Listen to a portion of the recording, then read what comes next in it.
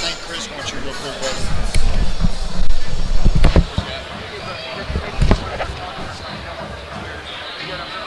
Oh, Becky?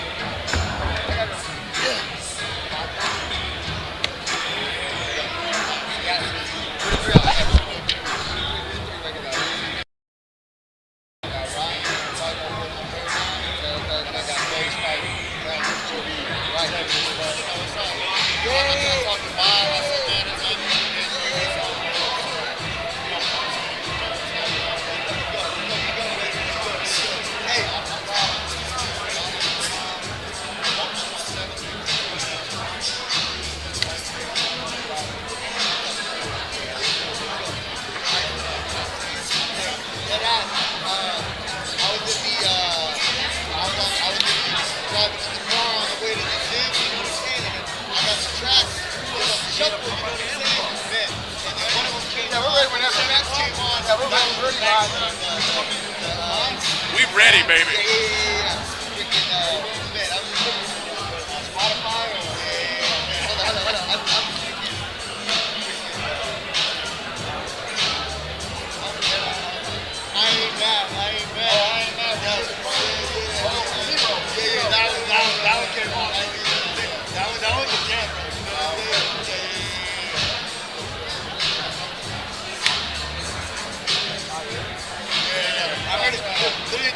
Literally, I heard that one yesterday. But I did that on my track list. I mean, this is not something I was doing. That's the jam that I don't know. Yeah, we're going to January. We're not, they won't tell me the day. But yeah, exactly. It's going to be January.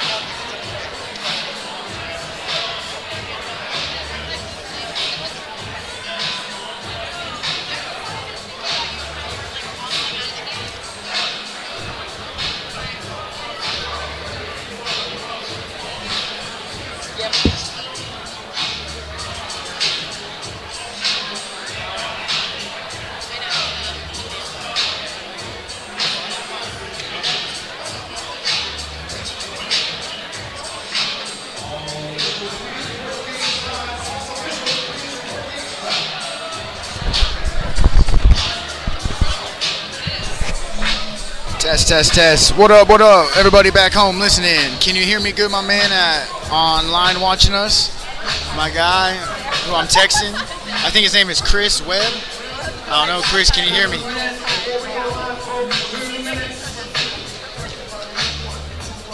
Test. 1 2 1 2. 1 2 1 2 on the mic. Chris, can you hear me?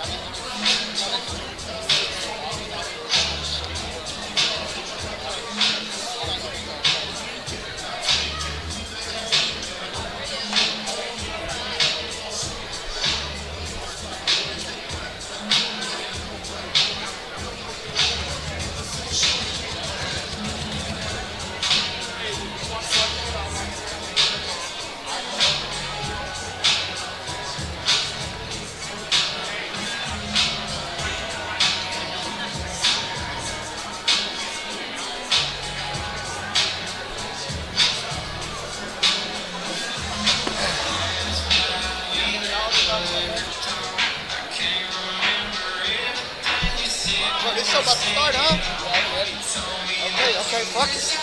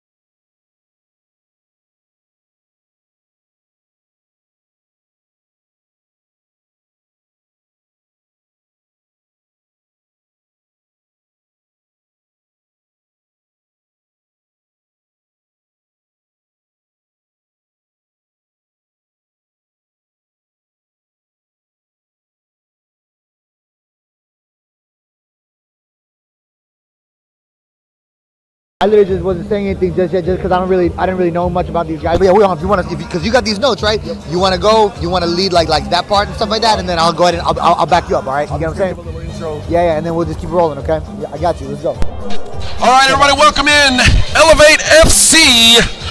It is time to get underway. First match of the night, Israel Lopez and Jerome Sanchez. Couple debut in 145s. I'm AJ Hoffman. To my right, the man himself, Ricky Tercius. Ricky, how you doing tonight here in Houston, baby? Excited for another night here at Elevate FC. You know what I'm saying? We got some big amateur fights tonight. We got some title fights tonight. It's gonna be cool. Let's go.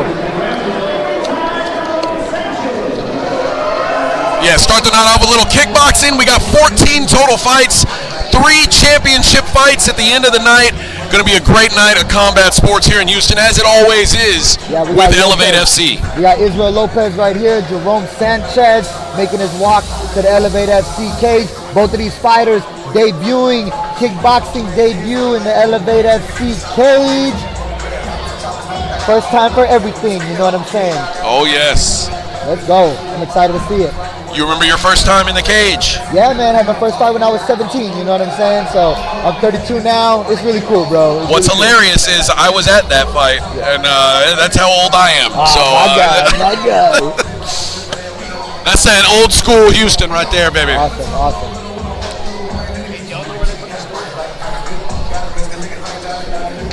Speaking of old school Houston, Jared Chafee in the house tonight.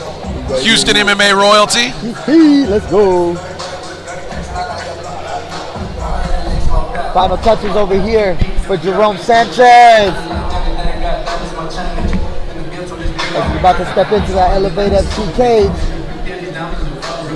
145-pound kickboxing fight. It looks like we got everything settled here. They're going to get him in the cage, and we're going to get underway with a big night of combat sports. Let's go, baby.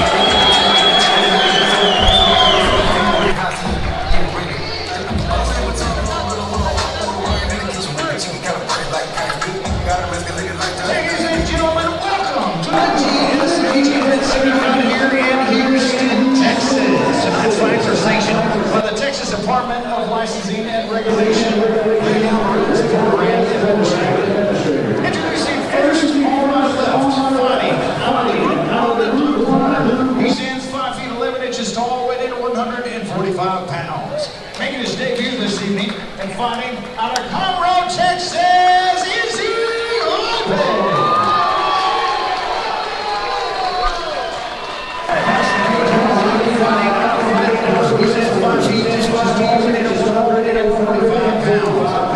Making his debut this evening, fighting out of Houston, Texas, Jerome Sanchez. Referee in charge of the action, Jeff Rexroad.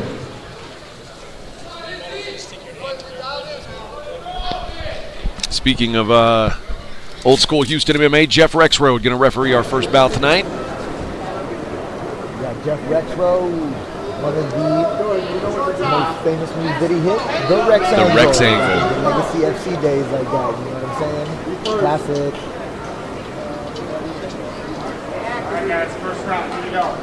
And we are underway. First bout of the night. Easy Lopez with the blue gloves. Jerome Sanchez with the red. Oh yeah, right off the rip. These boys are slanging and banging. Got bone-to-bone contact with those kicks. Downstairs to the legs and upstairs to the body right there. Good kick right there to the ribs from Lopez. Low kick in the slip from Lopez. Then Jerome Sanchez uppercut. That low kick to the right hook. Got a lot of sacrificing defense for offense so far. I don't think these guys are wanting to go the distance. Yeah, you know what I'm saying? They came here to throw down. First fight of the night right now. They're ready to go. That's how you set the pace for the evening right here. Let's go. Big breaths.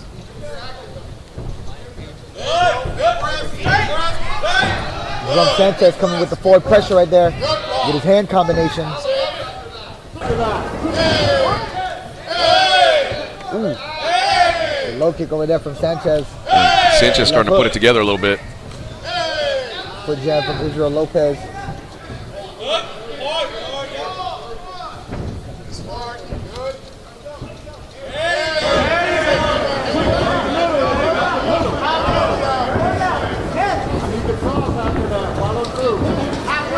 Nice collision from these fighters right there. And separation right there. Not too much time to work right there. Separation right there from the ref.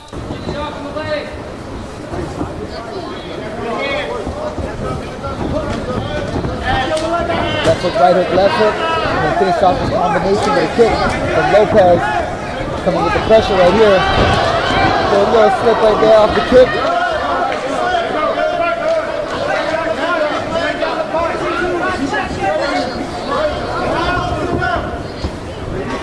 1 minute left in this first round.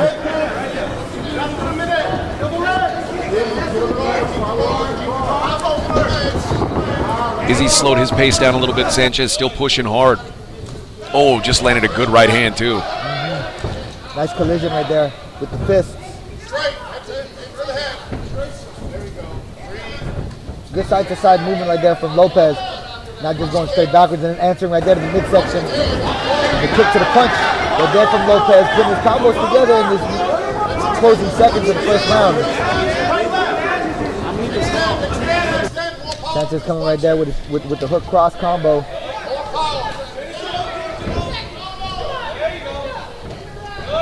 Ten seconds left in round one. Yeah, great first round right now between these two fighters. Okay.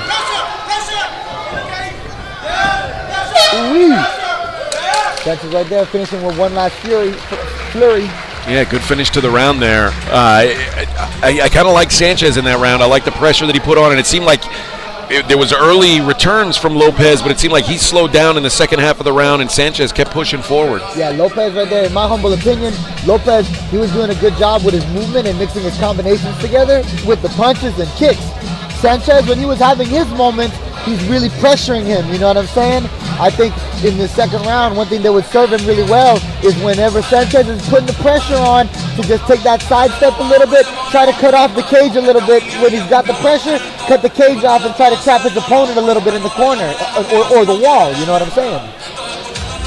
Have you ever done any of these amateur or pro kickboxing matches? Yeah, before my amateur mixed martial arts debut, my first 5 fights were amateur Muay Thai fights. Okay. You know what I'm saying?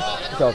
A lot different feeling, than an MMA fight. Or is it just basically the same for you? Just a fight's a fight. No, different rule set. Of course.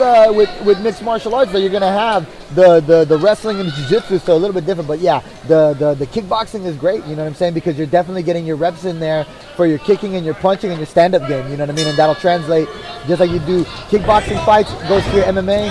Jiu-jitsu fights goes to your MMA too. You know what I'm saying? So all that. Man, they are right at it. Let's go. 10 seconds in, they're colliding and they're going right into their combinations. I love to see it. Right hook, left hook over there from Lopez. A collision, little bit of turn from the clinch, and a separation from the ref. Lopez really liking that right kick to the right punch. He loves kicks up the middle too. We've seen a lot of kicks up the middle from Lopez. Yeah, Lopez putting the combos together with his kicks and his punches, and then Sanchez, whenever he's coming forward with his aggression, he's favoring his fists right now. The left kick right there from Lopez to the punches. Okay. Oh. Lopez may have hurt him a little bit to the side of the ear with that right hook. Little feint, then he throws the right again. Sanchez staying tough though. Regains his composure, then goes right back to his pressure. Sanchez with the right hook again. Lopez, in my humble opinion though, his body structure is just a little bit, more balanced right now when he's throwing his combinations. Sanchez may be starting, he was looking a little off balance in those exchanges. I think Sanchez is running out of gas. Say it again. I think Sanchez is running out of gas a little bit here. He's taking some deep breaths, and he's not as defensively sound as he was early on. In the first round. Yeah, Lopez is having an even stronger second round right now. Sanchez staying tough though. Here he comes with the forward pressure. Now he's putting his opponent up against the cage. as he works the body. I think both these guys are getting tired now. The pace has been incredible. I don't know how they could have kept this that's up. That's when the real fight starts. That's what they say. The real fight starts is once the fatigue starts to settle in. The fighters are tired. Now we're really fighting. Boom, boom, right there. Little hook cross from Sanchez. 50 seconds in this second round remaining. Jab right there from Sanchez. Lopez comes over the top with the right hand. Trading kicks. The right low kick to the left hook. The uppercut. The left. This is a close fight, man. This is a close fight. Ooh, a knee to the body right there. Oh, that might serve Sanchez a little bit more. It's kind of one of his first big knees during this round. Side step to the right hook from Lopez. 20 seconds left in this second round. One last big flurry could really seal the deal, in my opinion, for any of these, for either of these fighters. Yeah, it's still in anybody's round right now. Great fight for sure. Ooh! That was a stiff hook. The right hook, the left hook.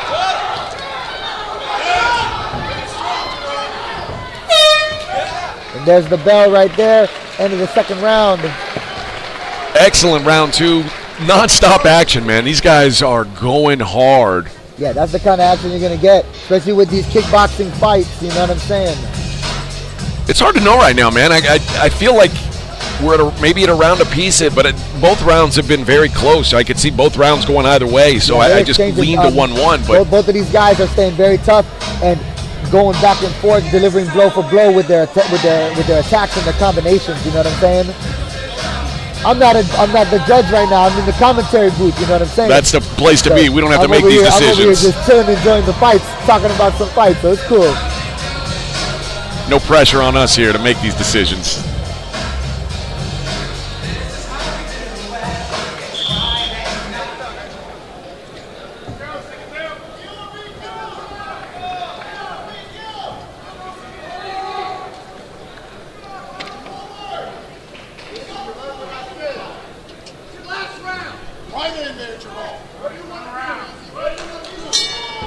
Last round, what do you want to do? Love that from the coaches.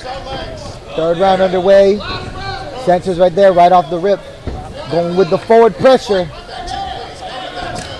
Lopez answers back now.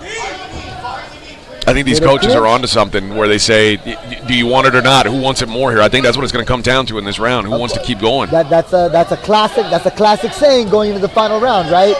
We're right here now. We're deep into the fight. The fatigue has settled in. We're warmed up. We got 3 minutes left. It's time to throw down and leave it all inside the cage. And there's no way either fighter can feel like they're in control of this fight right now. So certainly this last round is very, very important. Yeah, it could come down to like one last big flurries. You know what I'm saying? One last big combination.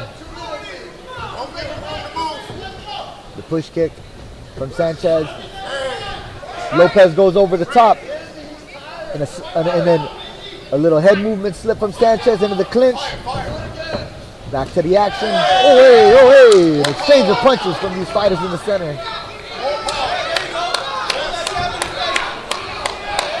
The feints and pressure from Sanchez right here.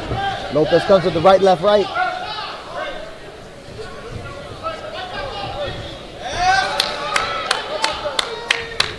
Right here in this spot right here. This is the part where Sanchez can really get an advantage once he puts that pressure and he has him right on the perimeter. That's a good opportunity right there to just bang, bang, bang, open up with the combo and just let it loose. Oh, hey.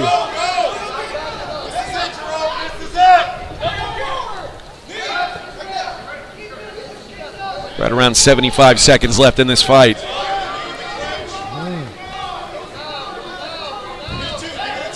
The right hand from Lopez, the collision, separation from the ref.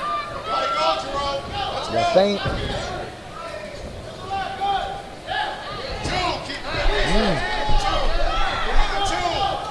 50 seconds left in this third and final round.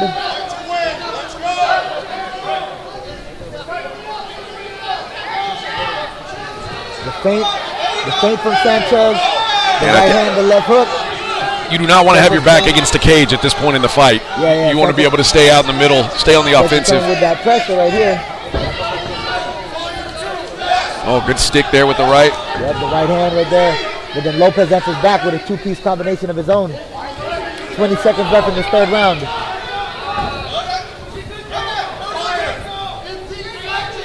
away. Pushed it down the midsection.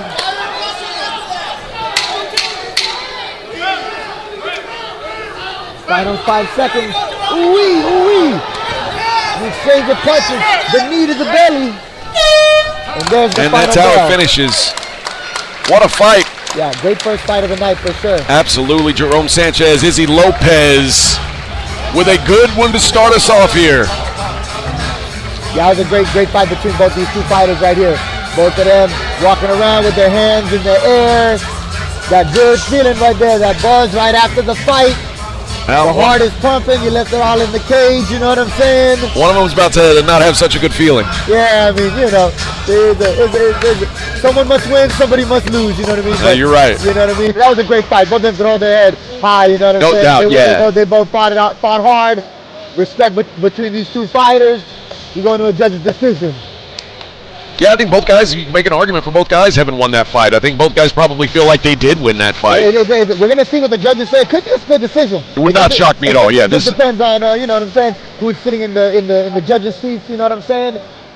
That's the thing, it's amateur fights too. They both made their debut tonight, and it's experience.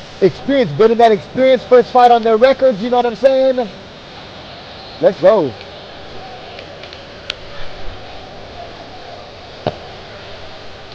Nine-minute banger fight of kickboxing action. Collision with the fist, that bone-on-bone contact, throwing the kick. Good stuff.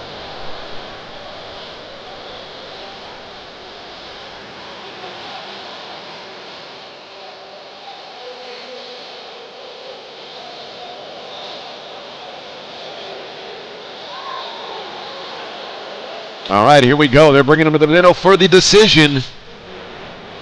Let's go to Colin Cantrell.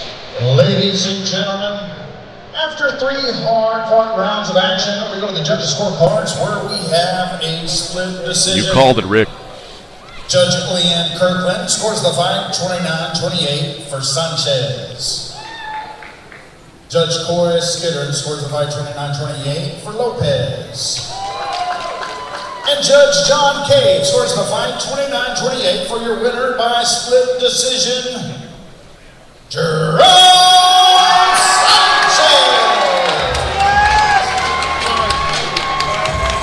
Sanchez with the split decision win. Good show of respect between these two fighters. That was a great fight, you know what I'm saying? Split decision. Jerome Sanchez leaving with the decision.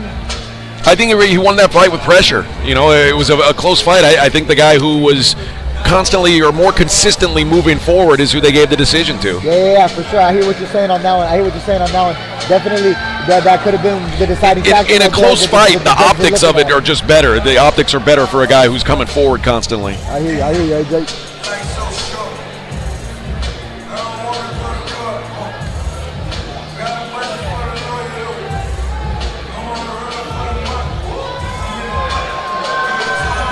We got more kickboxing coming your way.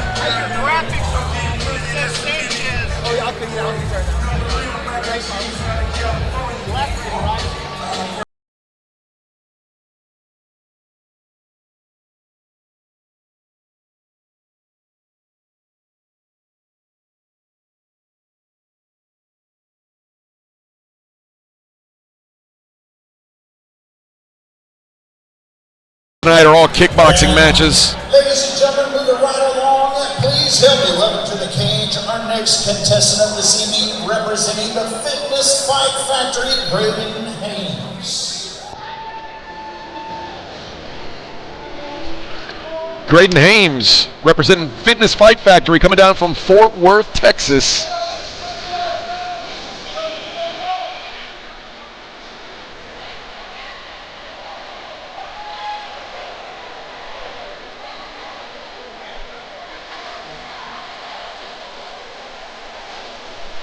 Making his kickboxing debut here. His opponent, Ethan Lafferty, 1-0 in his career. These guys, same height, same weight, should be a good matchup here.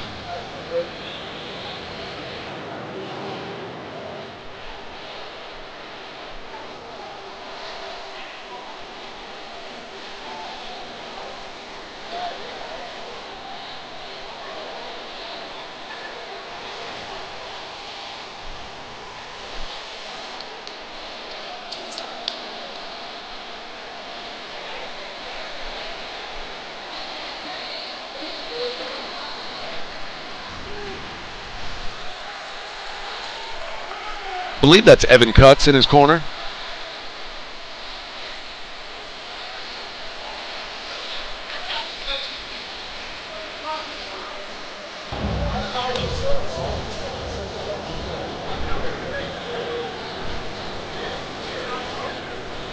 And now, ladies and gentlemen, his opponent makes his way to the cage, representing Gracie, Texas, Ethan Lafferty.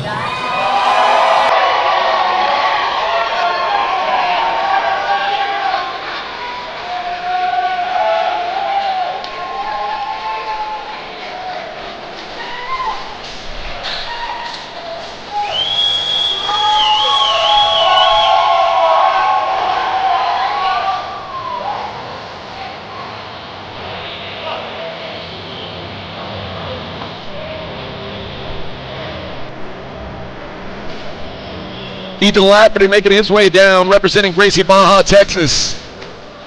They'll also have Crew Bob Perez in his corner. Yeah, Ethan Lafferty entering into the Elevated FC cage with a record of 1-0, undefeated. Let's see it tonight. He'll be able to keep that undefeated record tonight. You know what I'm saying? Walking out with the classic old school chop right here. You know what I'm saying? That Kanye West. It was a good one. It was a good one. A lot of experience in these corners for a couple fighters who don't have much of it. UFC vet Evan Cutts on one side, UFC coach Bob Perez on the other. Here we go.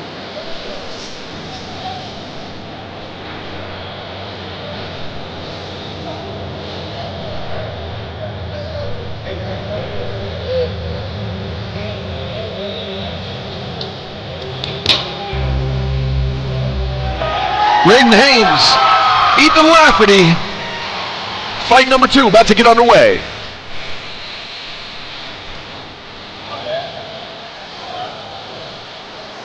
Ladies and gentlemen, watch this fight. One is GMC style and is scheduled for 3 rounds of 3 minutes each in the Elevate Kickboxing Flyweight division. Introducing first on my left, fighting out of the blue corner. He stands 5 feet 9 inches tall, weighing at 125 pounds. Making his debut this evening and fighting out of Fort Worth, Texas, Braden Haynes. And across the cage on my right, fighting out of the Lone Star Injury Attorney's red corner. He stands 5 feet 9 inches tall, weighing at 125 pounds. Undefeated, 1 win, no losses, fighting out of Friendswood, Texas, by way of Webster, Texas, Ethan Lafferty.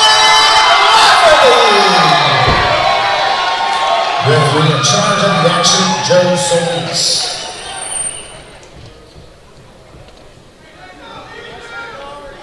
Joe Solis, the third man in the cage. We're about to be underway with our second fight of the night. Here we go. Braden Haynes in the blue gloves. Ethan Lafferty in the red. And here we go. Oh, here we go. Southpaw versus Orthodox. Yeah. Southpaw versus Ortho. We're probably going to be seeing some roundhouse kicks to the body, and there we go. Lafferty right off the rip, sending the left roundhouse kick to the head. Oh my goodness gracious. Those kicks are coming out fast. Good body work by both guys so far. Bam, double left roundhouse kick from a southpaw stance from Lafferty.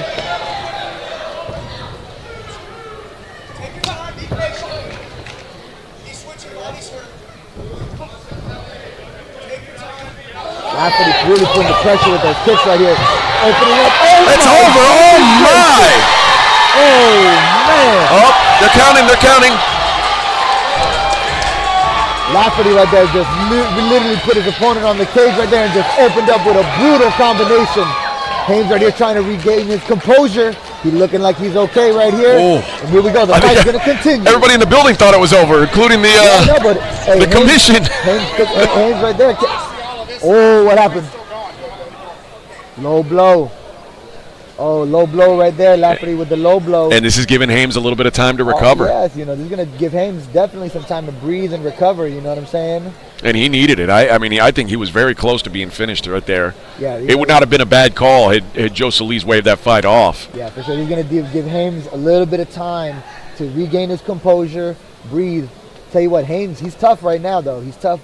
He literally came out of the 8 count right there, ready to fight again. took the low blow. He said he's ready to go. This fight's going to continue. But definitely, Lafferty has the momentum on his side right now. Oh, no doubt. I think this is a mistake. I would have taken a little bit more time if I were Graydon Hames. Here we go. Of course, I'm less of a sportsman than he is. So here we go. Here we go. The outside low kick from Lafferty. Lafferty coming with that pressure. Oh!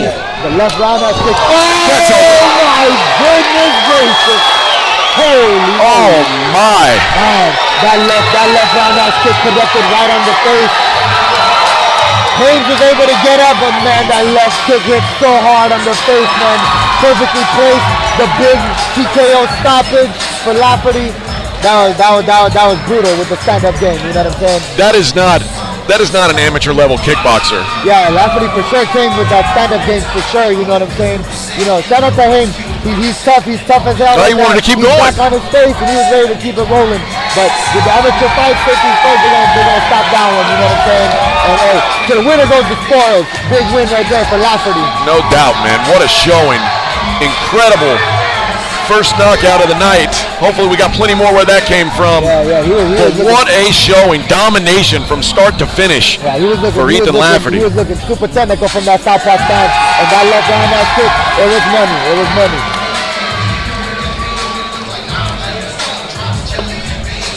My goodness, what a performance.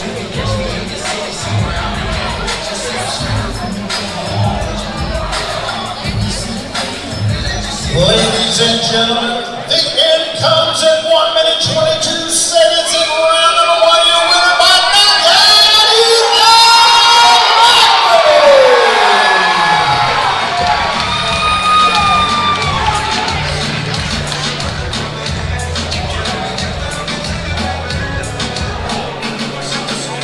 Fireworks in fight number 2 here, Ricky. Yeah, you know, fireworks for sure. Fireworks for sure in fight number 2. Lafferty had the fire decal on his shorts, and he came out with the fireworks. No doubt, man. No doubt. That left high kick, you heard that pop like a firework for sure, man. And I was saying, I don't know how much more he can take to the body, and you saw him drop his elbow a little to try to protect that body, and that opens up the head for that big shot. He was putting his combinations together very well, you know what I'm saying?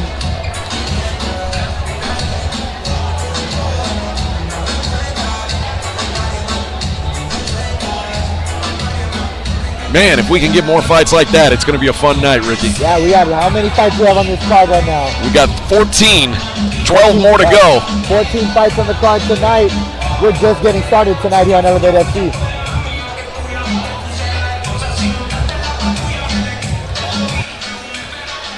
This is a hybrid card. Ladies and gentlemen, we've rounded on to our third fight of the evening. Please help me welcome to the cage, representing Raymond and Muay Thai, Royer Maldonado.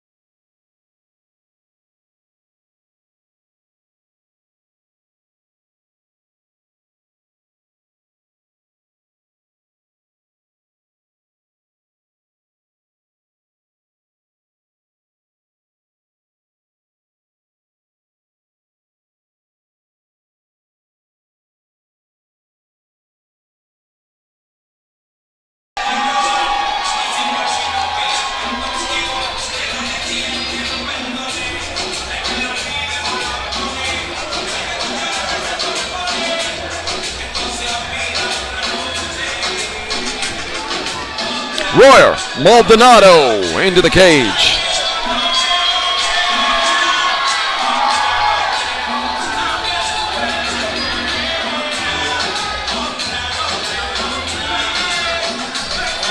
Ladies and gentlemen, his opponent makes his way to the cage, representing the Millennium Martial Arts, Jane Wynn.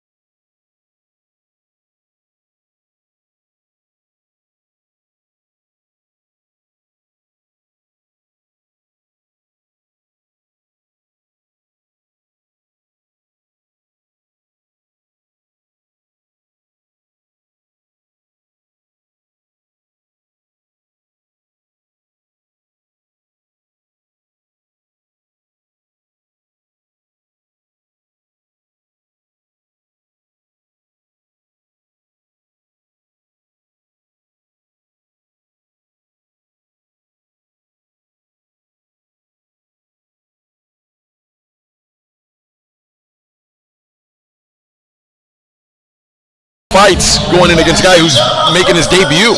What was your question? Star injured attorneys in his schedule for 3 rounds of 3 minutes each in the Elevate Kickboxing Bantamweight division. Introducing first on my left, fighting out of the Group 1 blue corner. He stands 5 feet 6 inches tall, weighted at 135 pounds. His record stands 2 wins against a lone defeat. Fighting out of Houston, Texas, Royer Maldonado.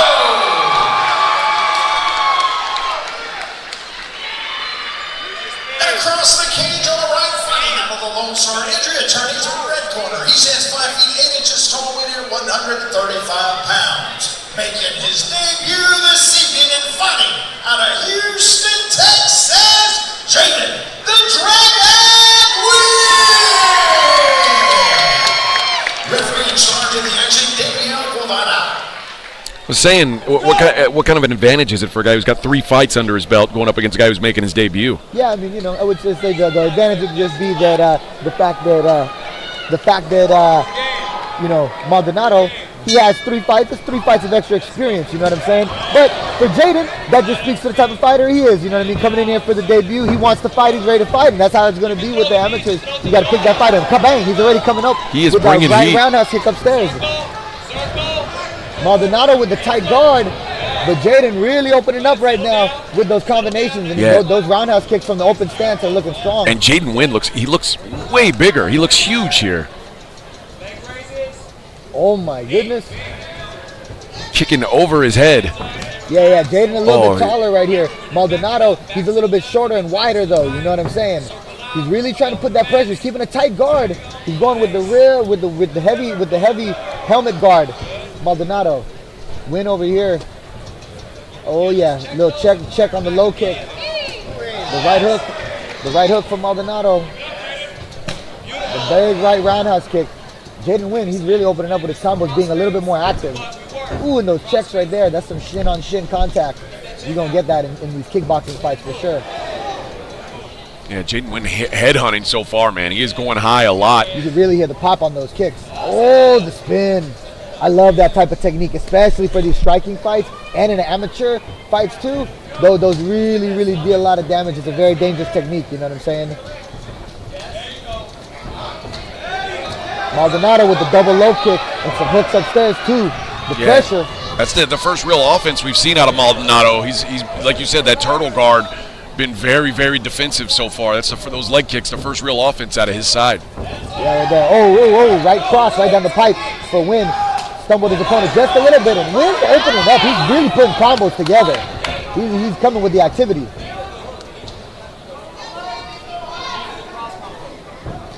Oh. Right hand, right left through the hand, guard. the right kick. Kick He's got being through. way more active. Rips to the body. Somewhere in those parts, you know, I'll tell you, Maldonado, he's playing to his game plan right now, having the strong guard, you know what I mean, and protecting his upper body, his face with the high guard. Somewhere of that collision, he needs to open up though and try to land a little something when they're in that tight pocket right there to try to get some respect from his opponent. Yeah, that's what's missing right now, and I think what might be happening is Jaden Wynn is just a little too fast for him. He's being fast for sure. You got to time it somewhere on this collision when your opponent comes in and then rip. You know what I'm saying? Yeah, it's going to be hard for him to win the fight doing this the Homer Simpson defense and just getting hit till he gets tired. I don't think that's going to happen here. Yeah, right here. 20 seconds left in this first round. It definitely looking like a Jaden Wynn round. All Jaden Wynn round. Oh, no doubt. Round. This has been a one-sided round. A right hook right there from Maldonado. Left head kick from Wynn. And that's the first round in the book.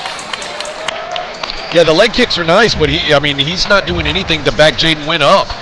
Yeah, Jaden Wynn was probably like on a 4-to-1 ratio, 3-to-1 ratio on the strike counts. He was really open. When he was throwing in combos, he was throwing in flurries. Those kicks upstairs, the punches, and those kicks to the upper body, they were really popping for sure. Jaden Wynn reminds me a little bit of his coach, Angel Huerta.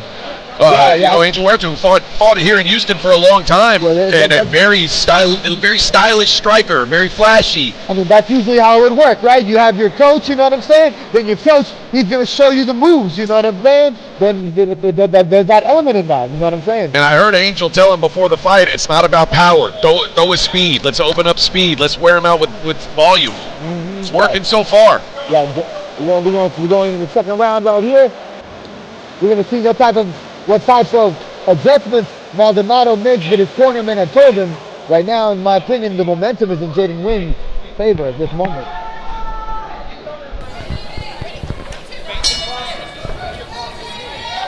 See if there's any adjustments made by Maldonado in round 2.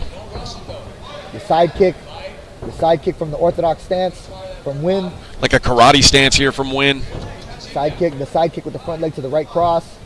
Little bounce right there from Wynn. Maldonado holding the middle of the cage. The feint. Maldonado right there with the right hook, left hook. The low kick.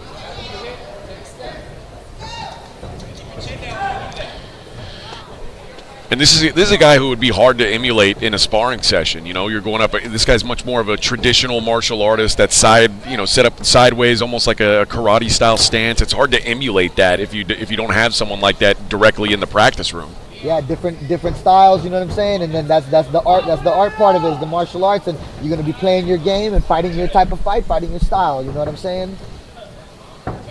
But yeah, the right there, Jaden Wynn with a little slide back to dodge the low kick from the southpaw stance from Maldonado. Well, that's it. That footwork. That's the other thing where, I mean, his legs are just so much longer. He's able to this whole fight's being at his range. You know, this whole fight's taking place at his range, and Maldonado's having to get into the danger zone to land anything. 2 roundhouse kicks from the southpaw stance right there from Maldonado. I wouldn't be surprised if that just keeps favoring that. Just keep slamming left roundhouse kicks to the body from the southpaw stance. That's always such a favorable move anyways in Muay Thai. For the southpaw fighter, when y'all are in open stance, the roundhouse kick to the body, just spam it.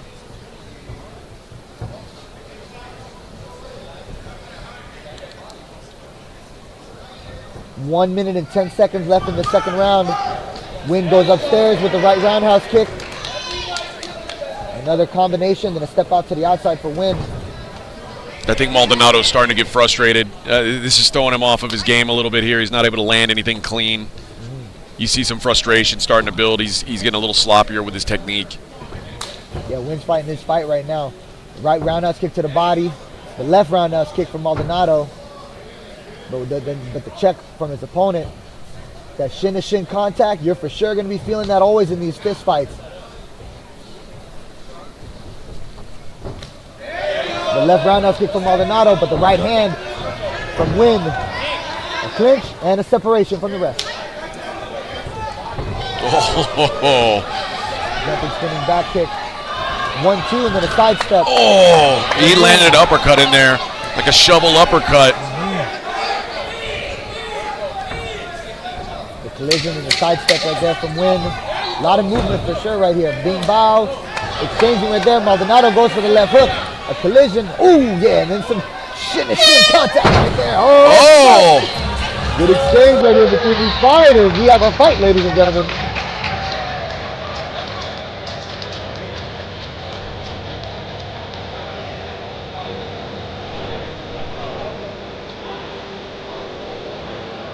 Less dominant round, but still I think a round for Wynn. Yeah. For sure. Yeah, Jaden Wynn, he's fighting his fight right now, and he's in his rhythm, you know what I'm saying?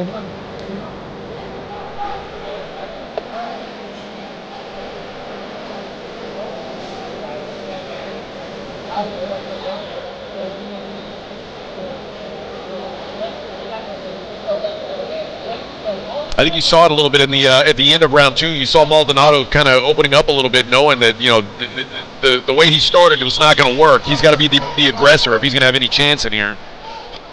Yeah, being the aggressor. When you get into that range, letting it rip. We're going into the third round right here. 3 minutes left in this third and final round.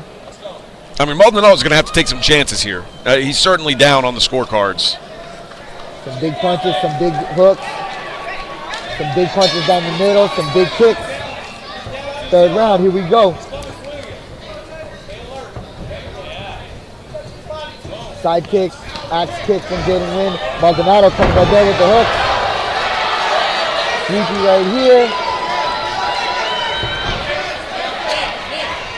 Clinch, separation. Spinning hook kick from Wynn. A little too high, misses. But that spinning hook kick, I love that technique. I love that technique right there. Keeps throwing that axe kick too. If that ever lands, that can do some damage, that axe kick. Yeah, I could cut if the heel hits the face. You could see Maldonado being more aggressive. He's just having a hard time managing this range. Yeah, right here in these moments, Maldonado right there with another forward pressure to the low kick. It's a good idea actually. The pressure. And whenever, right here, the cage. Oh, and a shoot from Maldonado. Oh my goodness. Whoa.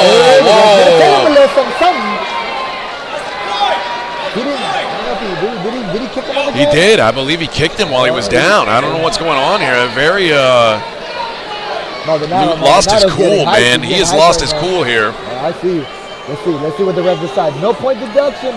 I don't know if he made contact, but he was kind of short it. But I couldn't tell from my angle. But let's see. Let's fight. Oh. Wynn looks like a shoe maybe hurt a little bit. We're fighting right here.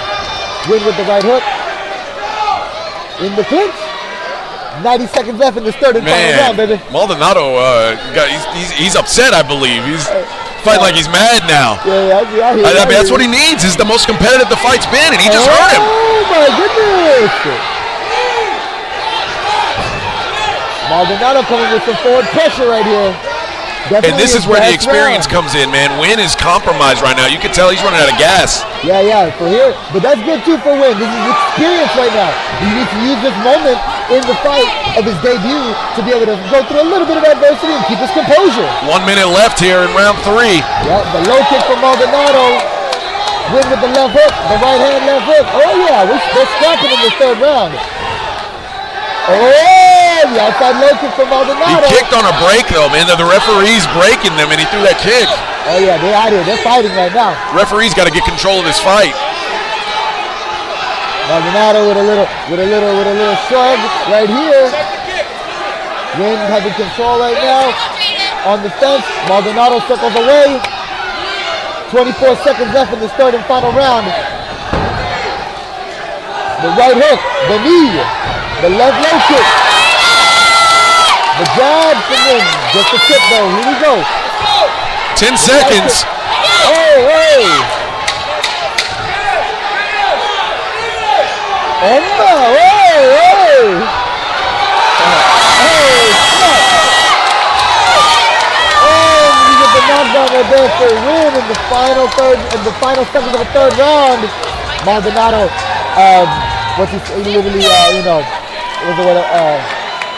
Maldonado didn't like that one right there, kind of arguing with the ref, but hey, great fight nonetheless. We reached the final bell. We're going to a judge's decision. Oh yeah, look at Wynn he is hurt. His legs are compromised. His legs are hurt. Yeah, coming from those low kicks, you know what I'm saying? To the Finally caught up to leg him. muscle. What a fun fight. Yeah, it was a good fight for sure. Good fight between these two fighters, you know what I'm saying? Looks like for sure Jaden Wynn's going to be getting the decision, you know what I'm saying? Maldonado had his moments in the third round, you know what I'm saying? This is his fourth fight. Yeah, one thing I noticed about Wynn, and that was an impressive showing. Right now, I think his best defense is his size. Without that range, he is very defensively porous. He's allowing himself to, and a lot of it's just his style. He's so loose with his hands that he leaves himself open for a lot of stuff. I think if he cleans up that defense, he's got some real potential. Yeah, it's amateurs right here, you know what I'm saying? Their first fight, they build an experience, you know what I'm saying? There's only improvements as we continue going in the game, you know what I'm saying? No doubt. Little by little. But yeah, over here, Jaden Wynn doing some splits, doing some celebrating. He's having a good time, you know what I'm saying? I think he's feeling a little bit better now. Yeah. Yeah, he's going to put some ice on those legs. Both these fighters, that was a great kickboxing fight, you know what I'm saying?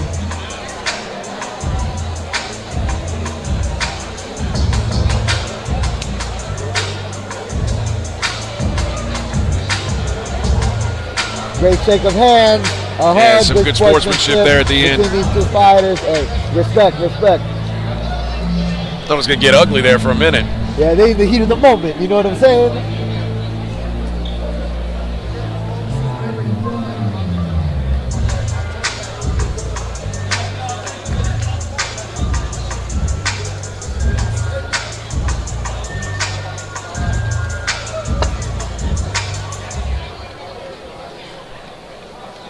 Ladies and gentlemen, big round of applause for these two fighters, leaving it all in the cage tonight.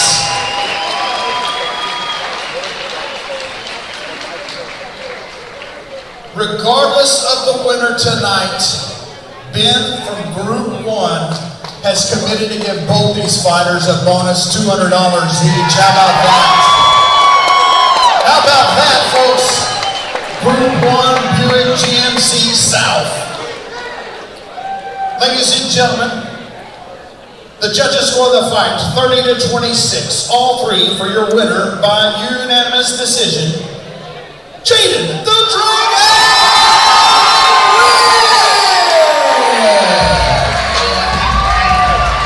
Ben, if you don't mind, first of all, Ben looks like he could be a fighter, right?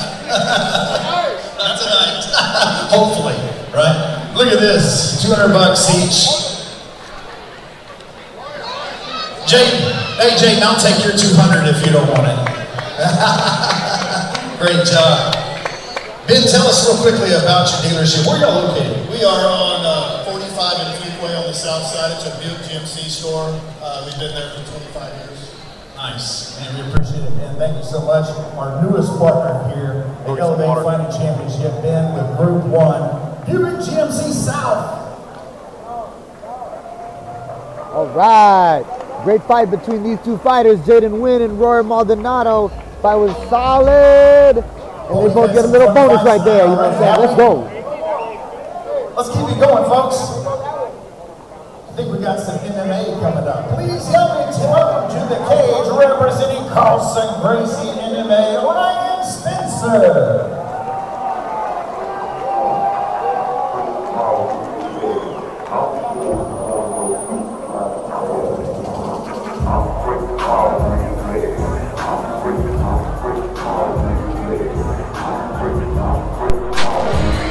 Couple debuting MMA fighters, couple of debuters coming down for our first MMA fight of the night. Ryan Spencer and Aber Gutierrez, our first MMA fight tonight. Yeah, bro, I'm pumped right here. welterweight bout, Ryan Spencer versus Herbert Gutierrez, our first MMA fight of the night. I'm ready, I'm excited to see it. We're gonna see some big knockouts maybe. We're gonna see some ground and pound maybe some arm locks or some chokes, you know what I'm saying? MMA action. Anything goes, baby. Let's go.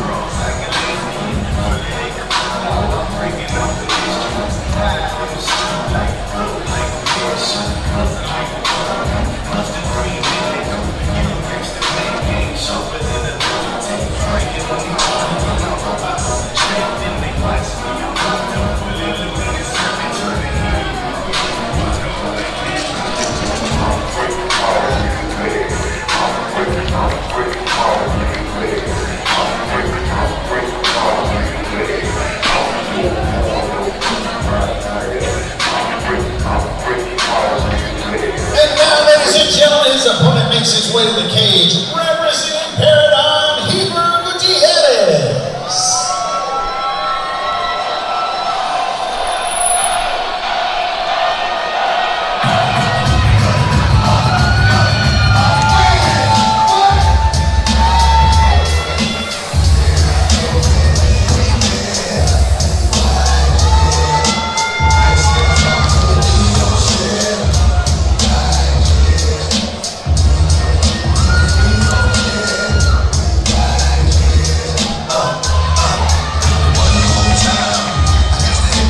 Gutierrez making his MMA debut tonight in the Elevate FC cage. 6 foot, 170 pounds, representing Paradigm MMA. We're going to be seeing it right here. It says right there, it says right here on the tail of the tape, blue belt in Brazilian Jiu-Jitsu. We're going to see if he uses that ground game tonight in this fight. I see a blue belt and a white belt. I expect hands to be thrown. All right, we're going to see, baby. Oh, yeah, oh, yeah. Hands to be thrown in the small gloves.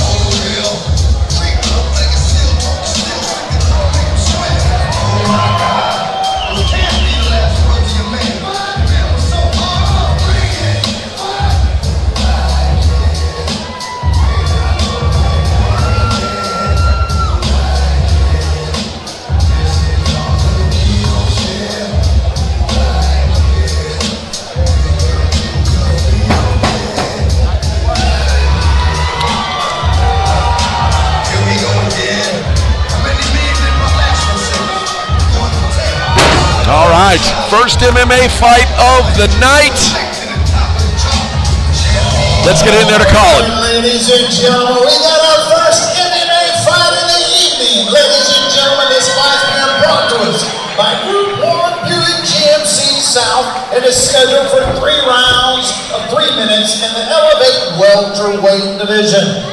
Introducing first on my right, fighting out of the Group 1 blue corner. He stands 6 feet tall, weighing in 170 pounds. Making his debut this evening and fighting out of Houston, Texas, Ryan Spencer. And across the cage on my right, fighting out of the Lone Star Injury Attorney's red corner. He stands 6 feet tall, weighed in a perfect 170 pounds.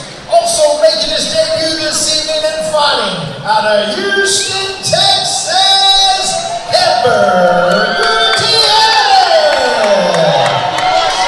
referee in charge of the action, Jeff Rexwood.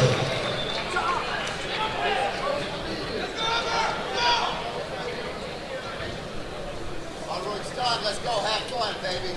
The cage is locked and we are ready to go, baby.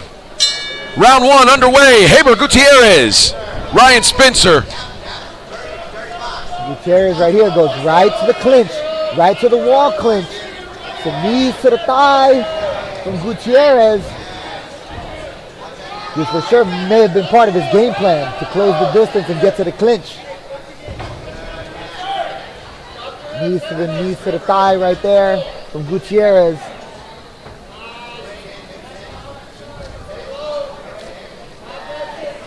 Short uppercut right there with the right hand from Gutierrez.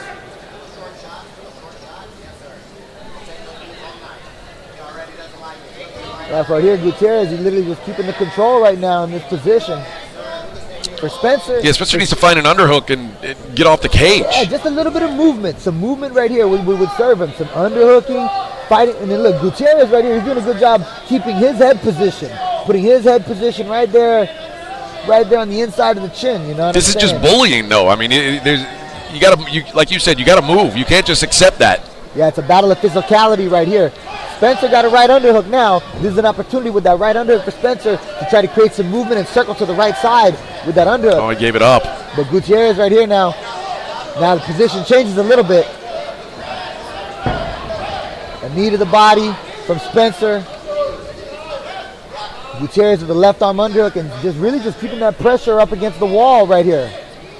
30 or 90 seconds left in this first round. Gutierrez is softening up the thigh right there with the knees.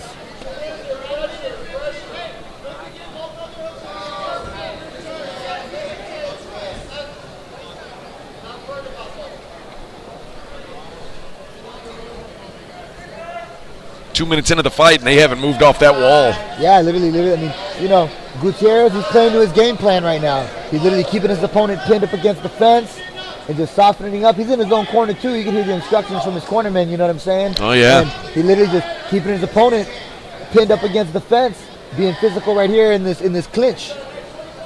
Not too much action, truthfully, you know what I'm saying? But nonetheless, Gutierrez is winning this round. Oh, yeah. I mean, he's controlling the position. I mean, Ryan Spencer has to do something to change this up. Because even without really taking any real damage, he's losing this round just based on that. Yeah, literally based on just the cage control. You can hear Spencer's corner telling him, let's go, come on. 15 seconds left. This first round is already in the books, you know what I'm saying? Gonna be a Gutierrez first round, literally just based off of the control and the pin, the knees to the leg, and then some punches also with the right hand, the hooks and the uppercuts. First round in the books. I mean, what a frustrating round that must have been for Ryan Spencer. I mean, kudos to Gutierrez. He literally controlled his opponent up against the fence right there. Controlled his opponent, just kept him in the position that he wanted him, you know what I mean? Spencer, he's going to need a little bit more urgency in those clinches, create movement to get off that wall. And now, you know, Gutierrez has options now. He's got a round in the bag. It's almost like a pitcher. When you throw a strike on the first pitch, it opens up what the second pitch can be. So with one already in the books, he can maybe take some more chances in round 2. Yeah, in my humble opinion, though, I think Gutierrez is probably going to go back to that same position. Oh, I mean, that's what I would do. He's dominated. Yeah, he saw that position is working for him right there. He gets back to that position again. He could dominate from there. If there's an add-on, maybe then once he's in the position, see if he could get it to the ground and use that Brazilian Jiu-Jitsu blue belt of his to see if he could get some ground and pound and control it on the floor this time.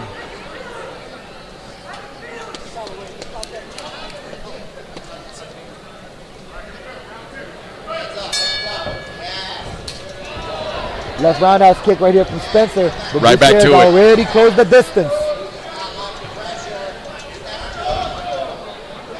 Gutierrez right back to the clinch. Keeping the pressure. The head position. The left knee to the thigh. Right here. Right here for Ryan Spencer. He's got the right underhook. The left knee to the midsection right there for Ryan Spencer. Yeah, he just has to create movement. Creating movement. Digging for underhooks. Gutierrez, he's coming out again. Even he's actually trying to put a little bit more urgency in the takedown a little bit. Spencer with a front headlock, a knee to the body, another knee to the body from Spencer. Yeah, that front headlock though is that's a distraction from trying to get an underhook. You're not going to get him off the cage like that. Very low percentage chance of hitting that guillotine there, in my opinion, at least in that position. Yeah, big knee right there to the nose right there from Herbert Gutierrez.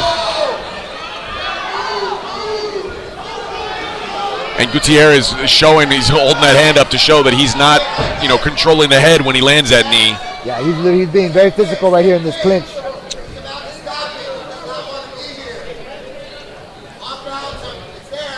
Spencer right here with going for the head throw right here. Whenever Spencer's going over the top for the head and arm, that's an opportunity for Gutierrez to just duck underneath that arm and go for the back take. Try to deliver to the floor. But Gutierrez, he's literally just controlling the position. It's an easy fight right now for him. He's literally just controlling the wall positioning. 80 seconds left in the second round.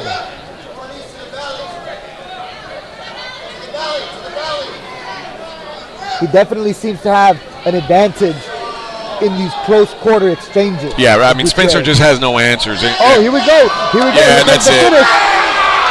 And Gutierrez with the ground and pound finish. All came down to that grappling right there in the clinch.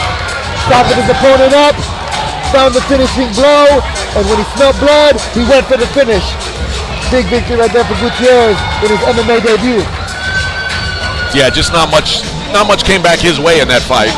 Spencer needs to get back in the training room, start working on getting off the cage, making sure that you don't get grinded up there, because he never had a chance in that fight. He never had a chance to implore any of his offense. Yeah, for sure. It literally came down, and literally that whole fight was fought inside the clinch in the close quarter combat. You know what I'm saying? To the winner goes the spoils. You know what I'm saying? So Gutierrez, he leaving tonight with the big victory, 1-0, undefeated, first victory in the book for him. Points to the sky. I love to see it. I love to see it.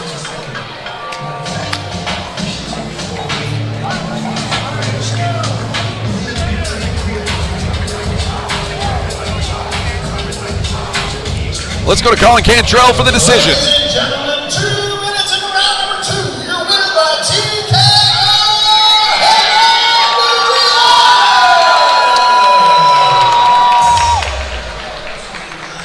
Can you do something for me? Can you hit a little wrist flex for me? 21. Can you do something for me? Drop some bars to my ex for me.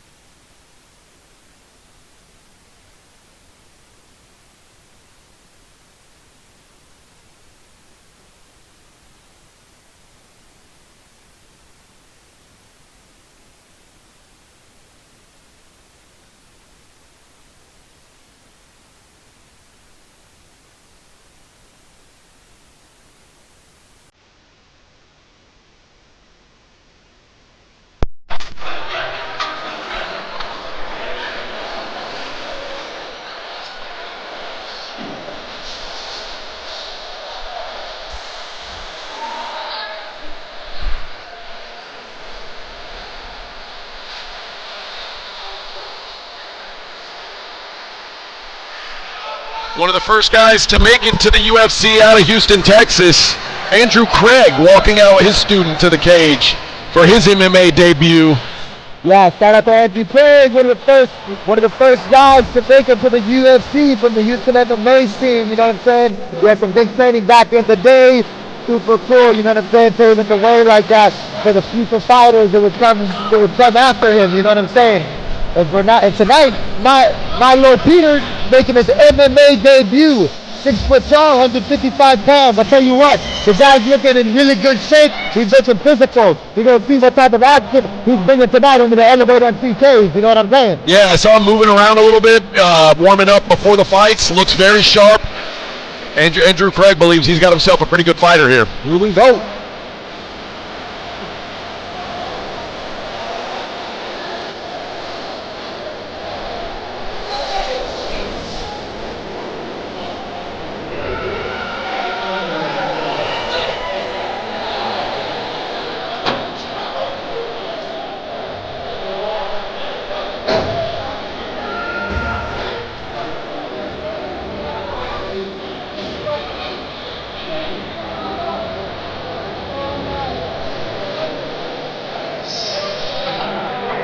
And now, ladies and gentlemen, his opponent makes his way to the cage, representing the Fight Lab, Jared Watson.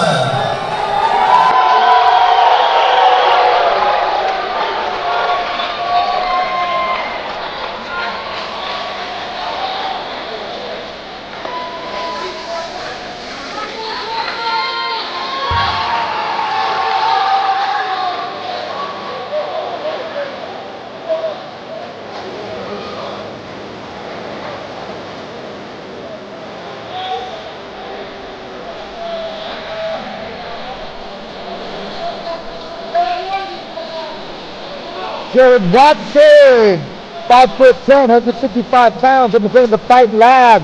Look at his MMA debut tonight also, you know what I'm saying? Look right here on the 12 of the day. Defends jiu-jitsu rank, white belt. His opponent also something right there too, BJJ rank, white belt. You gonna see some ground game in this fight, or is it gonna be a stand-up battle? I don't know, might see a little bit of everything. We're gonna see, you're gonna see. Only time will tell. We didn't see much jiu-jitsu in the last fight. We didn't see much jiu-jitsu in that last one. There was a lot of clinching for sure. Yeah, we're going to see right here. So after it was going all the way up 2 days, it was on the way debut. Here we go.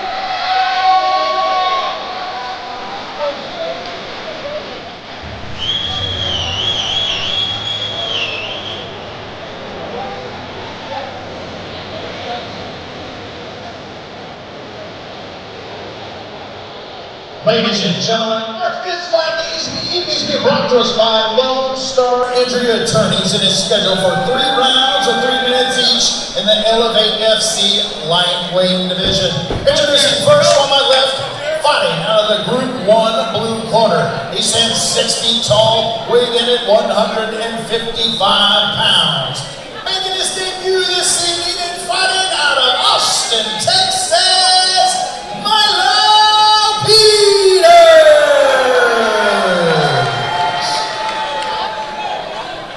And across the cage on my right, fighting out of the Lone Star Injury Attorney's red corner. He stands 5 feet 10 inches tall, weighing in 155 pounds.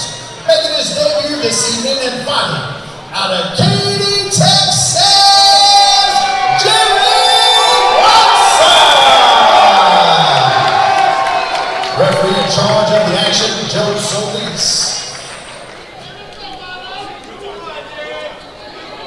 Our second MMA fight of the night about to get underway. Milo Peters, Jared Watson, couple debuters, here we go. Yeah, super cool, man. Both these guys making their debut right here under the bright lights. It's awesome.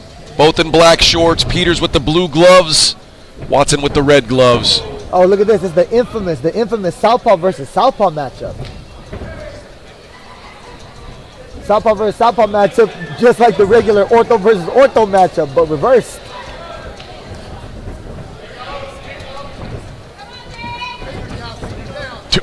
Milo Peters is a unit. This dude is stacked. Yeah, he's definitely looking Looking in shape right now. And the hand speed looking really good too. Coming through the little 4-piece combination right there from Peters. Watson using that footwork a little bit to evade. The left kick right here, a slip. Peters comes with some pressure now, has his opponent up against the fence right here. A right jab from Watson.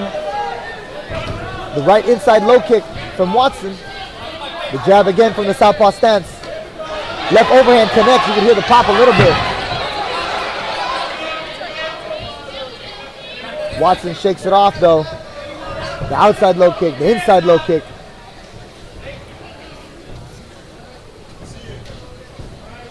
The outside low kick from Peters.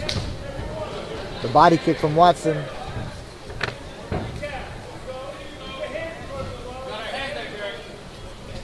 Halfway through this first round right here.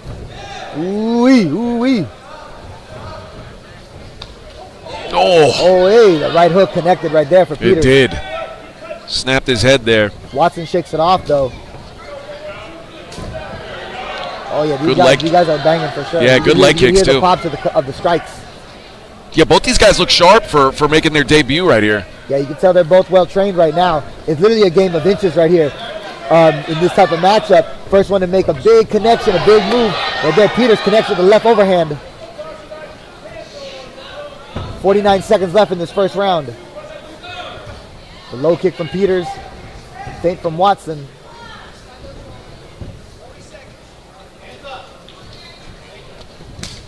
The left body kick from Watson.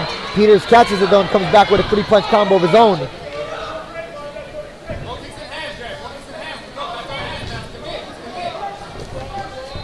You hear Watson's corner telling him to commit, commit. Yeah, the hands have to come up for Watson.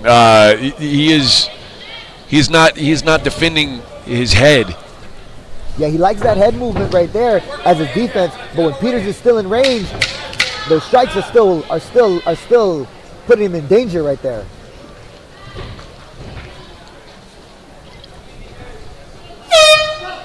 Good first round. Yeah, good first round between these two fighters right here. In my humble opinion, I'm not a judge right here, but I think that probably the first round went to Peters. Cars are about to be towed. Whoever owns a white Alfa Romero TGL 7869, that's a white Alfa Romero. It's a nice car. Don't let them tow you. Get outside, move your car. Also, Toyota Camry 567. It's a Mississippi plate. It's not as nice as the Alfa Romero, but still, you're not going to have a ride home. Move your car, Toyota Camry from Mississippi, Alfa Romero. I've got to go move my Alfa Romero, Ricky. I'll be right back. My guy.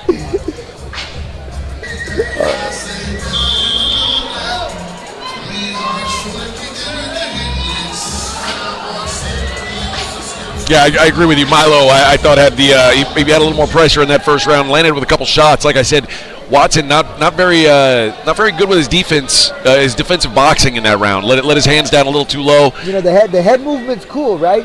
And there's a time and a place, you know. But sometimes you need, when you're moving the head too, you got to take those hands with you. That's one of the things that my boxing coach had worked with me. You know what I'm saying? But if you have the reflexes, everybody's gonna fight their fight though. Fight your game, and kaboom! Big right He did kick land. from Watson. Oh! The big left hand lands for Watson right off the hip. This is his moment right here. Big left hand. This is his moment to finish the fight. He just needs to find the clean shot. Watson coming with the left hands.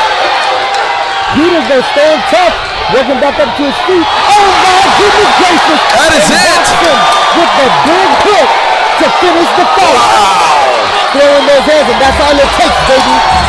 Didn't need the defense.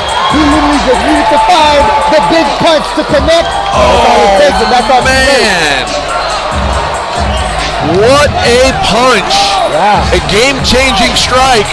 Especially in the mixed martial arts fights, you know what I'm saying? I said in the first round, it's a game of inches, you know what I'm saying? Go ahead, Watson didn't have the best first round. Second round, he comes up, he commits to the strike, connects, and then when he smelled blood, he went for the finish. Man, that was two very talented young fighters. Two guys I'm looking forward to seeing again. Two good young fighters in there. Yeah, for sure. Yeah, we're gonna be seeing both. We're gonna be seeing more of both these fighters for sure. Hope to see Milo Peters again back in there. He had a great first round. You know what I'm saying? And that's just the name of the game. You know what I mean? That's the name of the game. You know what I'm saying? So the winner goes to third. Jarek Watson tonight, leaving with the TKO finish. What a debut for Jarek Watson out of the Fight Lab in Katy, Texas. Gets a TKO win in his first MMA fight. Yep.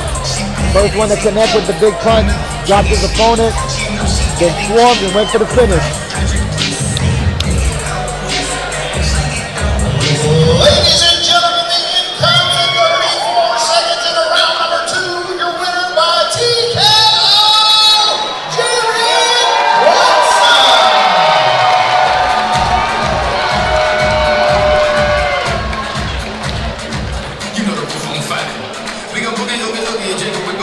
All right, guys, we are going to take a brief intermission here. We'll be back continuing Elevate FC after a quick break. How long the intermission?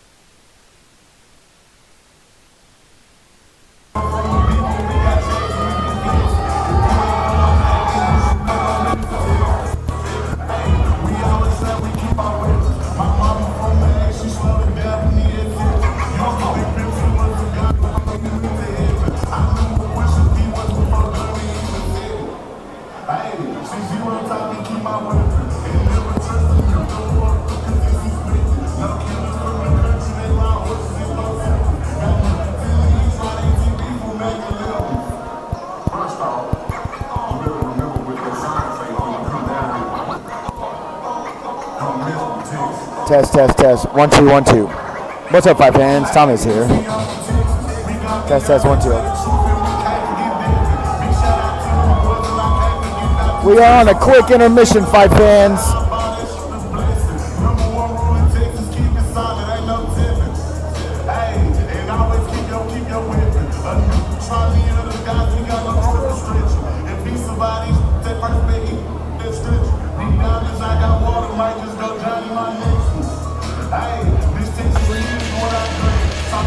Live professional interviews, and don't forget about our library full of all your favorite fights. Only on CombatSportsCoverage.com. We got the fights.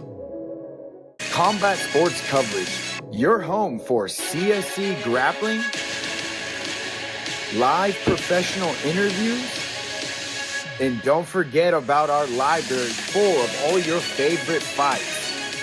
Only on CombatSportsCoverage.com. We got the fights. Combat Sports Coverage, your home for CSC grappling, live professional interviews, and don't forget about our library full of all your favorite fights.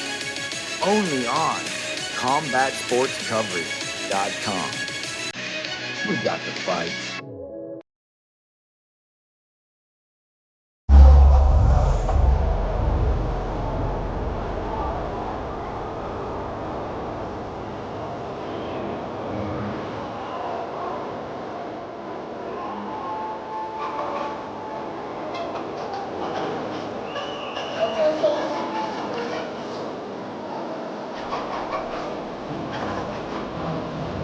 Attention please. Attention please. This is a reminder that smoking, vaping, and the use of e-cigarettes is strictly prohibited inside the building. Anyone found violating this policy will be asked to vacate the premises immediately. Again, smoking, vaping, and the use of e-cigarettes are strictly prohibited inside the building. Anyone found violating this policy will be asked to vacate the premises immediately. Thank you.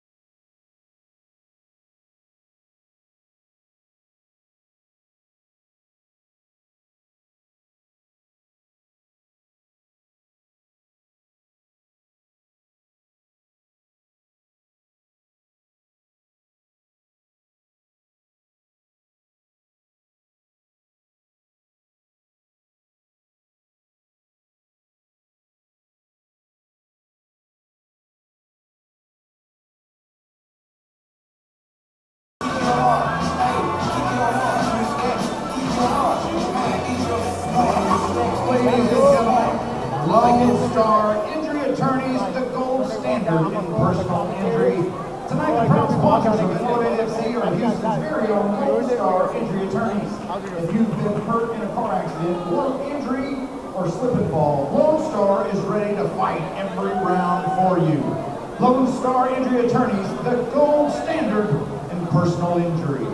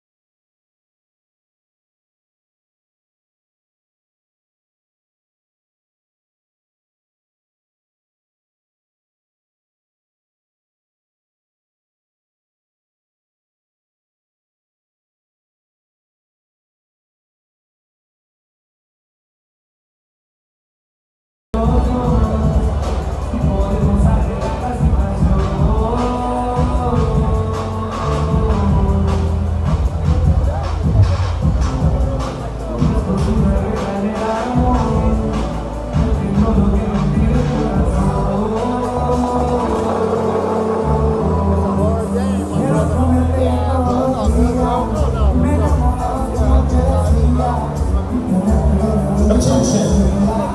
Hey folks, smoking, vaping, and e-cigarettes are not allowed in this building. Violators will be asked to leave. Please, please.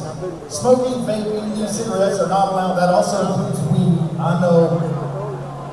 Don't do it in here, man. We're going to kick your ass out. Violators will be asked to leave.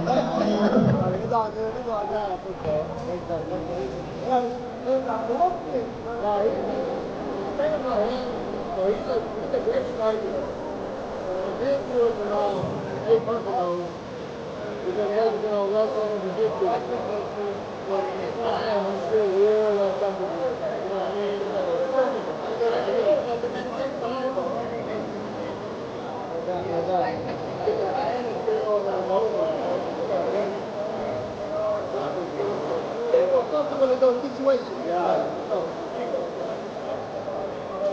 All officials, please report cage side. All officials, please report cage side.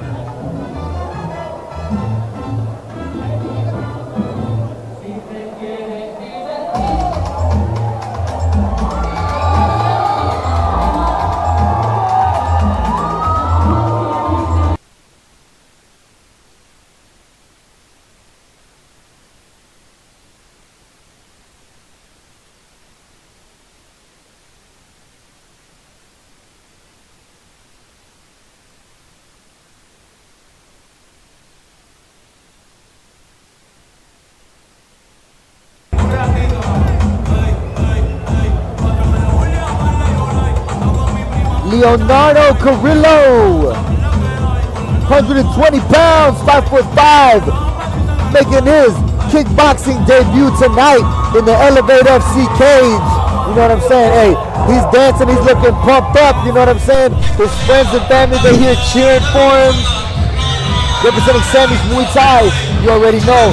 The boys at Sammy's Muay Thai, they'll be coming with that strong kickboxing action, you know what I'm saying? Hey, so I expect a few fireworks right now with this fight tonight. Leonardo Carrillo making his kickboxing debut. Yeah, smaller weights. A lot of times these smaller weights are the most explosive fights. Yeah, you know that. 120 pounds, these guys can move, baby. Yeah, this is gonna be an all-out fight, I think, in my humble opinion. Leonardo Carrillo representing Sammy's Muay Thai. His opponent, David Garza, he's representing Millennium Martial Arts. That's another solid striking gym right there too. This is gonna be a good fight. Yeah, very different styles of striking out of those two gyms, but should be fun, man. Hey, Carrillo stepping into the cage right here. He's looking pumped up, takes a bow to the audience. You're fight's about to be underway. And now, ladies and gentlemen, his opponent makes his way to the cage, representing Millennium Martial Arts, David Garza.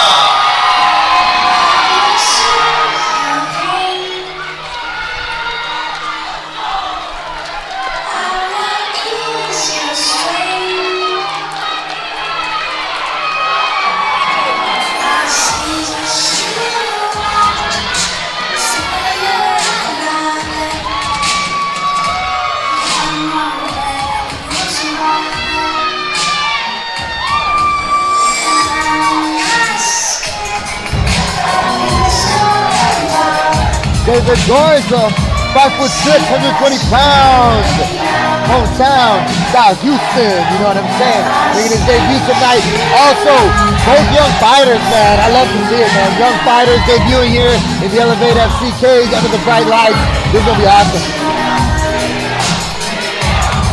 Oh man, the crowd getting hyped, baby. Crowd getting hyped. Yeah, great, man. Yeah. And after that knockout before the intermission, man, we know there's going to be a good night of fights. Yeah, man. The crowd's out here. They're getting hyped. Let's go.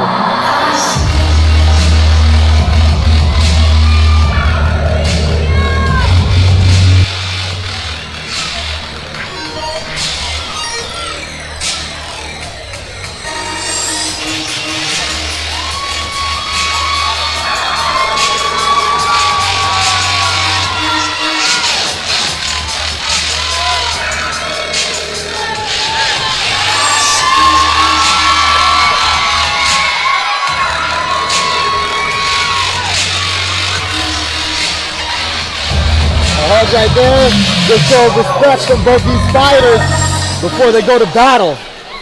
Ladies and gentlemen, sixth fight of the evening is being brought to us by Lone Star Injury Attorneys, the gold standard in personal injury. This fight scheduled for 3 rounds of 3 minutes each in the Elevate FC Kickboxing Flyweight Division. Introducing first on my left, fighting out of the Group 1 blue corner. He stands 5 feet 5 inches tall and weighing in at 120 pounds. Making his debut this evening and fighting out of Spring, Texas by way of Los Angeles, California.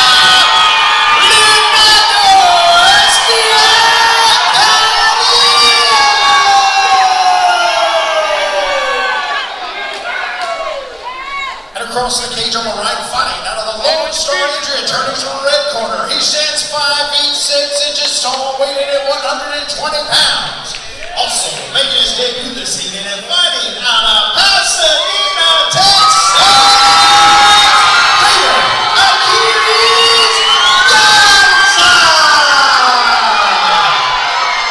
Referee the final instructions, Daniel Guevara.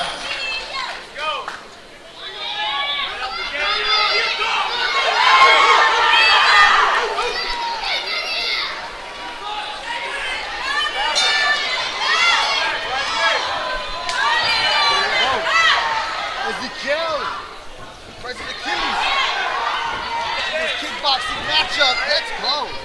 Yeah, Carrillo in the green shorts, blue gloves. Garza in the red gloves with the black and white shorts. Yeah, big matchup right here in the 120-pound division. Achilles versus Ezekiel, you know what I'm saying? Let's go, baby.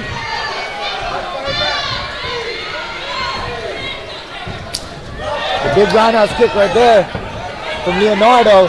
He really spamming that left roundhouse kick. There comes back with the right hook, also reversing. Some knees to the body from Garza. Foot jab from Garza.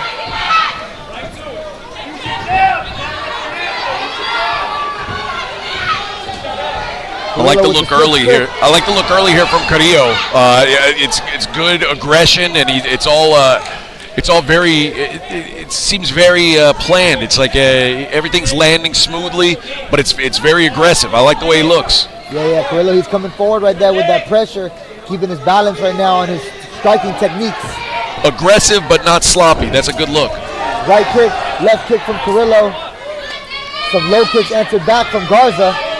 Garza looks uncomfortable. Like, he's turning away from contact a little bit. Little spin right there from Garza. The collision though right there makes the kick go off balance.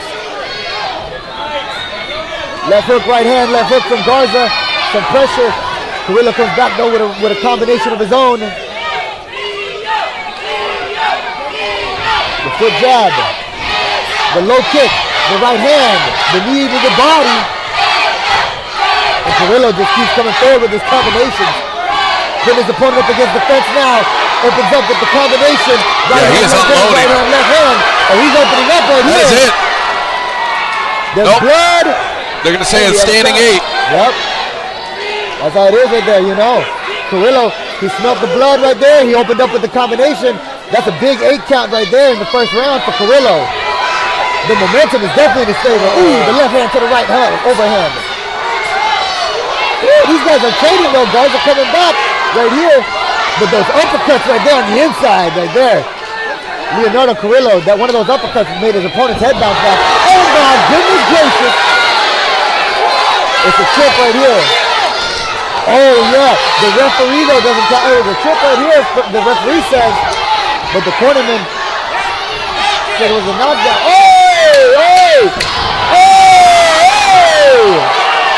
Another knockdown for Leonardo Carrillo. Why did you kill him? Why did you kill him? You owe him a count. Corner's not pleased. David Garza's corner thought that he had a knockdown. I thought he had a knockdown as well. Yeah, it looked like that too, you know what I'm saying? Even though Carrillo got back up really fast, it looked like, Angel Huerta right there, the coach, he's telling the ref right now that he didn't count the knockdown. He's upset about that, for sure. Heated in the corner. And then Carrillo got 2 knockdowns right there. Yeah. We got a Mercedes-Benz license plate, Texas plate, MBH. That's how it goes sometimes. The referee, they may not see it. Gotta keep your cool. Gotta keep your cool. It's a good fight right now between these 2 fighters. 2 knockdowns for Carrillo. 1 knockdown for Garza. But they didn't count it. Not counted. Carrillo though, he ate it and he got back up and kept his poker face. He kept his poker face, got up and just really didn't look too phased. You know what I'm saying? The problem is now he's going to need a finish because now that's a 10-7 round. Oh yeah. Whether it's fair or not, it's a 10-7 round. Big round for Carrillo for sure. You know what I mean? Carrillo, he struck blood first though. And he's got the momentum in his favor right now. Garza's going to need a big second round right now. Carrillo coming with the kick, the kick, the kick. Some knees on the inside clinch.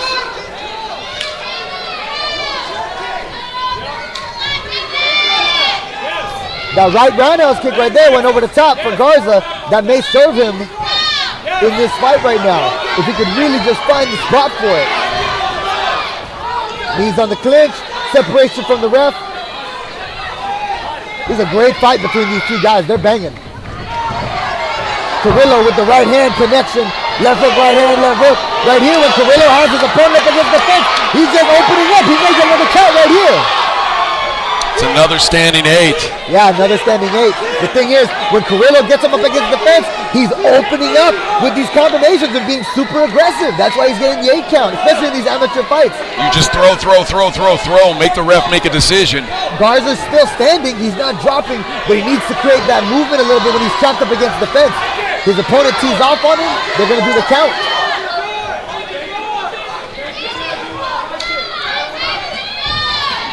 Garza with the roundhouse kick to the side kick. Switch kick from Carrillo.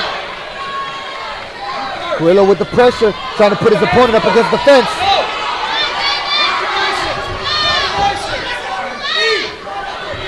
Halfway through this second round. Double right hand from Carrillo. Right here we find ourselves him. Carrillo opening up again with the combo.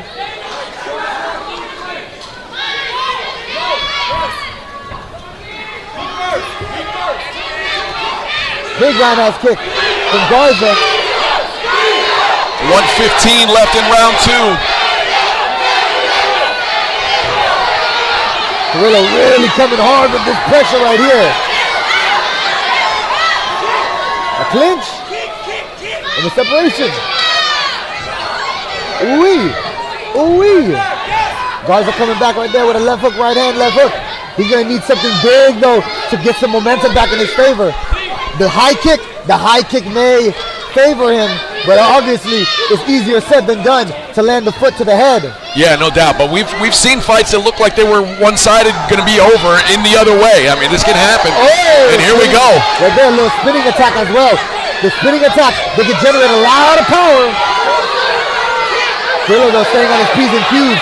And when he's on his moments, he's just staying on the fucking gas. He's staying on the gas. A trip right there. Oh, I didn't like the body language when he got up there. Yeah, Carrillo, he's got the momentum big time in his favor right now. Big second round right there. Yeah, I did not like the body language from David Garza when he got up from that slip. It looked like he didn't want to fight much more. He's got to find a way to get his head back into this fight.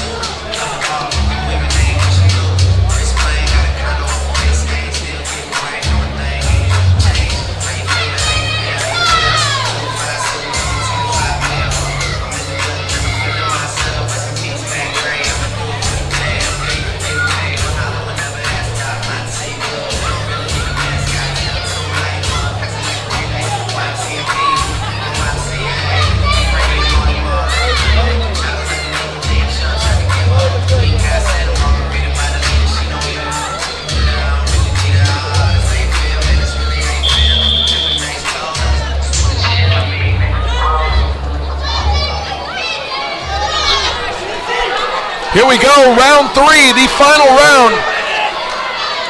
Both guys looking for their first win of their careers. Third and final round between these two fighters, Leonardo Carrillo and David Garza. The right hand to the switch kick from Carrillo. Again, he goes back to that same combo. Right punch, left kick, right punch.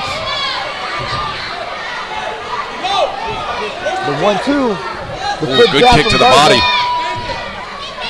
Trying to keep his opponent away with that foot jab. But Leonardo Carrillo.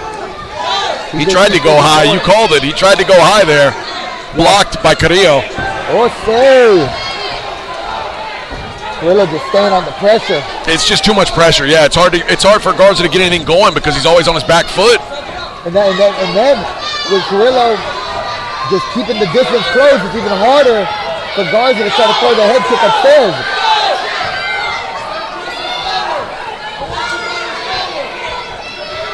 I thought Garza had an opportunity to kind of unload a flurry there against the cage, and he didn't take it. Yeah, Garza did a good job of not or Carrillo did a good job of not giving him that opportunity by moving off to the side. Yeah. Oh my goodness! The big right hand, knocked the mouthpiece out of his opponent. Holy moly! Oh, good rip to the body there. Left hook to the body right there from Carrillo. Nice kick as well. And a combo for Garza right there. Minute and a half to go.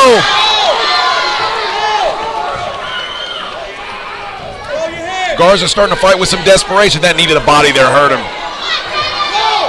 Yeah, Garza staying composed. He's keeping himself in this fight right here. Even though Carrillo really coming with the pressure and putting the heavy hands on him. Garza's still staying in this fight though, not backing down. Body work from Garza, you can hear the pop to the midsection. 1 minute left. Ooh-wee, ooh-wee. Great fight right now between these two fighters. A left hook from Garza, a left hook from Carrillo. The right hand, left hand. The uppercut down the middle, then the knee to the midsection. Some work from the clinch too. I love to see the activity.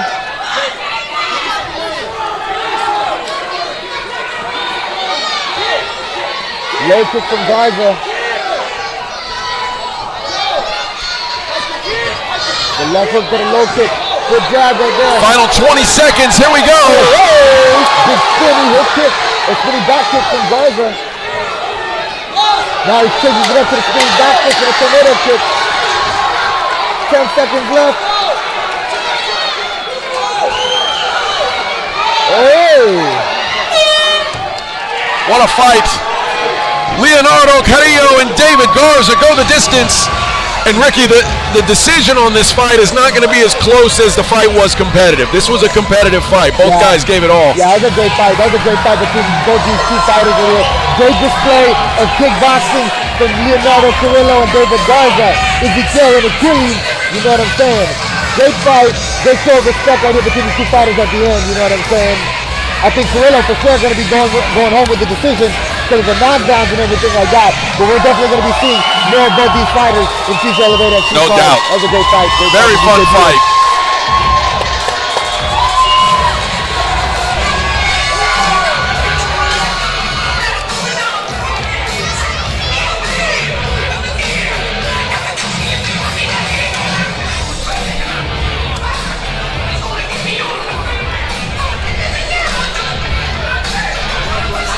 Man. Bro, I swear that was a knockout, bro.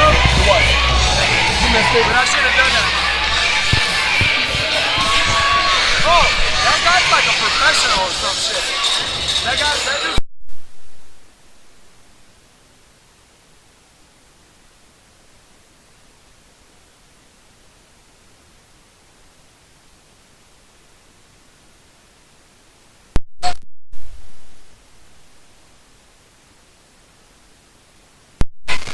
Angel Huerta giving a lot of love to the opponent.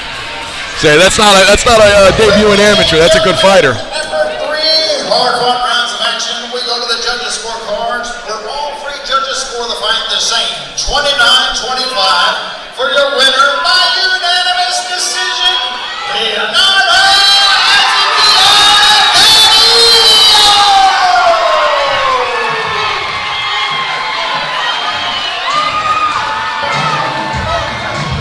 So 29-25 means that they did give a round to David Garza the last round, I would assume. Very fun fight, man. Very fun fight. Yeah, great fight for sure, you know what I'm saying? So the winner goes the spoils, you know what I'm saying? Leonardo Carrillo right there. Big victory in his kickboxing debut. They're going to be celebrating tonight. That was awesome. We got some big boys coming up next. The 205-pound weight division. Jacob Clarkson and Kevin Hernandez, our next bout. Oh yeah, we're gonna have the big boys right here, light heavyweight division, mixed martial arts bout. I'm excited to see it, let's go.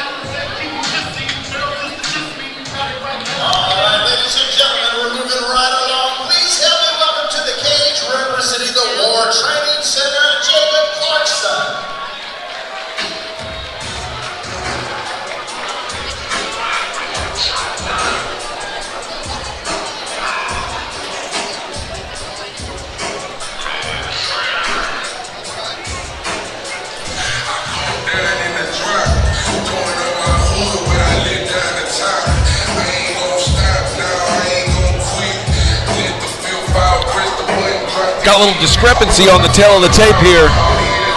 Tail of the tape says Jacob Clarkson 1-1, and the tail of the tape says he's 1-1. I saw the official's fight card over there said he's 0-2, so not really sure what the record is, but we do know that Jacob Clarkson has 2 fights of experience going up against a debuting Kevin Hernandez. Yeah, right here. Jacob Clarkson representing War Training Center. Shout out to the boys at War Training Center, you know what I'm saying? Making his walk right here to elevate FC cage. And he's walking out to the jam, you know what I'm saying? Let's go. You're going to see some big fists thrown right now in the light heavyweight division. Let's see where he chooses to take this fight. If Clarkson chooses to keep this fight standing on the feet with the fists and the kicks, or if he chooses to put this fight on the ground with the grappling for the ground and pound. Well, just looking at where they train at, Kevin Hernandez coming out of Paradigm and a purple belt in jiu-jitsu, my guess is his goal is going to be to get it to the ground. Oh, I see you. I see you.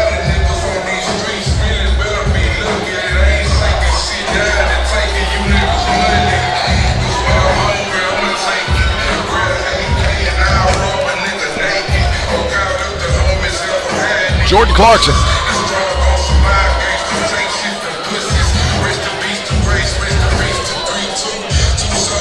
And now, ladies and gentlemen, his opponent makes his way to the cage representing the Paradigm Training Center, Kevin Hernandez.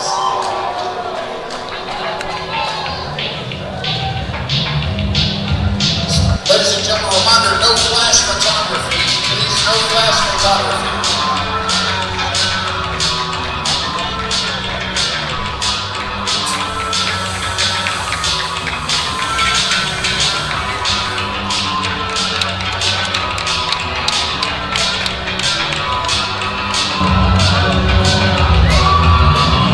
Kevin Hernandez making his MMA debut.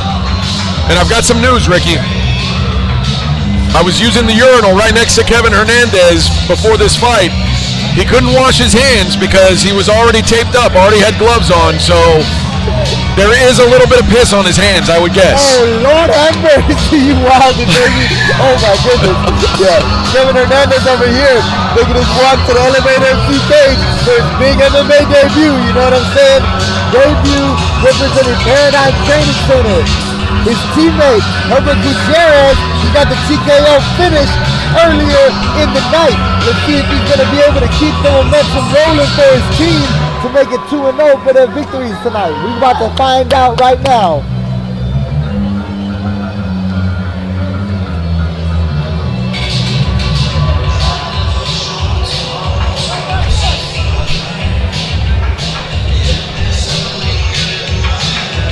Here we go. How you doing, brother?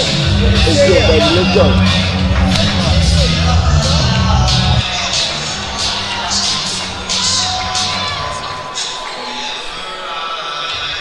Ladies and gentlemen, our seventh fight of the evening is being brought to us by Group 1 Buick GMC South that is scheduled for 3 rounds of 3 minutes each in the Elevate FC Light Heavyweight Division.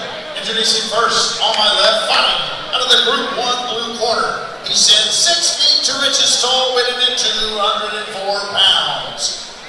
The record of no wins against 2 defeats, fighting out of Houston, Texas, by way of Dzerzhinsk, Russia, Kickboxing. Dzerzhinsk, Russia. Fighting under the Lone Star Injury Attorney's red corner. He stands 6 feet tall, weighing at 204 pounds. Making his debut this evening and fighting out of Houston, Texas, Kevin Hernandez. Referee in charge of the action, Jeff Rexroth.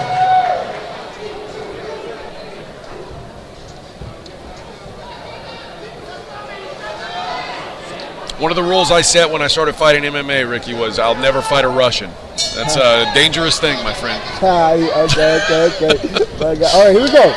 Big fight right here in the 205 division. Oh my goodness. Kevin Hernandez already lands the left hook. Jacob Clarkson with the big kick up the middle and a right hand of his own. Right off the rip. These light heavyweights are throwing big strikes. And there we go. Clarkson with the takedown. He's a good position right here for Clarkson to just settle into this first round and just really settle into this top close guard position. See if he can soften up his opponent a little bit with some ground and pound. Yeah, you saw Hernandez didn't want to settle into this guard. He tried to keep butterflies, but good job by Clarkson moving around, forcing him to get to kind of a closed guard and into a more stagnant position here. Yeah, I know what you're saying, baby. Hernandez right here kind of trying to tangle up the ankles right here from the open guard. Controlling the posture. But Clarkson, he literally, that's, keeping the top control right now. Yeah, you never want to settle in on your back. Even, no matter how good you are off your back, it's just not the place to be in MMA. Hernandez And now right here you see trying him to use that starting to work. butterfly, trying to use that half butterfly right here to try to create some movement.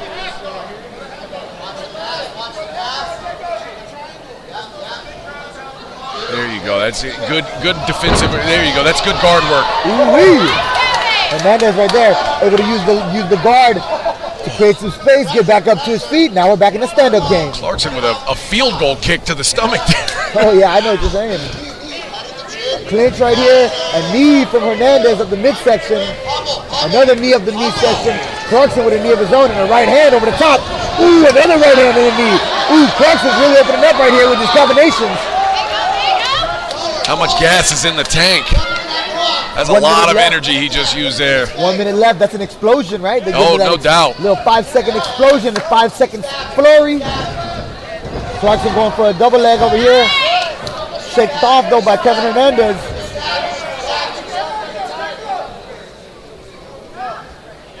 $40 seconds left in this first round. Little right uppercut right here. Some takedown defense from Hernandez. That's 2 takedowns he stuffed right there. Clarkson though comes with the right hand over the top. Everything Clarkson throws is full force. Yeah, he's just sending it. 20 seconds left. Boom, boom.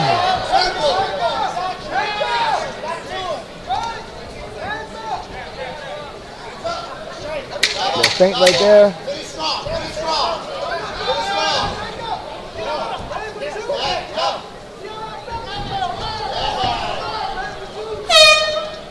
Good first round. Jacob Clarkson, and Kevin Hernandez. Round 1 is in the books. Yeah, that was an exciting first round between these 2 light heavyweight fighters. Lots of action. That fight too right now, that first round right there, we got to see both elements of the game. Some ground fighting and some stand-up fighting. Some knees, some punches. Tough round to call. I think I give it to Clarkson. Landed the takedown, had some control time, and was just very aggressive on the feet. It actually looked like Hernandez was going to be the better striker early on, but Clarkson he throws so hard that every time he lands, he's getting a reaction out of Hernandez. When he was throwing right there, he was just committing. He's committing to the strikes. In a light heavyweight division right now, where these fighters are so big, they're literally throwing bricks right now with their fists. I am worried that Clarkson's going to run out of gas here, man. These big boys, you throw that much heat, it wears on you. We're gonna see what the gas tank is looking like right here going into the second round.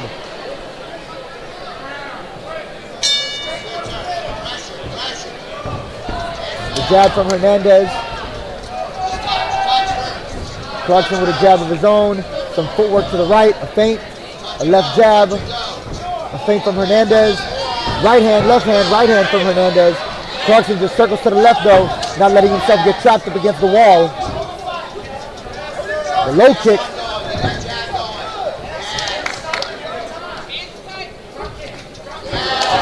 Ooh-wee. Hernandez with the right hand. Clarkson goes for the just a bully takedown. That was horrible technique, but he just didn't give up on it. And now he ends up on top. He got to the legs, ran his feet, got him up against the wall, completes the takedown. But Hernandez right there, not settling and accepting the bottom position, works back up to his feet. But Clarkson with a combination right there.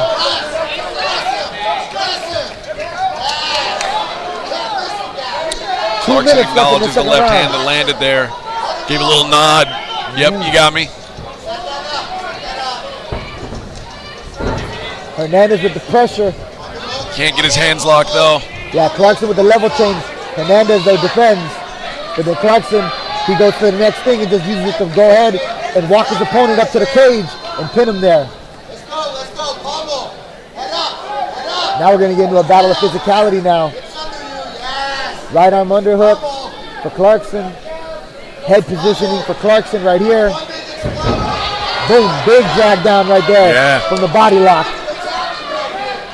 And with 80 seconds left in this second round, the momentum now is going to be favoring Clarkson. The right arm crossface, the left arm underhook, top half guard. This is a great pinning position right now for Jacob Clarkson.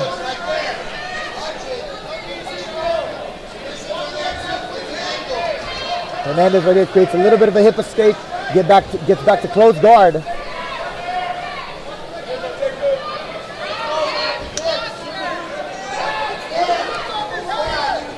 Yeah, if Clarkson can finish this round on top, I think he's going to go into the last round up 2-0. 40 seconds left to go here. Yeah, he's got that control in the top position right now.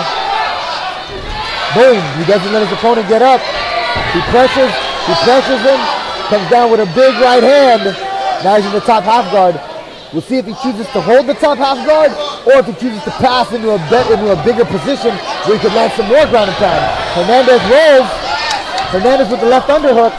15 seconds to go in round 2. Clarkson though staying with the pressure, smothering his opponent right now and just giving him no space. Hernandez though working back up to his feet. Clarkson though with a big lift and a delivery back to the ground.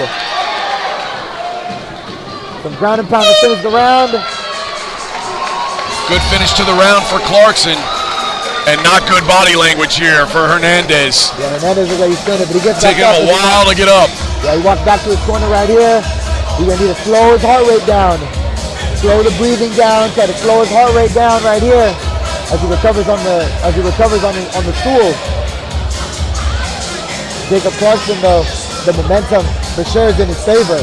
He's probably gonna end up going right back, try to find another level change and just get that no doubt. Back to the position where he was in. I mean, yeah, I was completely wrong when going off of the gym and the jiu-jitsu rank, because clearly the more comfortable grappler here is Clarkson. He's being more physical right there. He's getting to the takedown, and when he's on top, he's really being very physical and strong with the top position, going for the ground and pound and the control and the pin.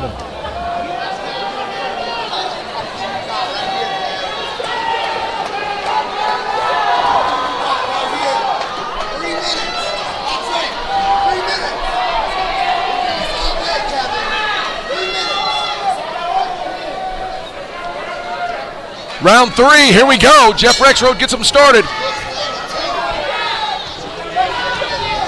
Little switch step into the right hook from Jacob Clarkson. The 1-2 from Hernandez. That type of combination will probably favor him. Somewhere he's going to need to land a big punch. Yeah, he's got to start throwing a jab out there. He's got to start just at least making Clarkson respect that he can't come in on him like this. There. Hernandez goes for the left hook, and then Clarkson, though, he level changed on him. He goes for the level change. He completes his takedown. Hernandez trying to use this butterfly guard right here, trying to create some sort of space. He can't waste any time right now. Easier said than done, but he's going to have to find a way to try to get back up to his feet. The problem with that butterfly guard, especially with, it works there. Here we go. He made some movement. Yep. And is he back up to his feet? He gets back up to his feet. Here we go. Nice. 2 minutes left in this third and final round. Yeah, he used it right there a little bit. The butterfly to kind of create half a sweep right there. Even though he doesn't do a sweep, he got the stand up though with it. Yeah, the problem with that butterfly guard is it can quickly turn into top half guard for the man on top, and that's where you want to be if you're on top in that half guard now. That's the way MMA's progressed, where half guard is almost better than anything. The pin right there. The right overhand from Hernandez. Clarkson goes for the level change for the double leg, and he completes it again. In this situation, in my humble opinion, Clarkson's having a real advantage with these top positions. I mean, this is... the only thing left that he could probably do is try to go for a finish. But right here, Hernandez got the left underhook though. He's got the left underhook, and he's got a little bit of an angle. This is to a defensive advantage. He's got to get off his hip. Clarkson staying on top. He passes the legs. This is it right here. If he passes the guard, he could put himself in a position where he may be able to finish the fight. That'd be the last cherry on top for him to try to do that. 50 seconds left here, 45. He pressures his opponent. Front headlock position.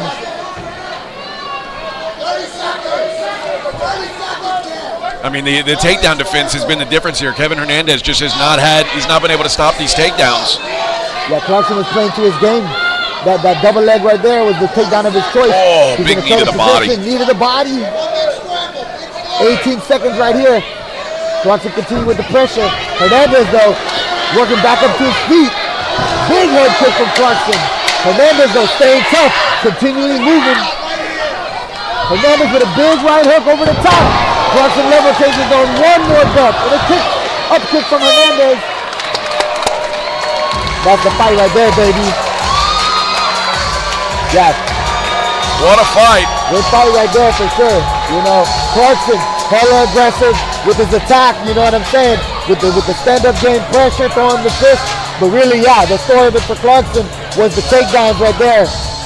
Yeah, and the inability to stop him and the inability to get up after the takedowns, quite frankly. Yeah. Hernandez had a couple of escapes, you know what I'm saying? But, you know, Clarkson was able to fight his fight, though. Good hand and stick of hand and respect by these two fighters. Credit to Clarkson. I thought he was going to run out of gas the way he put the pace in the first round. He kept that pace throughout the fight. Yeah, for sure. He came into this fight, he was conditioned, and he was able to keep up the pace and keep up his game for the whole 3 rounds. Should be an easy decision for the judges here.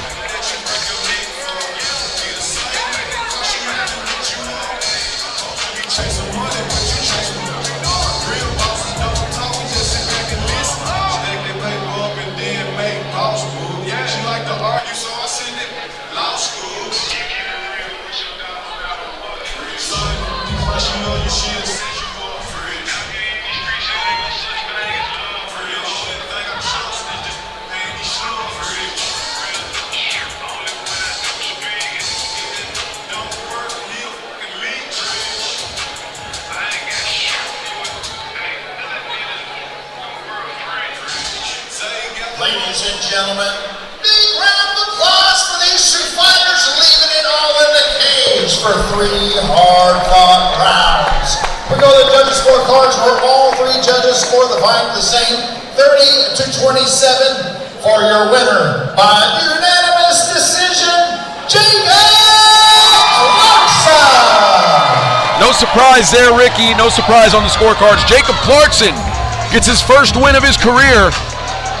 Impressive fashion there for Jacob Clarkson. Yeah. Solid work right there. The takedown was working for him, the ground and pound, the fist on the stand-up game, you know what I'm saying? So the winner goes to spoils. Big victory tonight right there for Clarkson.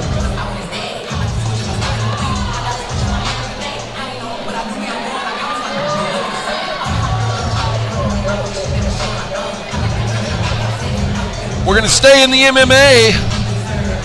2 more debuters at the welterweight division. Jace Chambers taking on Frank Carroll.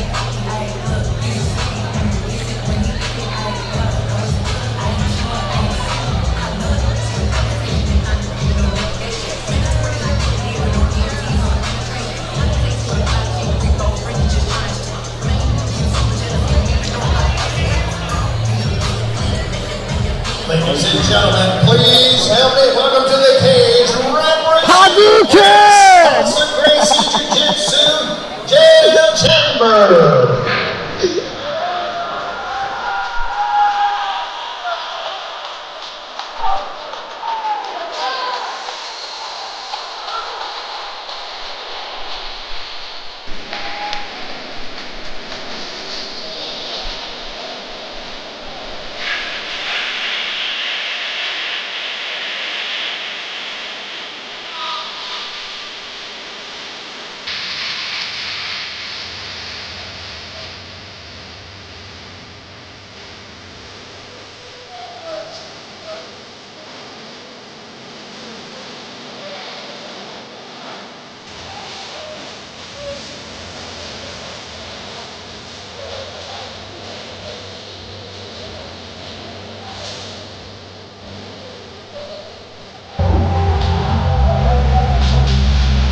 Jace Chambers, looking into the elevated FC cage. This is his MMA debut tonight for the Kickboxing Gracies.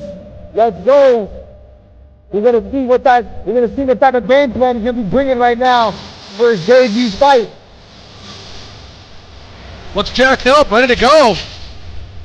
Yeah, he's walking out to the ground right now. I think maybe the 3rd or 4th Carlson Gracie Houston fighter on the card tonight.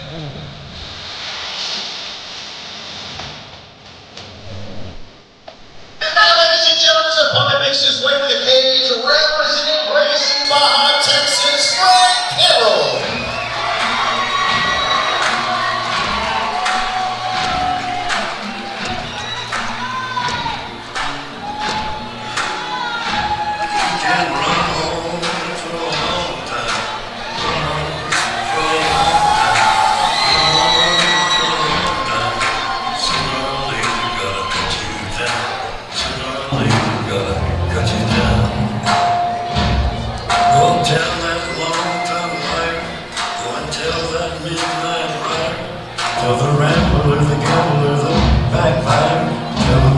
Frank Carroll, blue belt in Brazilian Jiu-Jitsu, 5'10" in the welterweight division, representing Gracie, Baja, Texas. Also making his debut tonight, you know what I'm saying? I love the guys who go 5'10" and a half. Guys, agree.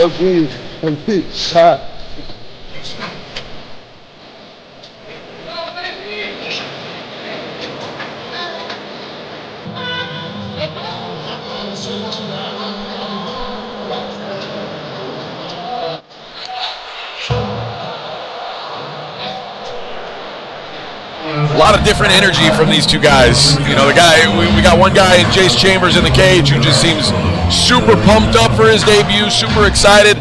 We got Frank Carroll who looks very relaxed, very smooth coming in here. Yeah, I love to see it, you know what I'm saying? You're gonna run your vibe how you run your vibe, and fight your fight how you fight your fight, you know what I'm saying? You feel at the center right now, inside the cage. Only one's going to be leaving with the big victory in their MMA debut.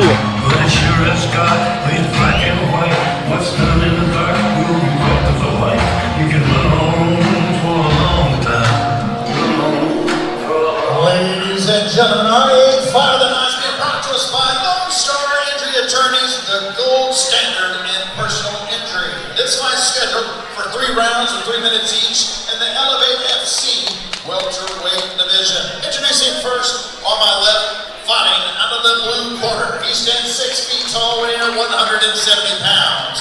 Making his debut this evening, fighting out of Conroe, Texas, by way of Austin, Texas, Jace Chambers.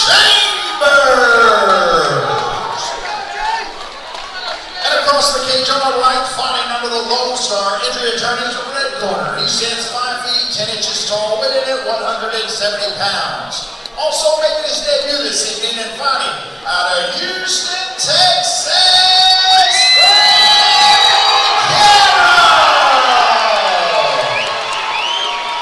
referee in charge of the action, Joe Solis.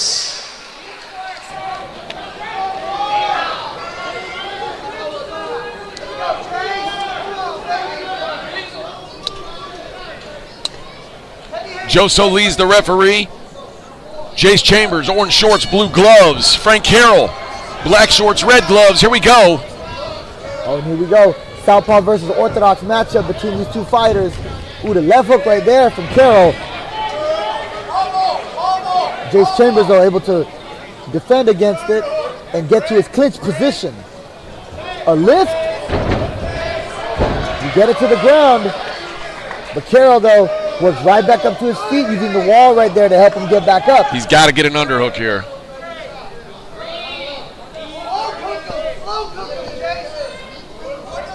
Jace right there with the right arm underhook. There's the underhook. There's Carroll over there getting his right arm involved now. And knee to the midsection. Jace Chambers, nicknamed Diesel. You can see why. Yeah, he's looking to get physical right here in this clinch position.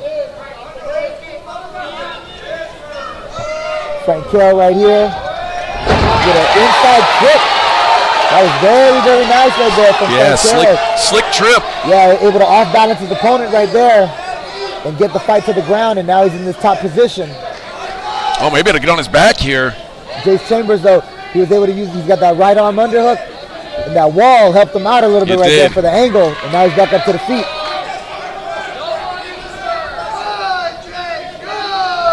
And now he's got double unders here. Knee to the body right there from Frank Carroll.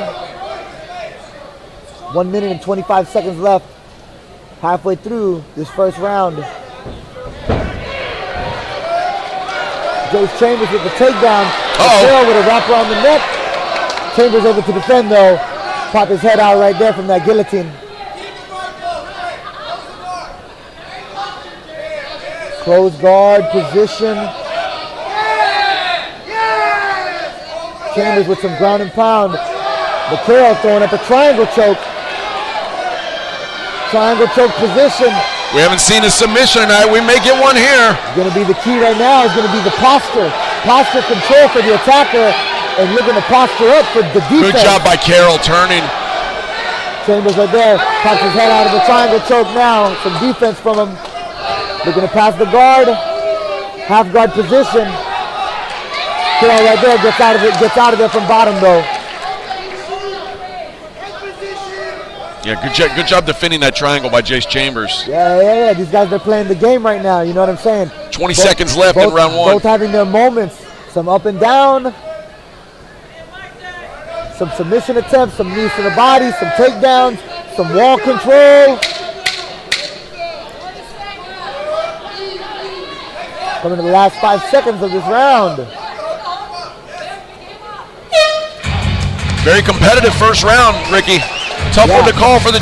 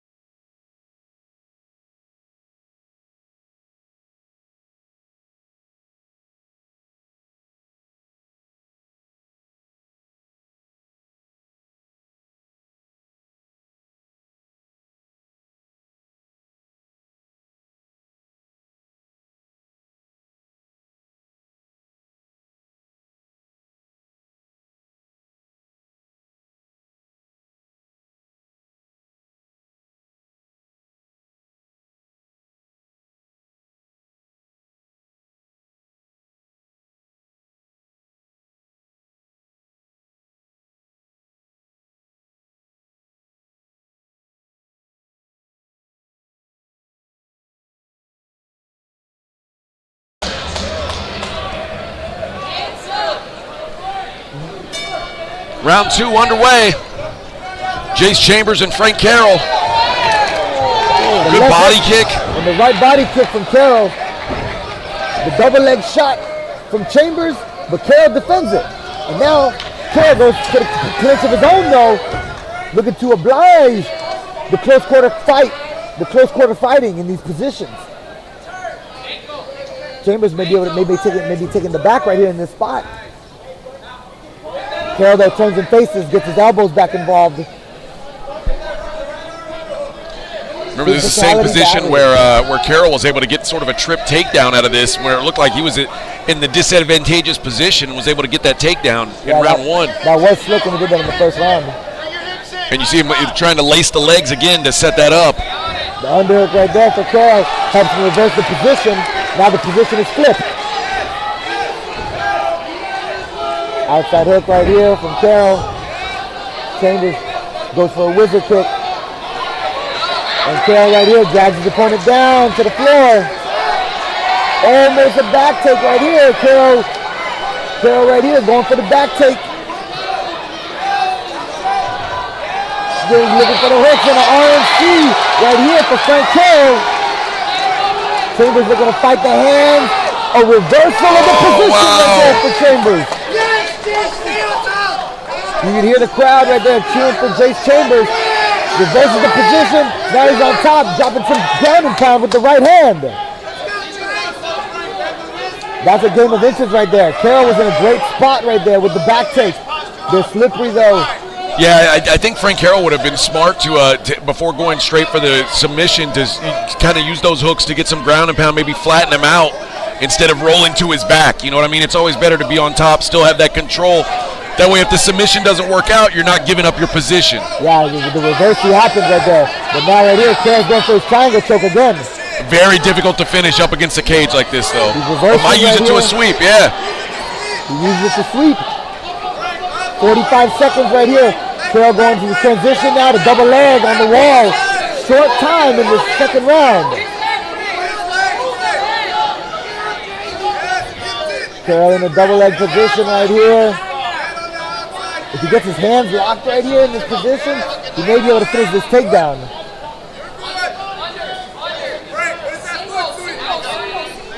"20 seconds left in round one, or in round two, excuse me. And a takedown by Frank.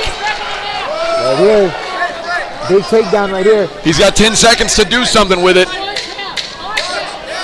Couple of little punches right here.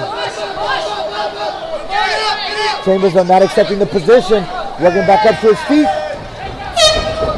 Oh, and that's the second round, ladies and gentlemen.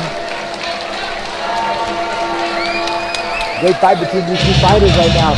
These fighters, they're battling right now. They're battling. Both having their position, top and bottom, reversing. Nobody really giving in right now. This is a very competitive fight, man. This third round is gonna, it probably decides the fight. I hear what you're saying. I hear what you're saying.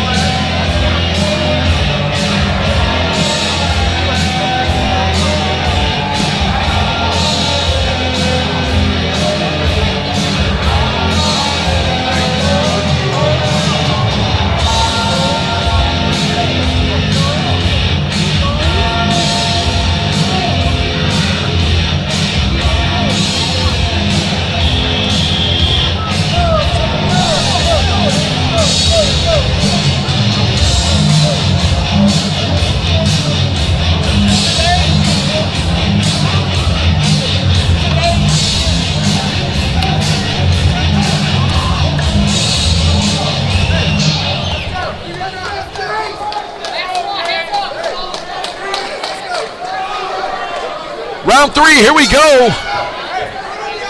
Chambers and Carroll. Chambers the right aggressor there. early. Yeah, right off the rip. Chambers comes forward with the pressure. He's right here, back to a wrestling exchange up against the wall. These fighters getting physical right here, up against the wall. Frank Carroll right here defending. Looks for the right under, gets his back off the wall. But then Jace puts him back against the wall. It's a physical battle right here inside this clinch. A knee to the body. Carroll reverses, but then Jace reverses. Say, some knees to the midsection.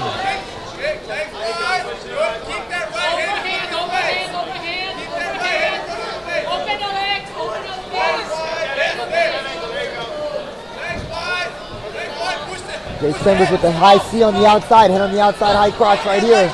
Good job by Frank to grab onto that the back of his thigh, yeah, and keep him getting elevated. Great balance right there on the one leg. 2 minutes left in this third and final round. Right now, this reminds me of that first MMA fight tonight where it was just one guy holding the other against the cage. Whoa, got some elevation. Left right there. Could not finish it though. Great balance shown by Carroll. Yeah. Looking like old school BJ Penn right there with the one leg balance. Hey. And then Chambers though stays on it though. This he completes the takedown on his next attempt. Now he's got to do something with it. He's put himself into a triangle position a couple times, and it looks like he might do it again here. That's Carroll's move right now. Carroll, he's liking that triangle choke. He's able to get to the position, but he has to just lock it in. There it is again. When he gets there though. Chambers though, on the third, fourth attempt, he's getting hip to it though, and he's defending it better.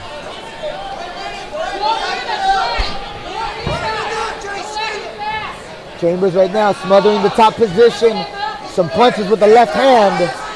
1 minute left in this third round. I think if I'm Jace Chambers, I stand up. At least there's no point in being down here on the ground with him. I'd stand up, try and make him have to fight the battle to stand up. Yeah, he's literally just holding the pin right now. Holding the pin. He's going to take this third round, in my opinion, as long as he doesn't do anything crazy. And in amateur MMA, in these 3 minute rounds, man, a takedown is so huge because you can just soak up almost a whole round with it. Boom. Right here, though, Carroll going for one last Hail Mary submission attempt.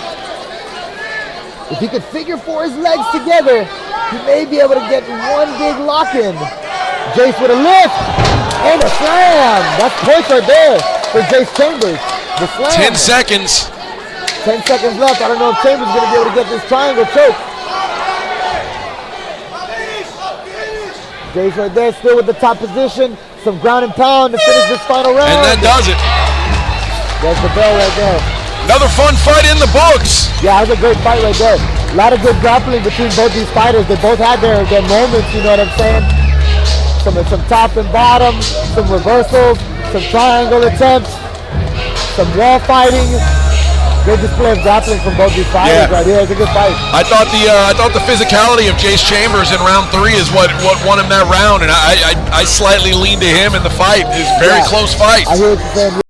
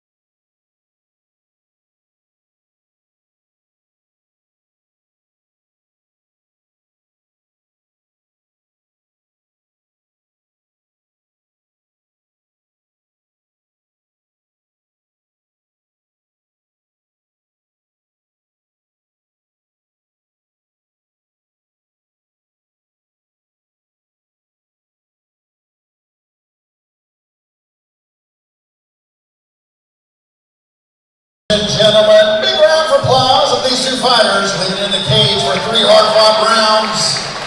We go to the judges' scorecards, and we have a split decision. Oh, boy. Oh, here we go. Split decision.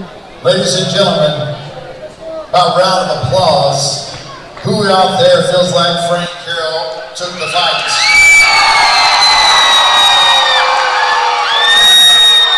A round of applause. Who out there thinks Jay Chambers took the fight?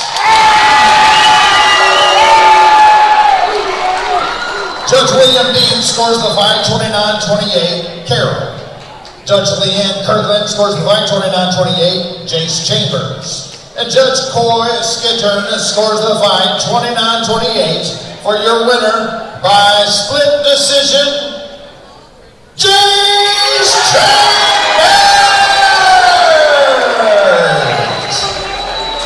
Great win for Jace Chambers. Split decision win for Jace Diesel Chambers. Fun fight. Yeah, very fun fight for sure between these two fighters, you know what I'm saying? Jace Chambers leading with the victory tonight, but I'm sure we're going to be seeing both of them in future Elevate FC fight cards. Ladies and gentlemen, we'll be back in Houston December 12th, right here at the GSH Event Center, December 12th. Our next event in Houston. Let's get some round of applause going for our lovely ring card girls who want some free swag. Big shout out to our sponsors, Max from Lone Star Energy Attorneys, always looking good.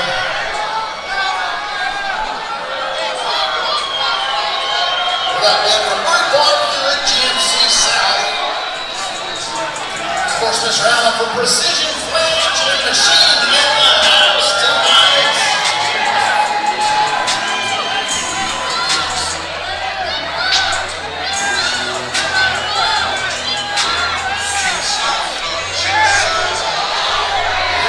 Our next submission series will be January 31st, right here at the GSH Event Center. You can register online, elevate-fc.tv. Our lovely ring card girls, folks. They're smart too, believe it or not. I mean, really smart, like lawyer smart. I don't understand it.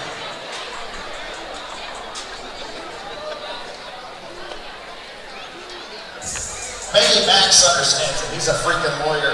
He's smart. Where's Max at? Can you sneak out?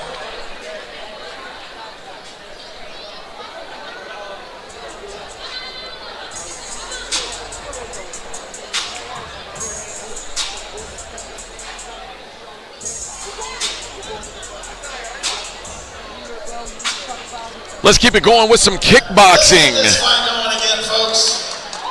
All right. Please help me welcome to the cage representing Monsters Den and Kings MMA, Jaden Williams.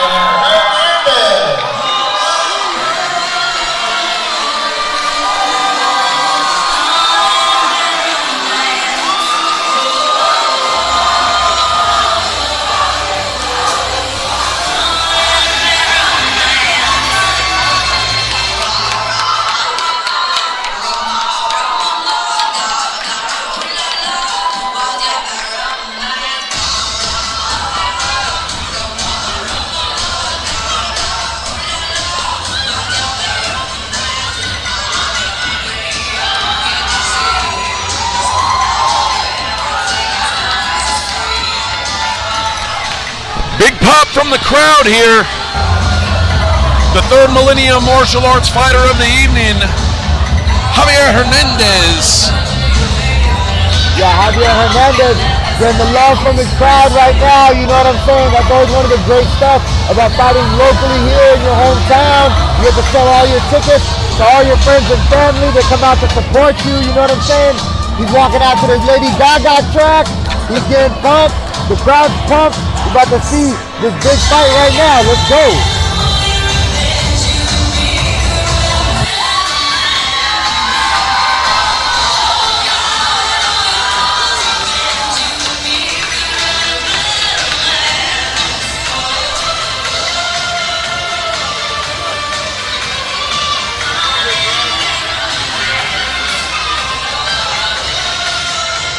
Ladies and gentlemen, our ninth fight of the evening is being brought to us by Group 1 Buick GMC South and is scheduled for 3 rounds of 3 minutes each in the Elevate FC Kickboxing Lightweight Division.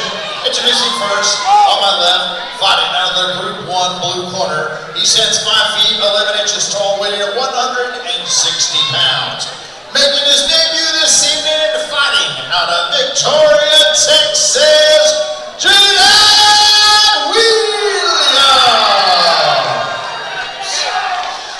And across the cage on my right, fighting out of the Lone Star Injury Attorneys in red corner. He stands 5 feet 11 inches tall, weighted at 160 pounds. His record stands perfect, 1 win, no losses. Fighting out of Houston, Texas, Javier Hernandez! Charge of the action, Daniel Guevara.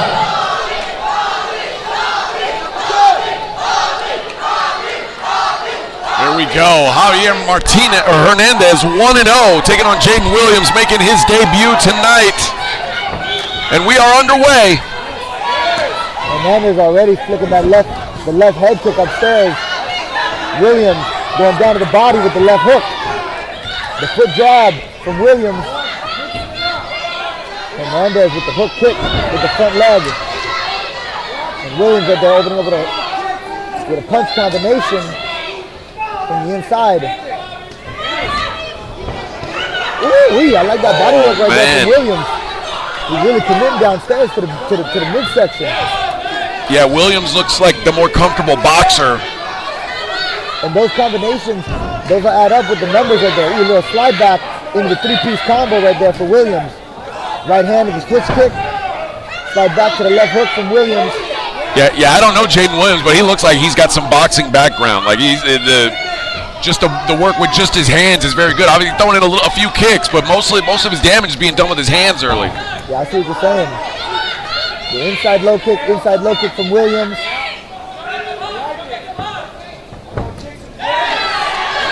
The kick upstairs right there from Hernandez opening up.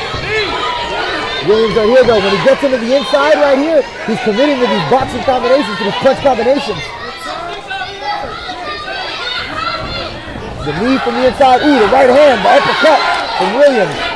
I love the way when he lands these strikes, he's backing his head out of the mix to avoid that counter. Yeah, it's the attack. Oh! Wow! That was freaking awesome. Wow.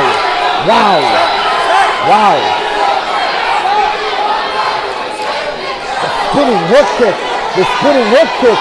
Holy moly. Oh, he's making out the fight right there. Oh my goodness. Williams with the spinning hook kick. I was talking about that earlier in the night too. Yeah, that was nasty work, man.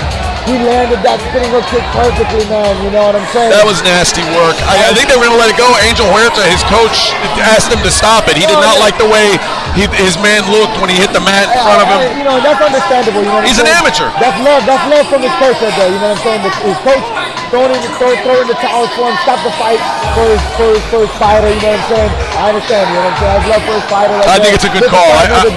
But man, Williams, the spinning hook kick with the back leg, kaboom, connects. That was awesome. I think he might get a bonus. He might get some. I think so. Tonight, you know what I'm saying? What a finish, man. That was good. That was a good one right there for sure.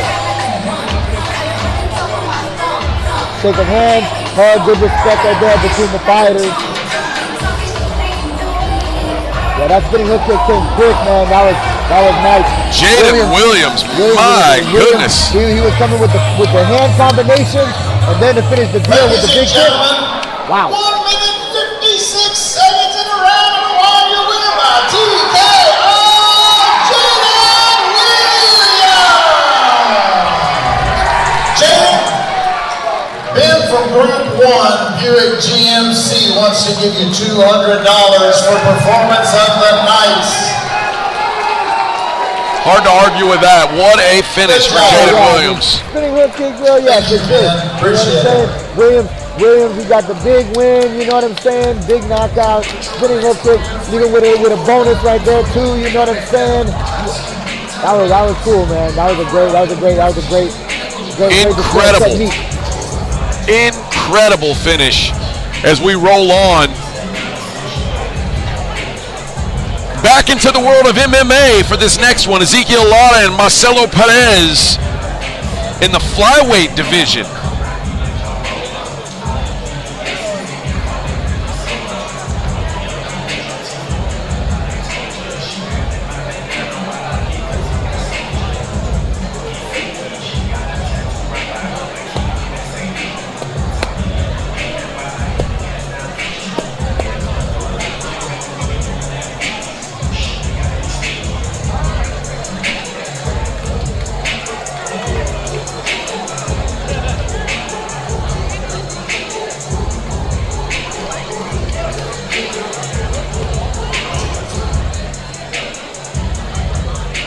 Ladies and gentlemen, moving on to our next fight. Please help me welcome to the cage, representing War Training Center, Ezekiel Lara.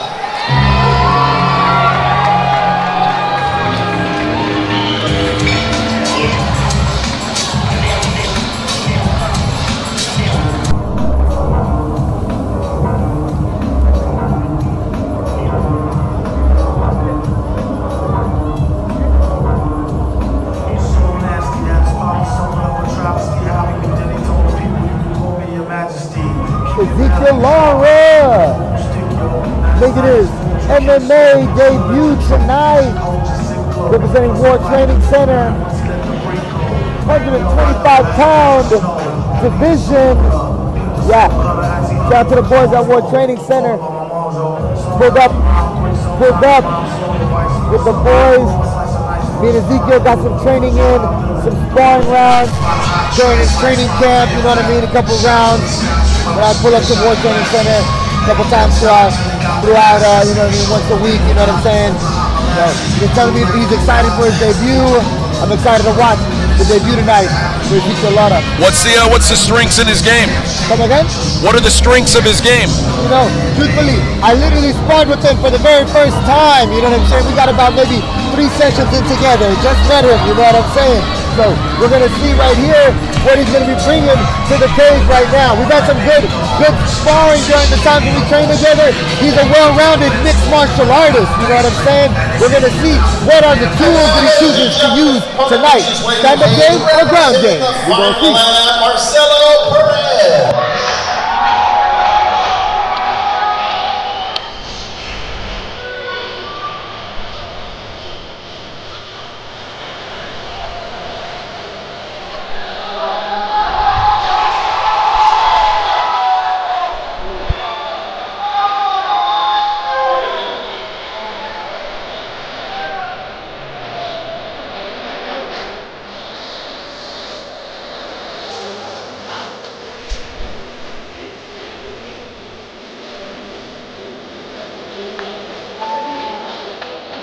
Marcelo Perez, the mixer, making his walk to the Elevate FC cage tonight. Walking out to the jam right now too, honestly. I'm being truthful right here. He's walking out to the jam. 1-1 in his career. Like, this is another one of these fights where you got one guy with having his third fight against a debuter. Yeah, I remember me and Perez, we talked it up before. I wanted the jiu-jitsu tournament, you know what I'm saying? Talked it up after one of my big UFC fights, you know what I'm saying? And, you know, I just think it's cool, like, you know what I'm saying? Like, freaking the love from the fans, you know what I'm saying? Everything like that. So, really, even Ezekiel said the same thing to me actually before, you know what I'm saying? When I met him also, you know what I'm saying? You've seen the fights and everything, and getting the love from the fans and the dudes that are the martial artists on the come up as well right now, you know what I'm saying? In their amateur fights, debuters, Perez going into his third amateur fight right now, you know what I'm saying? It's all love, baby. So I'm grateful too, you know what I'm saying? Being one of the boys over here.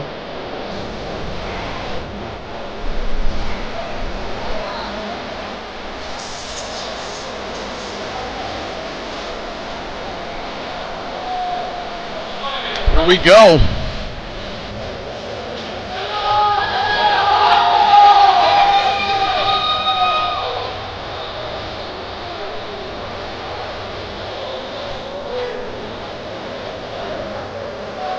Marcelo Perez represented the same gym that Jarrett Watson was earlier, had the one of the more impressive knockouts of the night. Injury attorneys, the gold standard in personal injury. This fight scheduled for 3 rounds of 3 minutes each in the Elevate FC flyweight division. Introducing first on my left, fighting out of the Group 1 blue corner. He stands 5 feet 5 inches tall, weighing at 125 pounds. Making his debut this evening, fighting out of Houston, Texas, by way of Indianapolis, Indiana, Ezekiel Lara! And across the cage on the right, fighting out of the Lone Star Injury Attorney's red corner. He stands 5 feet 5 inches tall, weighing at 125 pounds. His record stands 1 win against 1 defeat. Fighting out of Houston, Texas, Marcelo the Big Perez!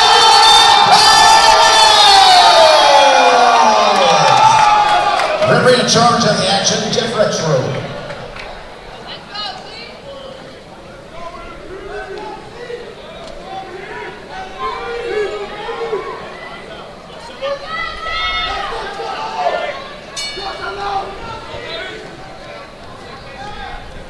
Here we go. Perez with the feint. We got Lara with the blue gloves. Marcelo Perez in the black and orange trunks with the red gloves. Perez with the right hand, putting some pressure right here on Ezekiel Lara. Ooh. The right overhand. Lara wore that well, but man. Marcelo Perez, he's looking a little bit comfortable right here, showing that experience, the 2-fight experience that he has right now, in my humble opinion. Yeah. The 1-1-2, the low kick right here from Perez, and he's really just keeping some real pressure right now on Ezekiel. Ezekiel come back over the top though, with a left hand, right hand. Yeah, the calf kick. Those are nasty, man. I think Lara's getting a little bit too comfortable with his back against the cage. He needs to make some space for himself, get some respect here. And I'm gonna be real too, that calf kick, if you're good at that technique and then you're sending that calf kick, that's a nasty technique, because it's really on that calf muscle right there, and then that bone, the bone is like a baseball bat right on the calf, man. There's less muscle on the calf than on the thigh, you know what I'm saying?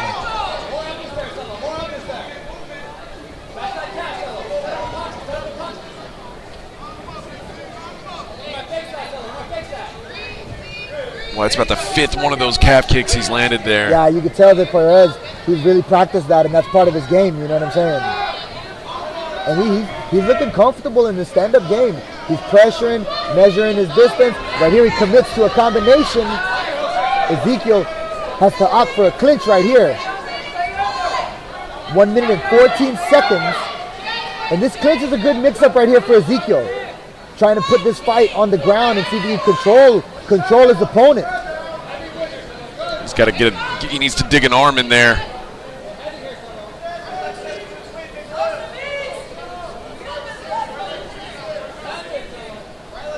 Peels his face up, and now he's back into a better position. But still needs to get an underhook. It's going to be very difficult for him to get out of this spot without. There we go. Perez reverses the position. The uppercut left hook. Opa. Oh! to the combination. Desperation shot there. Yeah, Now he's in Ezekiel a takes the bad shot spot. right here. Perez right here going for the guillotine right here. This guillotine is tight right now. Lara escapes his head though right here. He works back up to his feet. Perez though being super offensive, man. Super aggressive with his offense. 10 seconds left in this first round. Jab to the body from Lara. Head kick upstairs from Ezekiel. And they're going forward with some pressure. Ezekiel. What a finish to round one. Ezekiel had a moment right there at the end of the first round that still gave the first round to Perez. He was landing some low kicks, the calf kicks, guillotine attempt. And when he was throwing the fist combinations, he was really opening up and throwing punches and bunches. He was very comfortable in there. Good start to the fight for Marcelo Perez. Lara,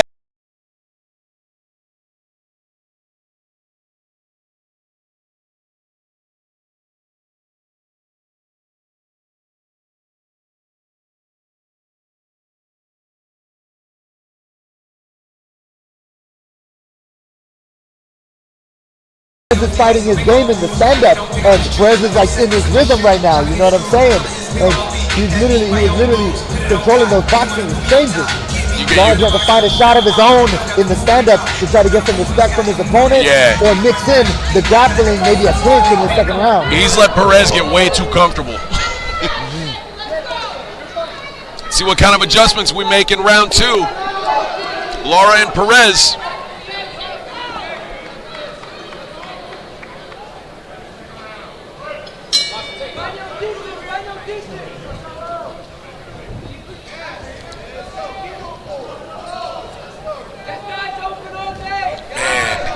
Perez with the low kick. Yeah, and Lara is a little too heavy on that front leg. Like you want to keep your motor in the back, is what my coach used to always tell me. Motor in the back, and when you're heavy on that front leg, it eats those kicks. Even it makes it worse. Or say, Lara with the shot. Perez defending it. Perez, he's really showing his experience right now. Man, and I like that he didn't try to stay in the grappling. He went right back to doing damage. Oh my goodness, the ref may stop this fight right now. The ref may stop That's the it, fight that right is now. it. And right there, Marcelo Perez with the TKO finish. He's getting front, he's feeling it, he's excited, you know what I'm saying? He found his shot, he found the moment, he smelled the blood, and when he had his opponent against the cage, he literally just unloaded the combination and threw as many shots as he can for the finishing combination.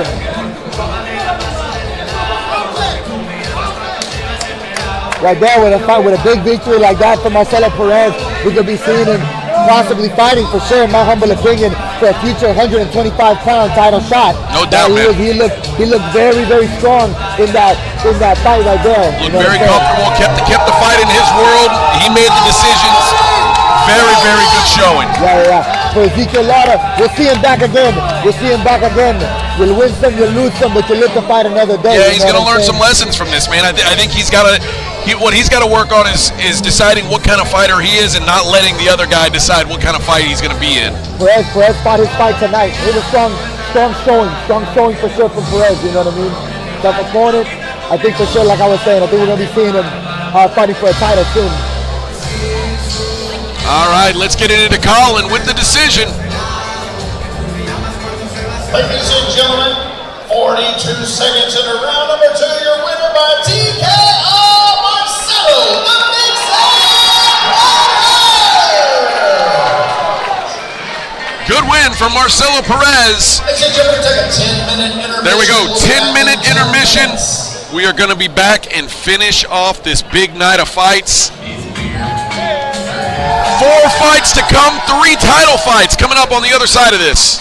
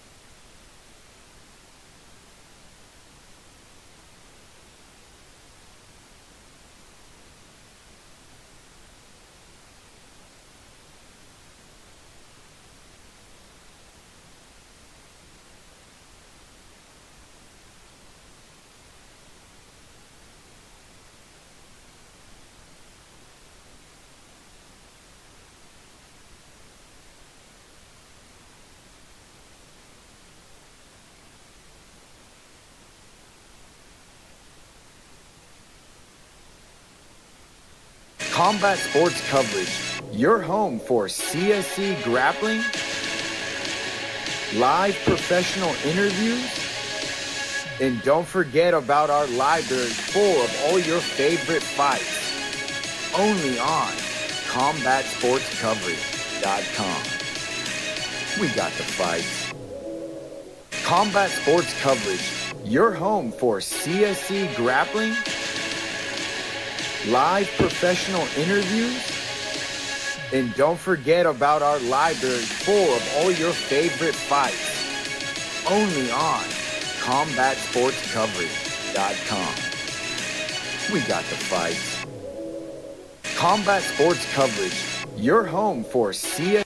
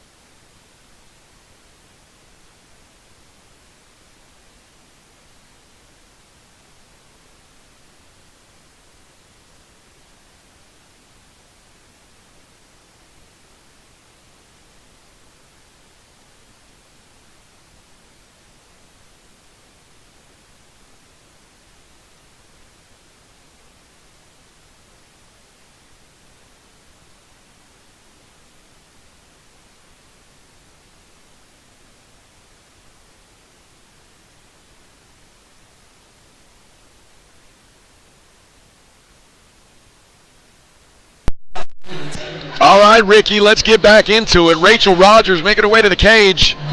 0-1, representing Global MMA, 110 pounds. This should be a fun matchup, Ricky. Yeah, I'm really excited for this one right here. Rachel Rogers, blue belt, DJJ rank, 5'4", 110 pounds. She's actually going to get one of my students tonight, you know what I'm saying? So it's going to be, this is a fight I'm very excited about, you know what I'm saying? No doubt, my man. Yeah, I'm going to have to, I was just back there talking to Alyssa. She seems very excited. I'm excited to get your thoughts about her when she gets out here. But Rachel Rogers is going to have a height advantage. Yeah, she's going to have a height advantage and an experience advantage as well, you know what I'm saying? We're going to see what type of game plan Rachel Rogers is going to be trying to bring into the cage tonight in the elevated FC cage.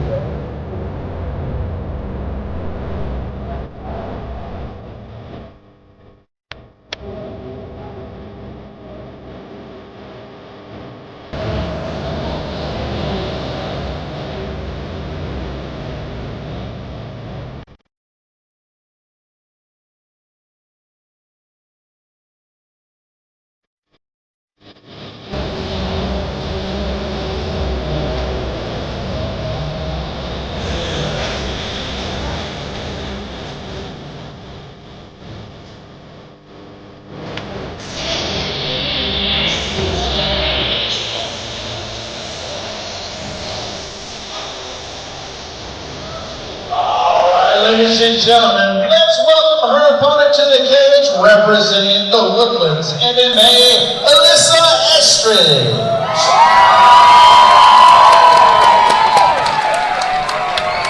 All right, Ricky, tell me a little bit about the game of Alyssa Estridge.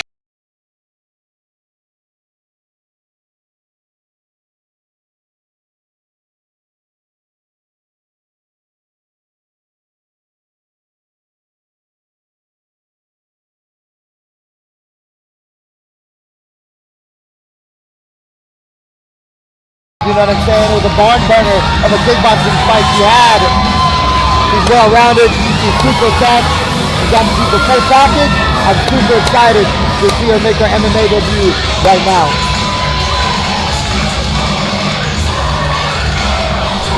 The familiar crew brings her out from Woodlands MMA.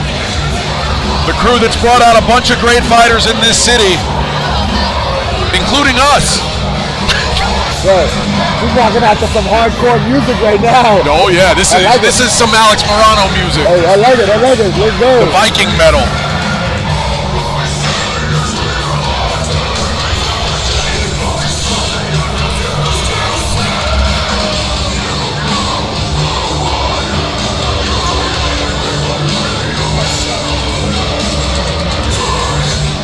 I just asked Alex if this was her choice or his, and he pointed at her, said this is her music, it's her jam.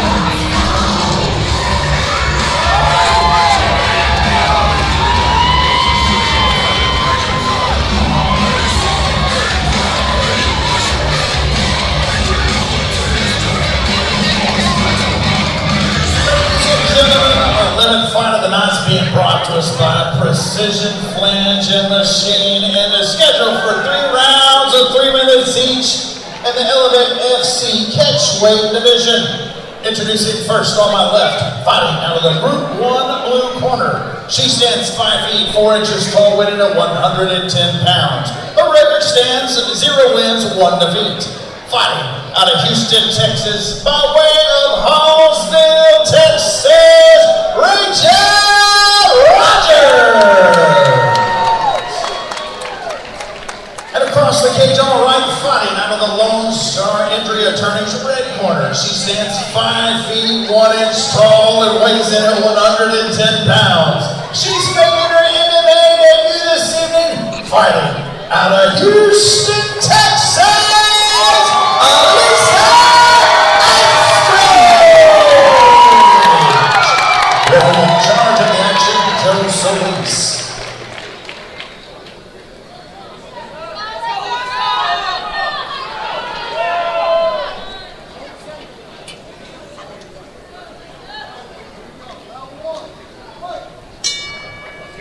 Here we go, we are underway. Rachel Rogers with the blue gloves. Alyssa Estridge with the red gloves. Oh my knocked goodness down early. gracious. Oh my goodness gracious.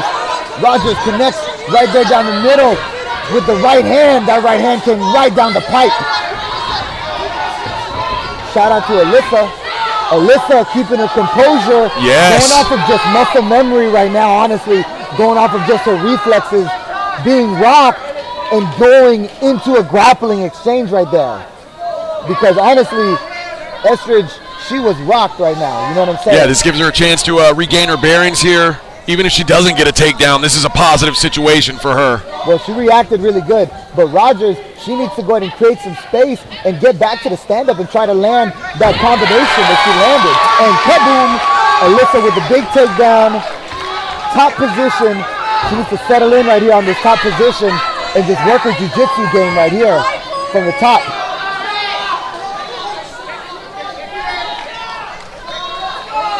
Big takedown right there. Close guard here for Rogers. She opens it up. Alyssa right here going into a top half guard strategy right here. Rogers trying to use that guard right here to try to create some space.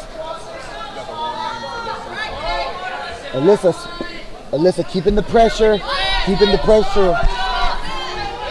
Done a good job of recomposing herself after getting dropped right there in the first opening seconds of the first round. And has certainly had time to recover from that now. I think she's fully got her bearings to her. Yeah, this is a position right now that's going to really favor Alyssa right now, is just settling into these grappling exchanges and just being comfortable in these jiu-jitsu positions. Would like to see her do some damage from the top because, I mean, really the most memorable moment so far was that knockdown, so I'd like to see her make sure to try to get these points back here. There's 1 minute left in this first round. The biggest moment was the drop for Rachel Rogers. But with 50 seconds left, Alyssa has some opportunities to try to take away some of the energy bar of her opponent by throwing some strikes. Well, and just impressing the judges too, like trying to earn this round. Yeah, try to discourage her opponent a little bit by softening her up and literally putting some fists to their face. Rogers creating some space right here. Some hammer fists from the bottom position from Rogers. Alyssa's doing a great job of controlling the pinning position, but no damage really done yet with the ground and pound. Yeah, this is a tough round to score, man. It really depends on how you want to score this round because, the MMA, much like boxing, if you get dropped with the hands, it's very hard to come back and win the round, especially in a short round. And me, truthfully, being unbiased, you know what I'm saying? I would give the first round right now to Rachel Rogers because she had the big moment. She had, right off the rip, bang, bang, the right hand connects, dropped Alyssa. And when Alyssa did get the top control, she didn't really have a moment, though, where she landed any significant ground and pound with the top control. You know what I'm saying? Even Rogers, when she was on bottom half guard, she landed a couple of hammer fists that made that smacking noise. You know what I'm saying? We're going to win in the second round. We're going to see what type of adjustments Alyssa makes right now. The left eye is damaged for Alyssa. It's almost closed all the way. Her left eye is. Yeah, for sure. Alyssa did a great job of overcoming the adversity of the first round. For sure. Rogers, she was in that rhythm with that boom boom, with the stand-up game, that 1-2 down the pipe. We're going to see if Rogers goes back to that again in the second round, or if Alyssa tries to go immediately to the ground game. Yeah. Rogers got that grown woman strength. I think there is a little bit of a power edge for Rogers here. I'd like to see Alyssa try and get it down early. Alyssa right here with the pressure, the overhand into the clinch. We're in a clinch situation right here. Rogers needs to create some space and keep it for the stand-up. And for Alyssa, this is a great situation for her if she could get the fight to the ground. She could be comfortable in this position right here and use her Brazilian Jiu-Jitsu blue belt. Rogers, though, a blue belt in her own right, too.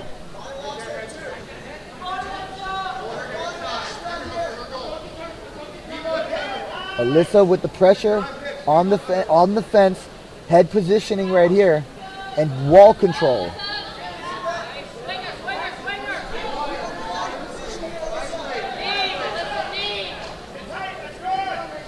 Alyssa controlling the position. We talked about kind of the strength maybe advantage that Rogers had, but this is a bit of a bully job here by Alyssa to hold her up against this cage. Yeah, she's holding her up against the fence right here. Rogers, though, with 2 knees up the midsection. Yeah, I wonder how well. Oh, nice shot by Alyssa. Big right hand right there for Alyssa. And now, she's earned some respect in the striking game. That's what she needed to do. She did need that right there. Lands a big right hand on the chin. Rogers eats it, but then Alyssa goes right back again to pressuring up against the fence with this body lock.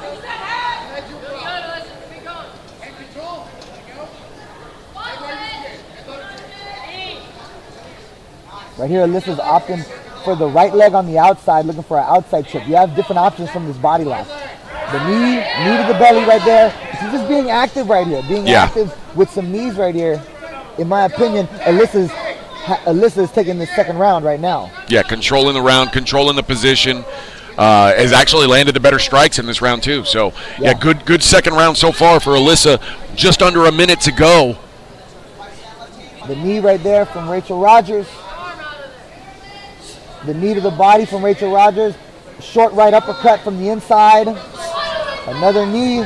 Rogers right here reverses the position now. And for Rogers right here, she could open up right here if she's trying to score some more points from this position. And some of those punches don't seem like much, but when you look at Alyssa's eye, I do worry about that eye. Like it's almost all the way closed now. Yeah, I know what you're saying.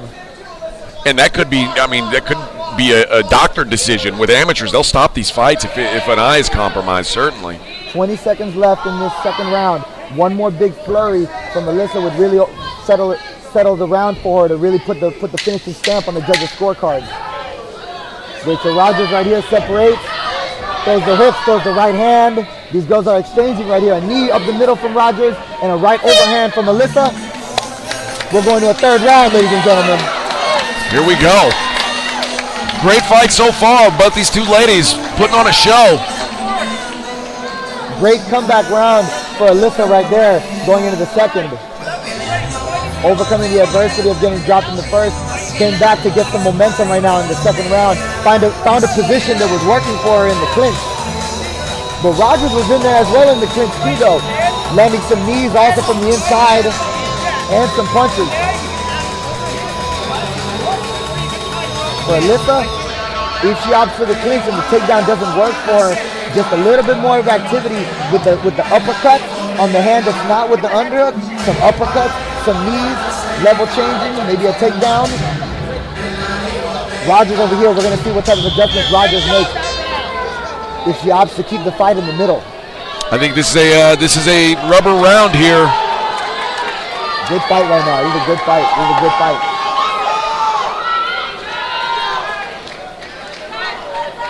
Rachel Rogers, Alyssa Estridge, round 3. Here we go. The low kick and a check.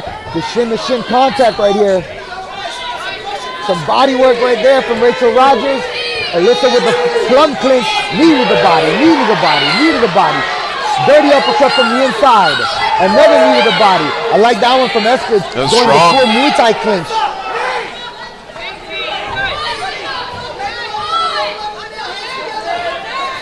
Body locking right here from Alyssa. Rogers right here waves to me right here. I think Rachel's flirting with you, Ricky. Yeah, she literally waves to me right here from the inside right now. They're in this wrestling exchange. The foot stomp right there from Rogers. You literally hear big fight right here between these two ladies in the 110-pound division. Alyssa controlling the cage. Controlling from the wall positioning right here. Some pummeling. It's a battle of physicality. Battle of physicality right now in this position. 2 minutes left in this third and final round. Knee from Alyssa. A knee from Rogers.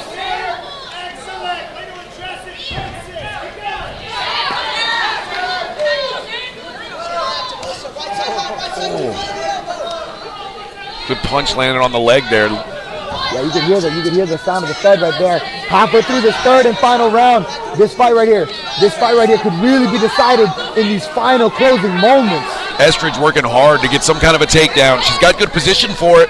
Just has been unable to get it so far, but Even though she hasn't been able to get the takedown. Still controlling against the fence, she's yeah. doing a good job of being strong and controlling in the position. Oh, we have a separation from the ref.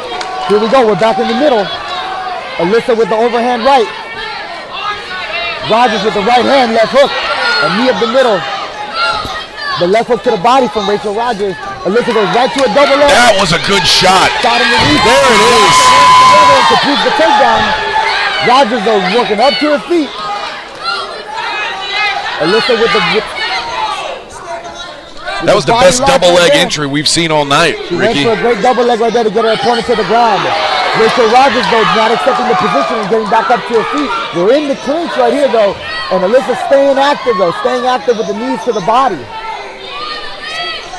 30 seconds left in this one. 30 seconds left in this third and final round right here. Alyssa just keeping the control. 20 seconds.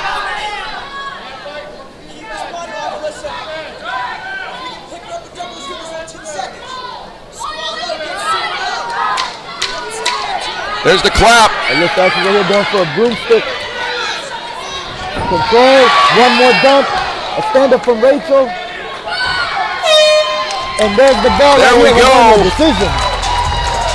What a fight for those young ladies. Yeah, for sure. Great fight between both these girls right there. A hug, good show of respect. That was a great fight from both these girls right here. That was a good one right now. We're going to see what the judges have to say about the decision. I thought Alyssa did a really good job coming back from, when I say early adversity, I'm talking the first 10 seconds, she was dropped clean. Yes, of course. That was a big right hand. And to fight her, opened her way back and probably win this fight. Very impressive composure by such a young fighter. For sure, for sure. Rogers landed the big punch. Alyssa was able to recover, overcome that adversity. It's all experience. It's all experience, you know what I'm saying? With every fight. All experience with every fight.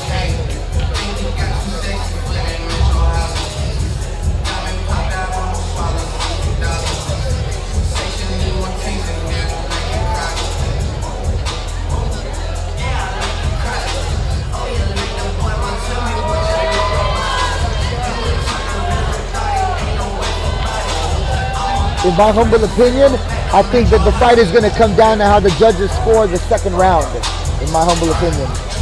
I think you're right. Actually, I feel pretty comfortable that Alyssa won this fight. I think so too. I think so too. I think she cleanly won round 2 and 3, and I really think round 1 is maybe the most debatable round because even though Rachel had the biggest moment, Alyssa controlled the rest of the round. Ladies, know how you felt about that fight?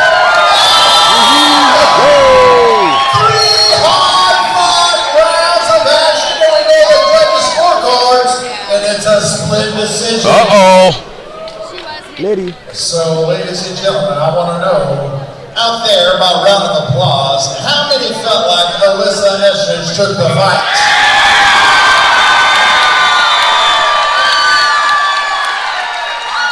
How many out there felt like Rachel Rogers took the fight? We're going to the judges' scorecards. William Dean scores the fight 29-28 for Rachel Rogers. Judge Leanne Kirkland scores the fight 29-28, Alyssa Estridge. And Judge John Cave scores the fight 29-28 for your winner by split decision, Rachel Rogers! Wow. Not what I expected. Split decision win for Rachel Rogers. You know what I'm saying? And to the winner goes the spoils. She takes the decision win tonight. You know what I'm saying? Had the big shot in the first round, and I said it was a split. You know what I'm saying? It probably came down to that second. You know what I mean? With the judges. To the winner goes the spoils.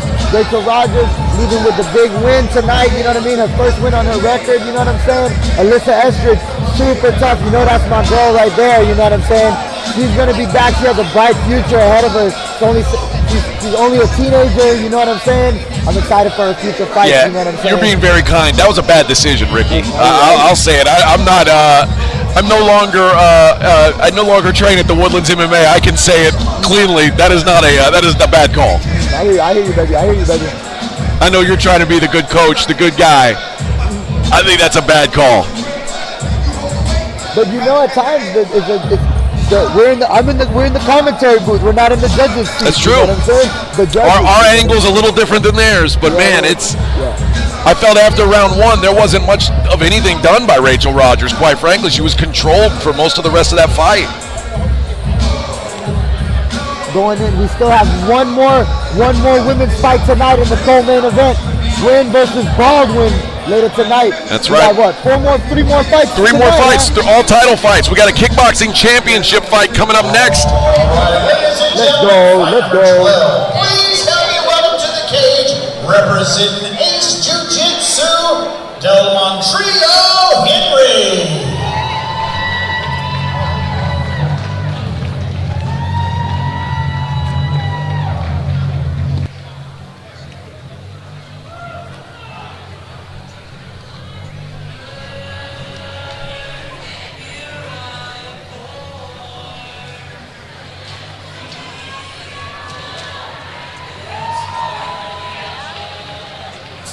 Now, Del Montreal Henry, this is his kickboxing debut, but he is a very experienced Muay Thai boxer. Del Montreal Henry making his debut. But this, in his debut, a fight for the 185-pound title. That shows you right there what the promoters over here and the matchmakers really thinking about Henry's fighting style. They're giving him a title fight right here, right off the rip. You know what I'm saying? Yeah, like I said, a lot of Muay Thai experience, some championship Muay Thai experience. So they feel like they're ready to throw him in this in a different sport here in kickboxing. Roy Montezuma, 4-0 in the red corner. He's no spring chicken though. This guy, 4-0, he's solid. You know what I'm saying? This is about to be a very, very good fight in the 185-pound division for the belt. Let's do it, baby.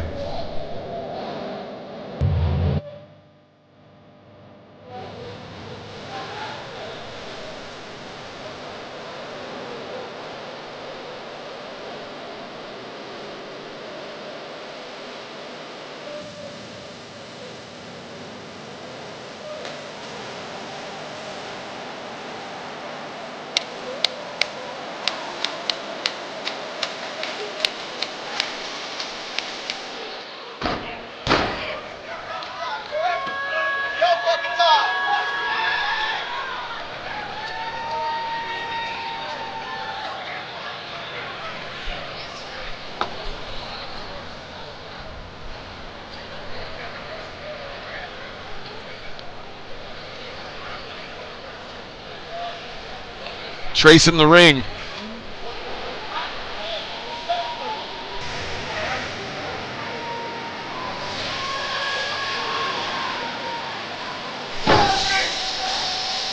And now, ladies and gentlemen, his opponent makes his way to the cage, representing Millennium Martial Arts, Roy Montezuma.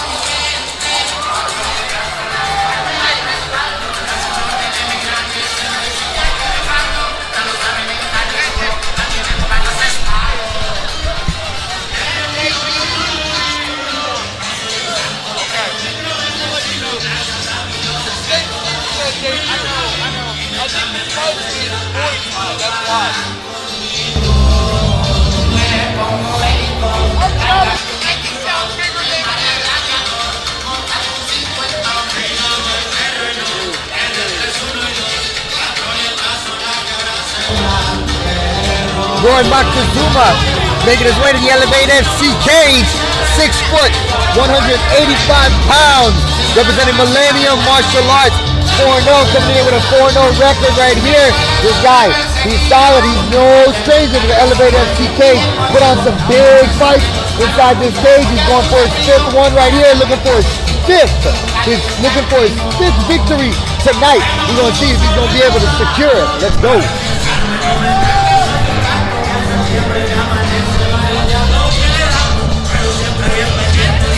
Here we go, baby. We This is gonna be a good fight, bro. This is gonna be a good fight. Oh, I believe it, baby.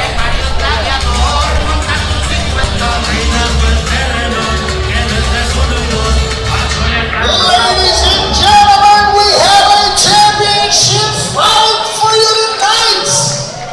Lone Star Injury Attorneys presents 5 rounds of action in the Elevate FC Kickboxing Middleweight Division.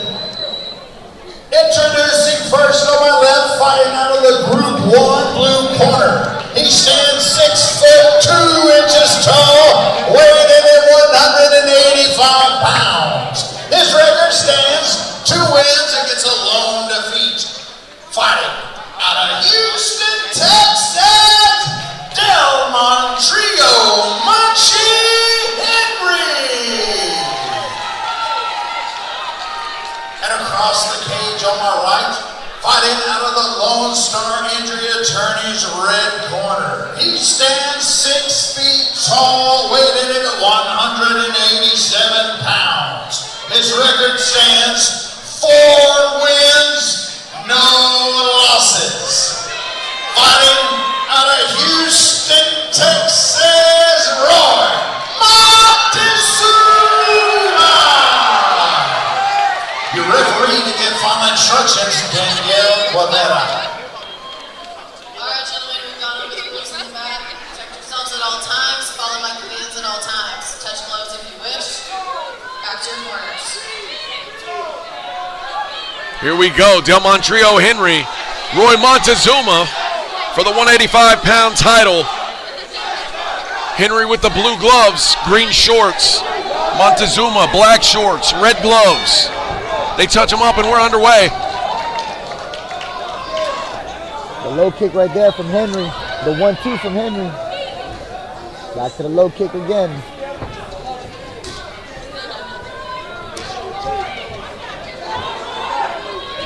Montezuma going with the left jab to the body.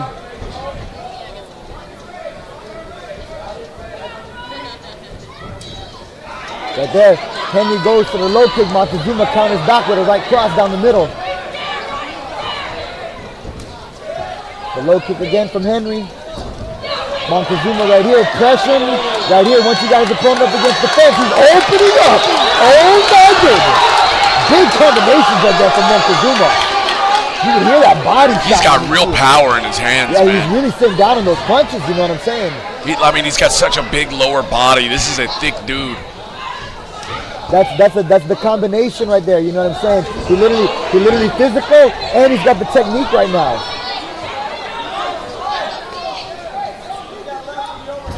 The foot jab from Montezuma, the right overhand from Henry. Feint from him. Montezuma keeping his opponent pressured up against the wall right there, controlling the distance. The foot jab from Montezuma, he's putting up his opponent up against the fence right there. Opa! Oh, landed some big shots. Oh, the left hook. Oh man, the left hook overhand barely misses for Henry. But that one came out fast though.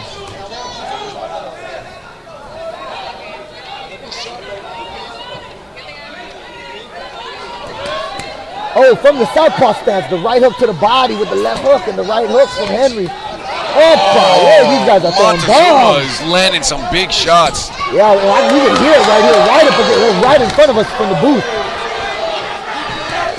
Oh, these guys are trading blows. Henry fights his way out of the corner. 48 seconds left in this first round. Heavy leather thrown by both guys here. Yeah, it's a great fight.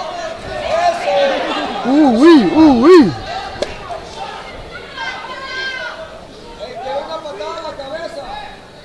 You can hear Montezuma's corner telling him to send one of the kicks to the head.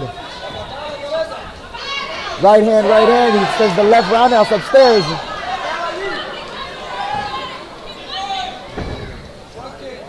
$20 seconds left in this first round.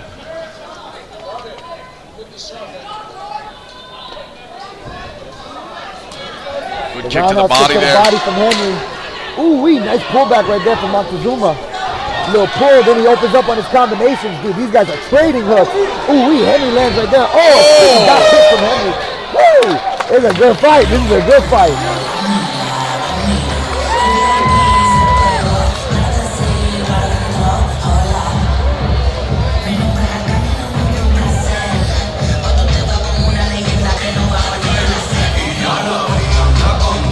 Good first round, Ricky. I mean, I feel like Montezuma was putting most of the pressure on. I thought that he edged out that round, but it was very fun, very competitive. Both guys throwing hammers. Competitive first round for sure.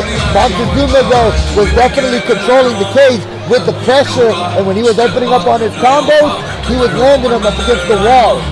Henry had his moments too. He wasn't backing down. He was throwing combos and landing shots of his own. You know what I'm saying? One of the things that Montezuma that I was liking that he was doing is when he was opening up on those combos, just a little subtle pullback to dodge from the distance, re-enter back to his combo again, an attack, a defense, then a re-attack again. That's some good movement. Very good head movement, no doubt. Round 2, let's get back after it.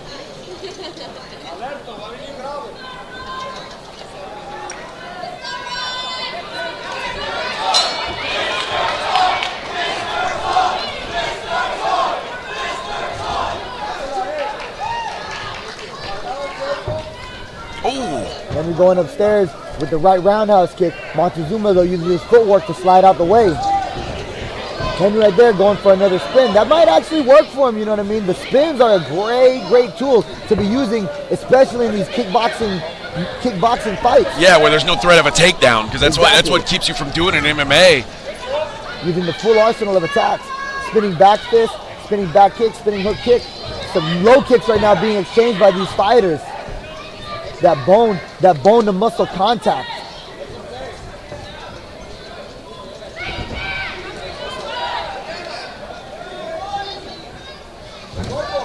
Henry looks like he's settling in a little bit. Like he's having a much better round, at least so far. We're only a minute into this second round, but he's having a better round, I think, than he did in the first one. Yeah, he literally settled into his fight like you're saying right there. Montezuma, though, coming back with that pressure up against the wall. A left jab. It also could be Montezuma, you know, after probably feeling like he won the first round, maybe trying to conserve some energy, knowing it's a 5-round title fight.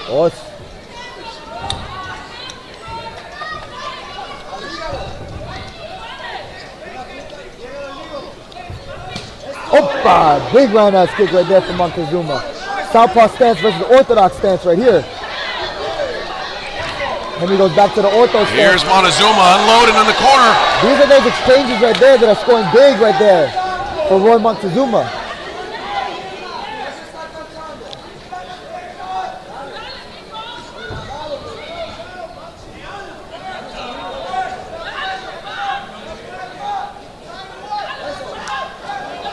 Montezuma with the lead leg feint right there. He's been using that a lot as one of his feints of choice. And right there with a spin. The 1-2-1. Oh my goodness. He drops him. Oh my goodness gracious. He drops him. That was a big spinning back fist right there. Collided, connected with the bone, the chin. Big spinning back fist for Henry right there. Yeah, you said you thought it could work, and it did. And that is maybe a fight-changing moment. Well, that's a big round right there right now for Henry now. He's going to put the pressure on Montezuma. And he smells blood. We have 38 seconds left in this second round. And now the momentum right there, that's the second round right there for Henry.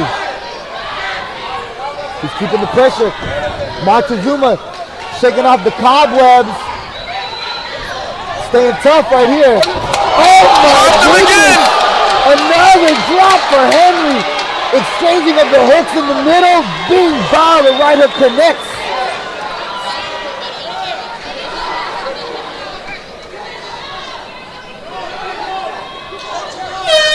And there's the end of the second round right there, ladies and gentlemen. Big round right there. Huge round. And now this fight's flipped onto its head. Yeah, because now right there got the big drop, you know what I mean? Oh, look, it says final round. I think it's only a 3-round fight, actually, for this title fight. I don't know, what does it say on the paper? It says 5 by 3. It says 5? Okay, cool, 5 rounds then, huh? All right. I've got the officials card here. All right, five 3-minute rounds. We still got a fight on our hands then. Montezuma good job on recomposing and staying in the fight. He's going to need some breathing room. He's going to have to try to settle back in right now in the stool. Henry, the momentum has shifted in his favor. He found the big shots, the big hooks, the spinning back fist to drop his opponent. He's back in this fight, ladies and gentlemen. Well, and right now he's actually in control of this fight. I mean, a 10-7 round is it's hard to overcome. Oh man, that's the thing. Look, with the spinning attacks, you could generate so much force. You know what I'm saying? They were close in the pocket. He literally just spun as hard as he can and connected. You know what I'm saying? Good time to take a minute off for Roy Montezuma. And Del Montrillo Henry's got to be feeling confident right now. After a tough round one, a dominant round two, at least especially the last minute of round two. Yeah, it's a game of inches right now. These guys, they're playing the chess game. They're playing the chess game right now.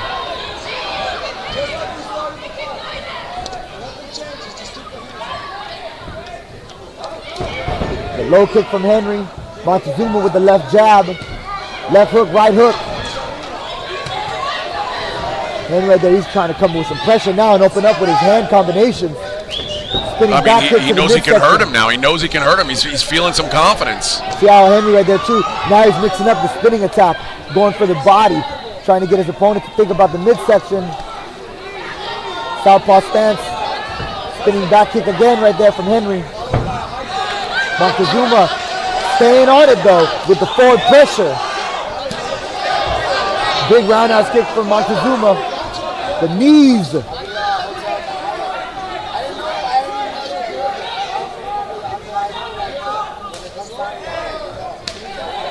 outside low kick. The inside low kick. Montezuma Good right hand from Montezuma. With the lead leg raise.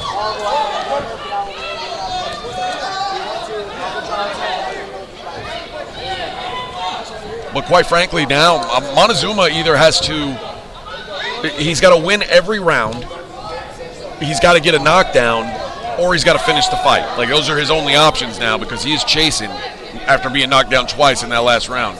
Yeah, I hear what you're saying right now, yeah. Big right hand from Henry. Another right overhand. Montezuma slips out the way. Ooh, you can see literally off the collision. The sweat literally coming off these fighters.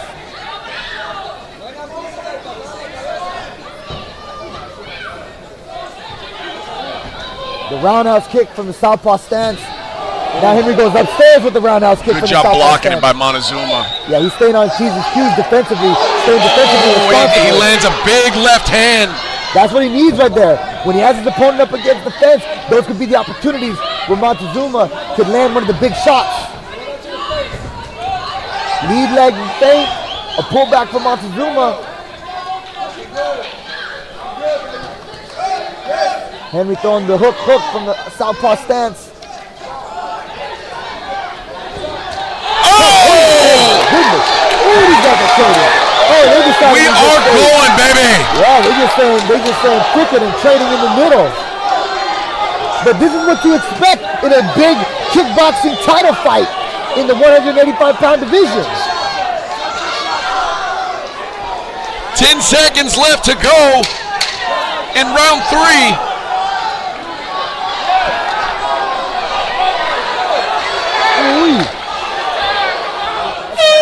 What a fight we've got here, guys. What a fight. Yeah, it's awesome, man. Yeah, it's a great fight. Great fight between these two fighters right now.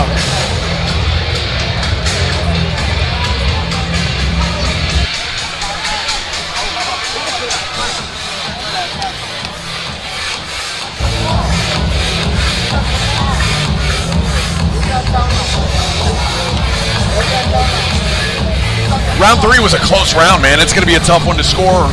Yeah. Both guys had some big shots.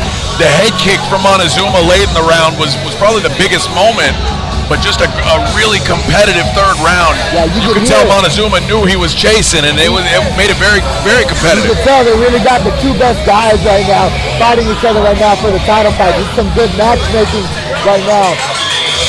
Good matchmaking done by the matchmakers to put this fight together.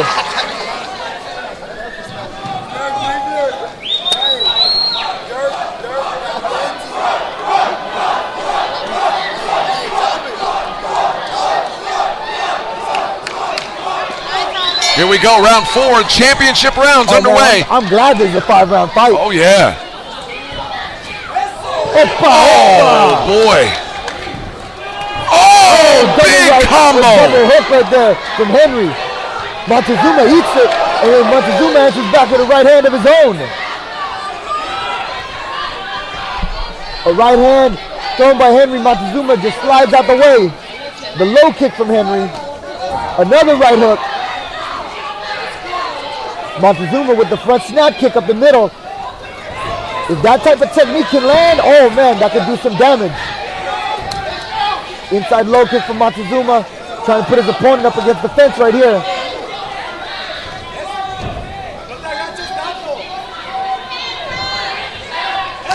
The roundhouse kick from the open stance.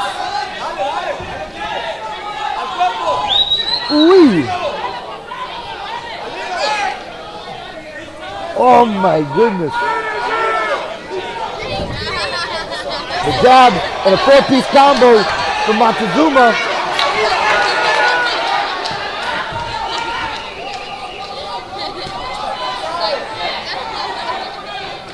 I like the fight Montezuma's fighting now. Like I said, he knows he's chasing. He is being the aggressor here, trying to get these rounds back. Yeah, these dudes, they're scrapping. Ooh-wee. Montezuma with the pressure. The 1-2. Double body shot right there from Montezuma. And a 1-2 again from Montezuma. The feint. He's really coming with the pressure right now. Yeah, no doubt. He is he has the advantage laying on here in this 4th round. Montezuma right here stepping on the gas. A separation. A big breath right now from Henry. Montezuma's corner telling him to keep pressing, keep pressing. Henry with the low kick. Stepping forward. Right hand, left hand, right hand from Henry. And a push kick. 50 seconds left in round 4. It's been another good Montezuma round so far. Although Henry's still right in this thing.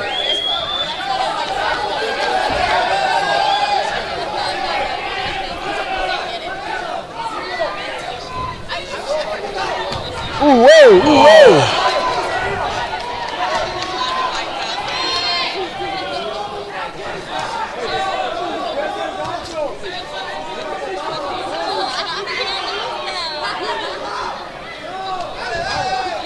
Oh man! Oh! I like it right here, right in the middle. This is where these boys are doing their best work. I love to see it. I love to see it. Biting down on the mouthpiece and throwing down. We are headed to round 5. Wow. It's a good ass fight.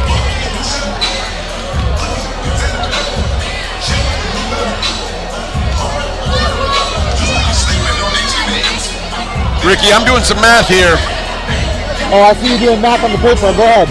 Run it real quick and let me know what you got. I got 3 10-9 rounds for Montezuma. I've got 1 10-7 round for Henry. That makes this fight 37-37 going into the last round. Okay. Here we go, baby. You could be, from your numbers that you run on this paper right now, you think it's 37-37. I think this is the fight is happening right here in round 5. Right here in round 5, it could be the deciding factor. I'm not a judge. I'm here in the commentary booth having a good time. You know what I'm saying? Man, it's a good fight. Whoa. We're gonna this 5th round though for sure. They need to lay it all on the line right now in this 5th and final round. This is where it comes down to who's got. That's what we're looking for, man. This is what we want. Who's got the conditioning right here? Who's in better shape? Who's gonna dig down deep right now to seal this fight in the bag?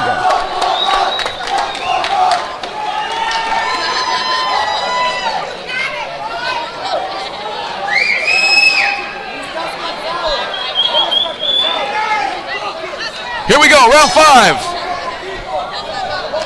Henry and Montezuma.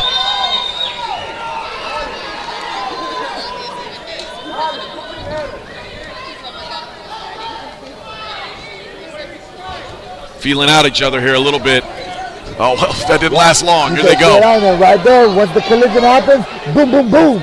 They exchange right there in the middle. Who blinks first? Thing right there from Montezuma. Left hook from Henry. They exchange the left and the right. Montezuma with the forward pressure, going with the jab and the overhand. Left high kick right there. The slip and then the right hand, left hook, right hand from Montezuma. Henry goes slipping for the defense right here. Yeah, good defense by Henry getting out of that way. And goes back again to his spin.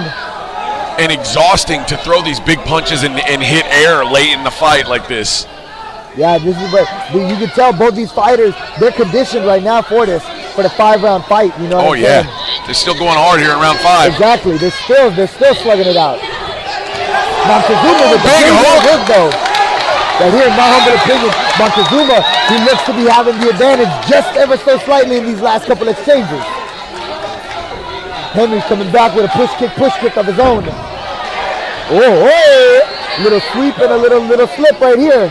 Halfway through, 90 seconds left in this fight.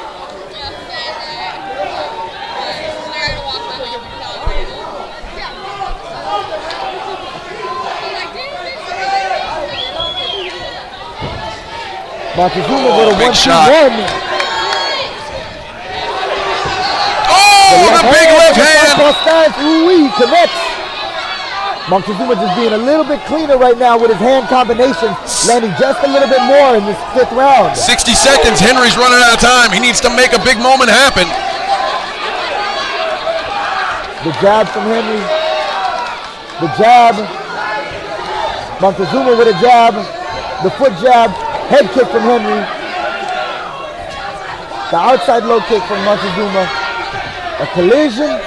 Separation from the ref. I'm looking for Henry to try some sort of a spinning attack. He's had a lot of success with it in this fight. The biggest moment in this fight came off that. I think he does it here. Oh, eats a big left hook.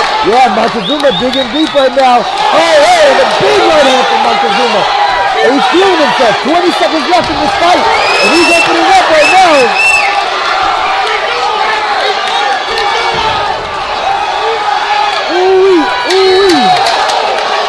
Henry coming back with a left hand of his own. These guys are going to slug it out to the bell. The left jab connects. What a fight. What a fight. Maybe the fight of the night so far. For sure, my humble opinion, I have to agree with you, baby. Fight of the night for sure. Fight of the night for sure. These guys put on a hell of a show. That was a great display of kickboxing from both these fighters. Man, we're going to see who's leaving with the belt right now. That was a great fight. That was a great fight. Awesome stuff.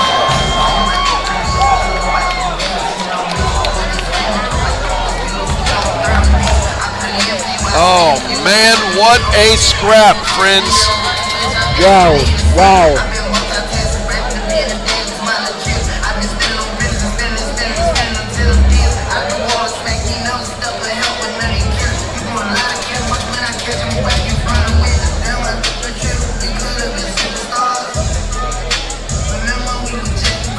Now it's up to the judges. That was a fight.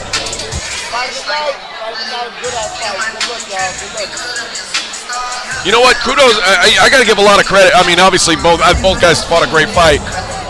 But for Roy Montezuma in round 2 to get dropped clean twice and to come back and fight the way he did for the rest of the fight is incredible. You have to mention that. You have to mention that. The heart right there, you know what I'm saying? And that's part of the game. Montezuma, he showed that heart getting dropped and then coming back and getting back into this fight. You know what I'm saying? And he may be taking the decision, honestly, right now. We're going to see what the judges have to say about it. I think they're probably getting some bonuses too. Some bonus that way. I see some cash flashing in the cage. They're leaving with some cash, man. Well deserved. That was a great fight. Great fight.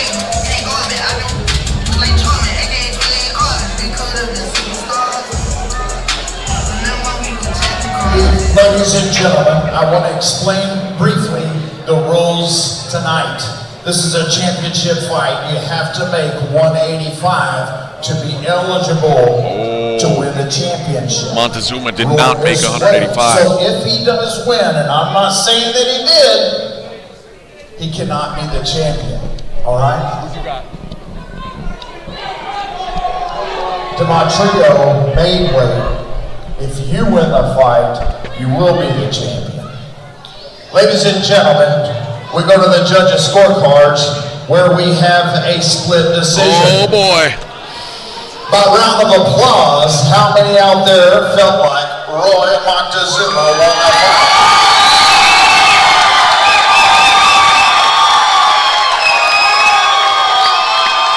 By round of applause, how many out there felt like Demontrio Henry won the fight?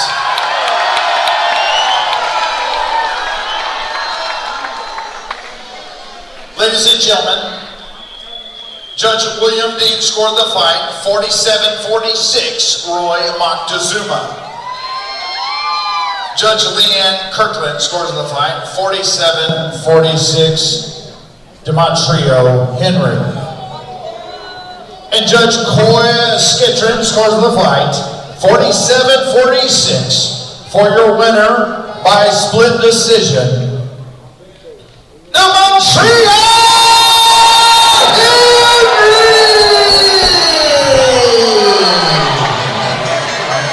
What a fight, Ricky. What a fight. We've got ourselves a champion. Group 1 Buick GMC Automotive. He put the belt around you, but he's got something special for you back here.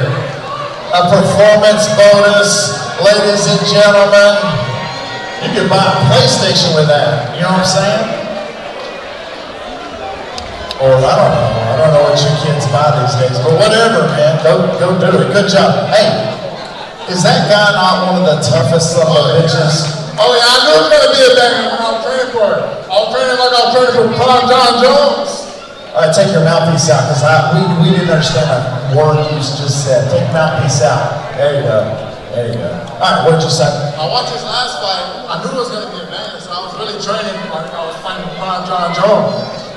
You're right. He's a bad one. Hey, congratulations, Roy. I've been watching you. This is fight number 5. I love you, brother. I love you. What happened? Why'd you miss weight? Oh man, just, you know, I got work, family issues, you know. Beans and tortillas, right? Yeah, a little bit too much. Hey, man, I'm gonna tell you something about this guy. There's no one that I've ever seen, I've seen a lot of fights, that has more heart than Roy Montezuma. Brother, I love it. Let's see you come back in this. Are you gonna be back? Yes, sir, I will. That's what I want to hear. Ladies and gentlemen, round of applause! What a great fight! Badass fight. That was a great fight. What a fight, baby. Real fights out here on Elevate FC. Shout out to both these fighters. Roy Montezuma, he loses the decision tonight. You know what I'm saying? He showed massive heart. Demontrio Henry, he wins the decision tonight. He's leaving the new 185-pound kickboxing champion. Freaking awesome fight. Here's the spinning attack. The spinning attack for Demontrio Henry, you know what I'm saying? The spinning attack landed big for him. He gets the decision. And even when you're, as a judge, when you're supposed to be scoring a fight round by round, it's hard to forget the image of somebody being dropped in that fight. You know, it's hard to say, oh, he's still 100% there. Even though I thought he did a great job of fighting back out of it, I can't be mad at the decision either way. I thought it was just a great fight and a fantastic. The fans won with that one. That's who won the fight, was the fans, man. What a show. The fans, they showed. This has been an incredible night of fights. Yes, you don't get amateur fights like this very often, Ricky. This is a pro-level card with a bunch of debut and amateurs. And it's to show also, brother, that we are in the new era of mixed martial arts. You know what I'm saying? We're in 2025. This is the modern era of MMA. You know what I'm saying?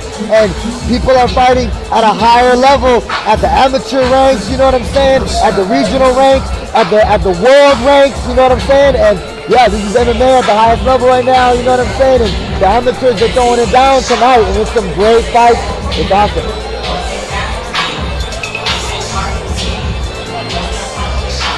Here we go. Let's get ready for the next fight.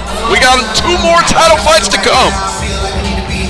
Ladies and gentlemen, please help me welcome to the cage, representing the War Training Center, Madison Wynn. Sending this one out to my man Killer B.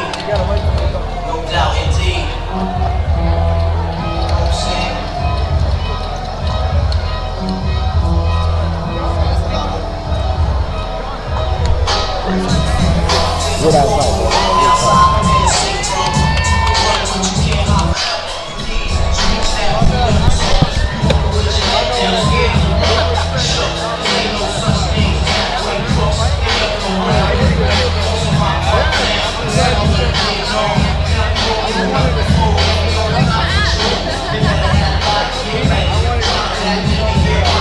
main event of the evening.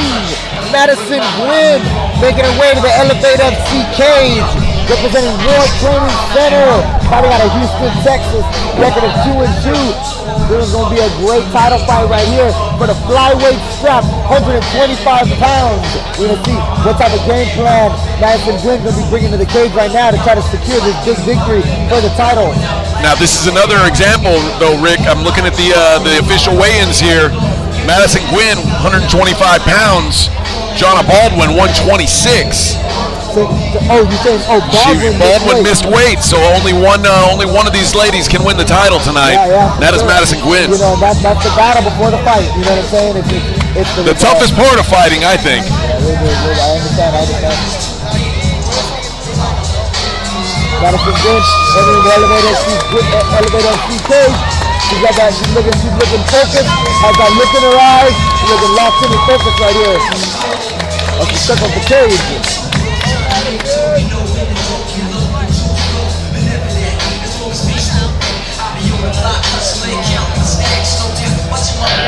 Now, ladies and gentlemen, her opponent makes her way to the cage, representing ACS MMA, Johnny Baldwin.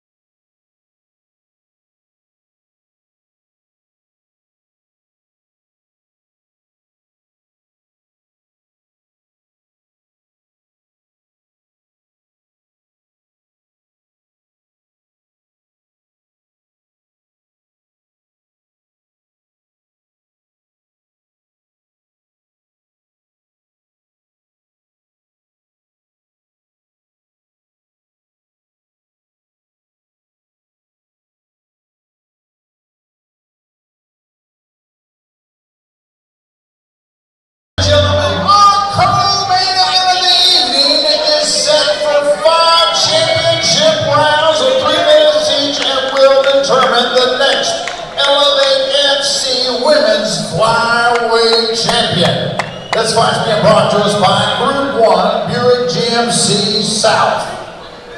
And now, ladies and gentlemen, introducing first on my left, fighting out of the Group 1 blue corner. She sits 5 feet 4 inches tall, weighing in at 125 pounds. Her record stands 2 wins against 2 defeats. Fighting out of Houston, Texas.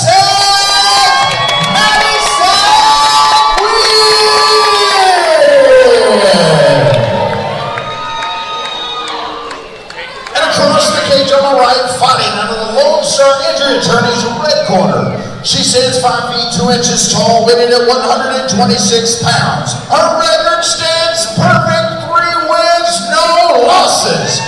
Fighting out of Lamar, Texas, Johnny.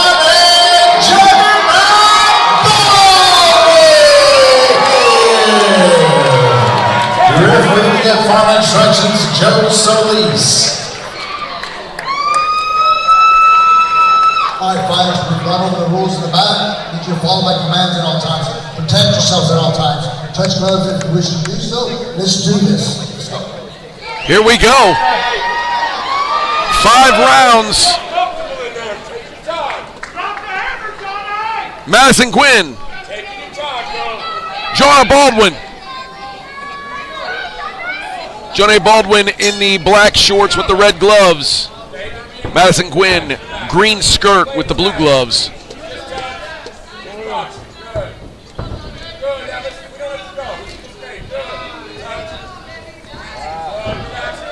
Exchange it right into the clear. Hey, Baldwin with a big head and arm throw. Gwynn though, using the underhook and gets back to her feet. Going for some wall wrestling right here, right off the rip. A foot sweep right there. Good job by Madison Gwynn. It ends up in mount. Yeah, you can tell she's very comfortable in these grappling positions. Full mount and some ground and pound for Gwynn. Looking for the back take right here. She completes it. Looking for her to hold it. She's trying to go for a rear naked choke. The angle might not be just quite right though. Trying to readjust. Madison Gwynn looking to readjust for this rear naked choke. Baldwin though trying to go to the left or to her right. This is in pretty deep. This is in pretty deep. Oh, this could be it right here. This could be it right here. Baldwin with a little bit of breathing room. Yep, she's made a little breathing room there. Create a little bit of space on the angle. A little bit of breathing room right there for Baldwin. Yeah, she's doing a good job. Good job of creating space. And she survives it. Yeah. She survives it right there. But Gwynn staying aggressive though. Goes palm to palm here. This is good. Yeah, and she's got the right hand all the way on the inside. She opts to let go of the choke. Go for the control. And just cooking the position right here.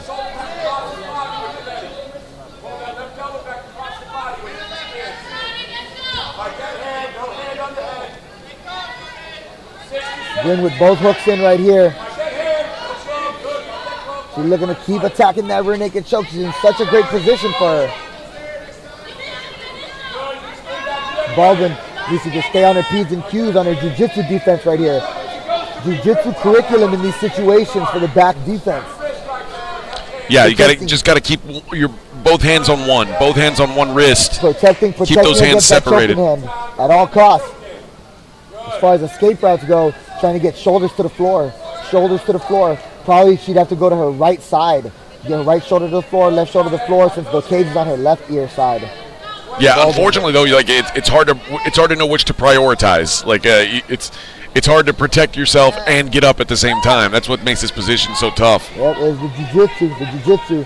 Madison right here, literally used her jiu-jitsu right now to control the back position. Kept the back position for the whole round. Clean first round for Madison Gwynn. Yep. Strong on that grappling exchange.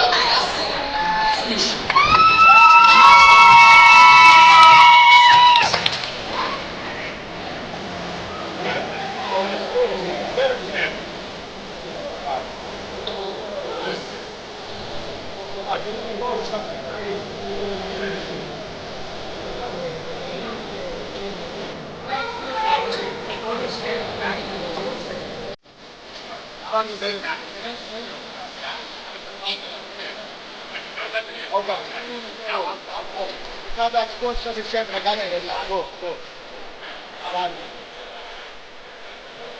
Combat Sports Center champion. Go.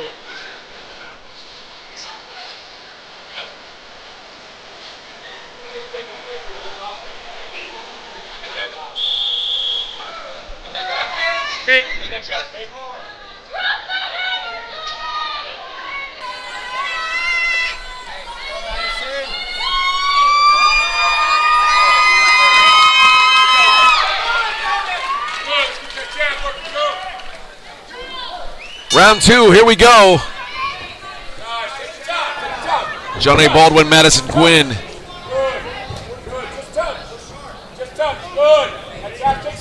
Low kick from Baldwin. Baldwin throwing some bombs out here on these stand-up exchanges. Right there, Baldwin just opening up right here on these stand-up games. Madison Gwynn, level changes, going to a double leg. Push her away. A knee up the middle from Baldwin. Left underhook, please. Left underhook. Shove that face over. Gwynn over here though, Shove that face putting over. the fight back into a position where she wants it. A clinch situation right now. Baldwin opened up big with those hooks over there over the top. Push that face away. Push that face away. Yeah, this is a tough spot for Baldwin. She gave up what looked like she had a chance to dig an underhook and instead goes over. What's going on right here? Oh, they're going to take a point away from her. Oh, maybe not. No, separation must have been some sort of, okay, little fence grab, I think. So we're going to separate the position. Here we go. Right back in on the takedown. Big level change right here. Using her feet right here to try to get it. Using her feet right here to try to hook the leg from the outside. Now run up the cage. Circle hard. Yeah, this time. Right underhook now. Circle. Go. Oh, good job separating by Baldwin, landing a kick on the way out, and a big hook.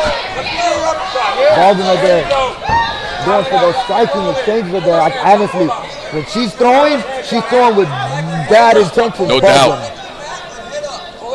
Madison Gwynn right here is going to really have to opt to get this fight on the ground right now with 1 minute and 24 seconds in the second round. If she could lock her hands together, she might be able to finish this takedown. Just one big of locking of the hands. Oh my goodness gracious. Oh my goodness gracious. Baldwin right here attacking the freaking the standing guillotine. Oh. Baldwin, she's taking some momentum right now. Yeah. In the second round. She's taking over this fight, landing some big low kicks. Push off. Good. Let's go, Johnny. Don't wait. Pull her up. Pull. 40 seconds left here in this round. Now turn to face her head. Pull it out. Turn that right leg out. Good. Push your face away. Frame on the face. Now get your right underhook. Return. Good control by Madison Gwynn. Yeah, good control right now from. You could tell Baldwin is the stronger fighter here. So Gwynn's gonna have to use a lot of technique to hold her in these positions. Right here, Madison finally has her hands locked. Yep. Is it going to be another? Oh, she's on a single leg though, so it's going to be a little bit tougher. Maybe this foot will help her. But a strong round for Baldwin. Easily, Baldwin taking the second round with the stand-up combination she was throwing. She was throwing bombs. Yeah. I think we're at a round apiece going into round 3.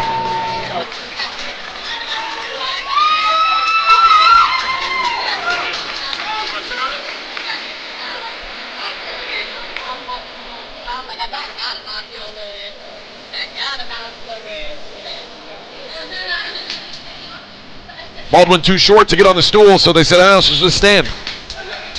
Love it.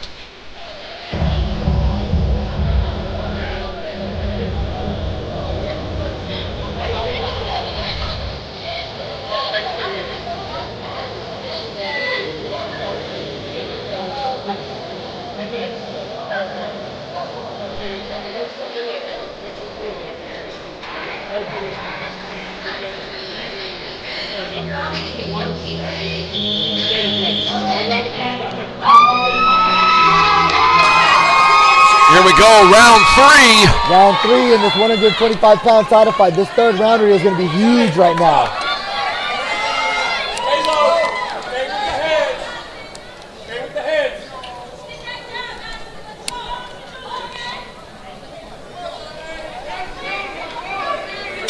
And here we go. Oh, Johnny Baldwin lands a good left hook to start.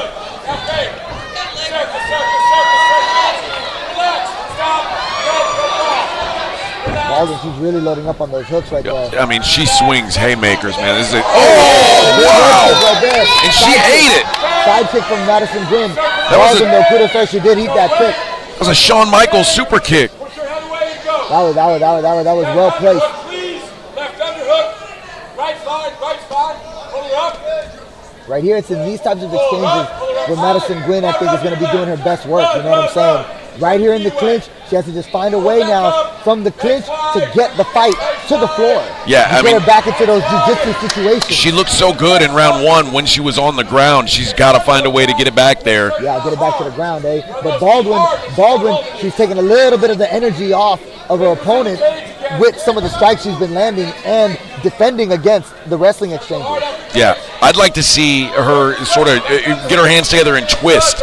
Try to do some sort of twisting because the pulling is not working. Johnny Barron, her lower body is too strong to pull her away. I think she needs to turn her body and do sort of a corkscrew takedown. Run your feet to the right or the left, either one. Go, go, go. Left underhook right here from Madison Gwynn. Push that face away. Good.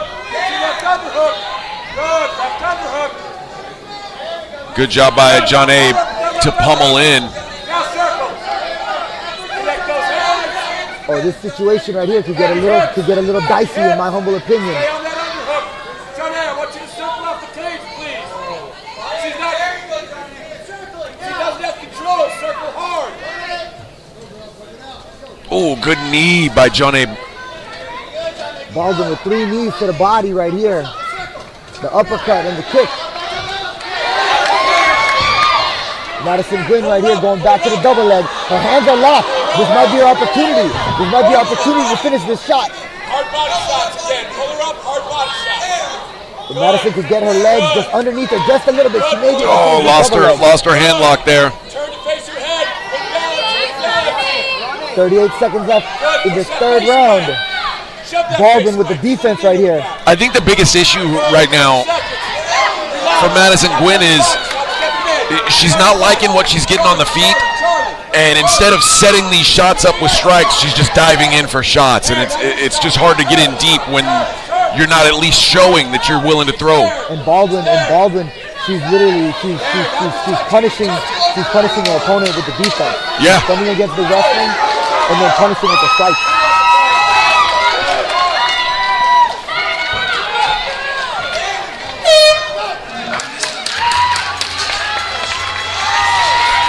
Round 3 in the books.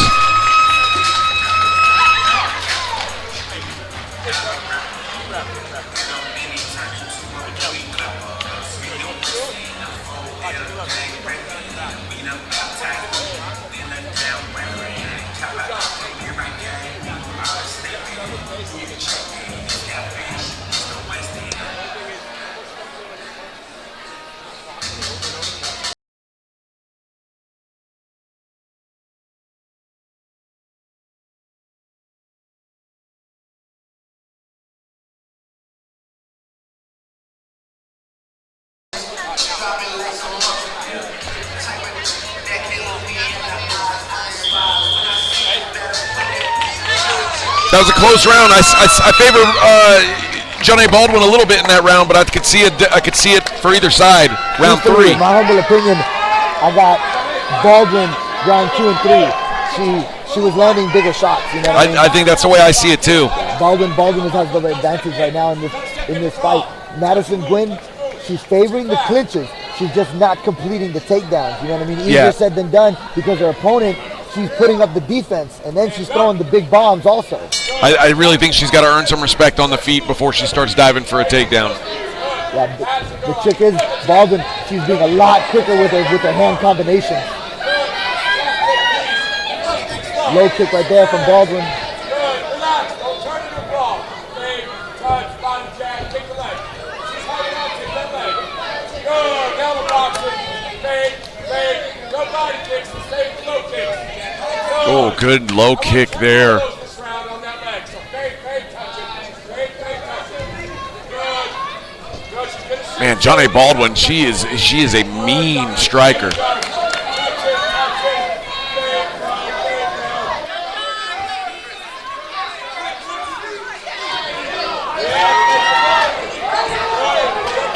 Madison Gwynn's got to find a way to create some offense.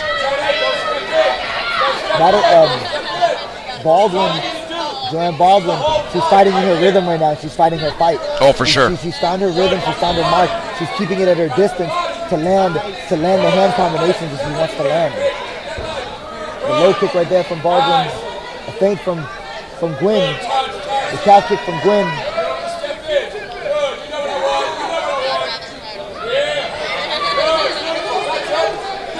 This is where it is right here. It's come down to this 4th round. Inside leg kick.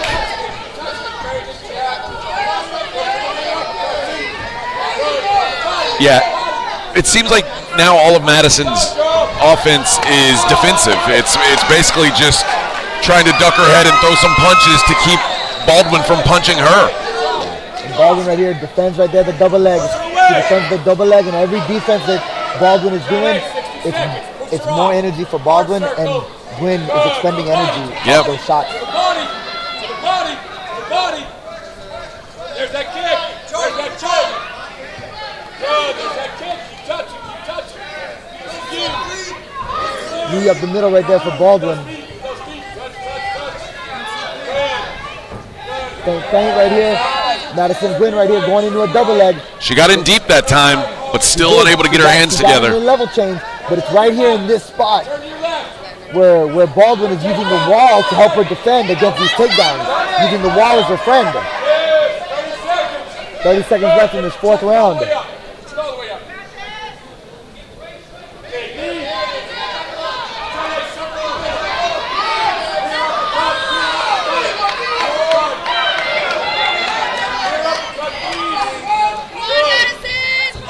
Oh, big right hand.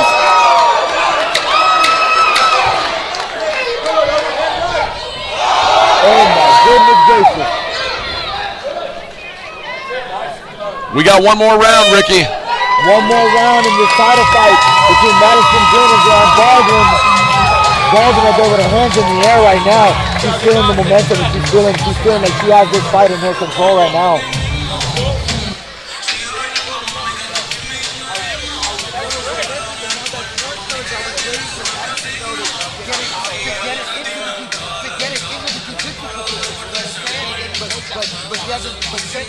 Only round 1, she got to the position, but she hasn't left yet. Why is that? Where's she not right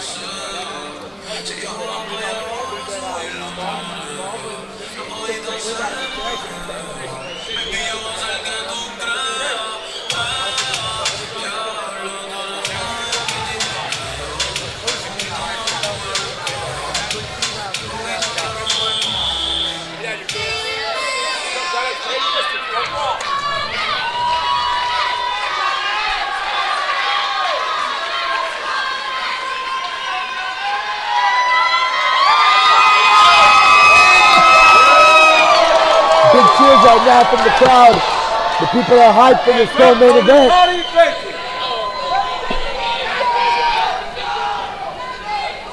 What's going on? Oh, we got a mouthpiece.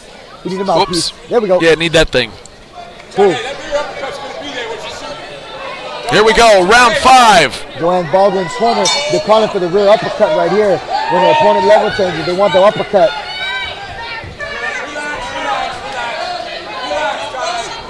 I mean, you talk about your energy bar. The energy bar on Baldwin is just way higher than Madison Gwyn's right now. Yeah, she's looking fresh right now in this 5th round for sure. The grappling defense has paid dividend for Baldwin, and then on the stand-up game, she's literally letting the hands fly, and she's throwing with bad intentions right now.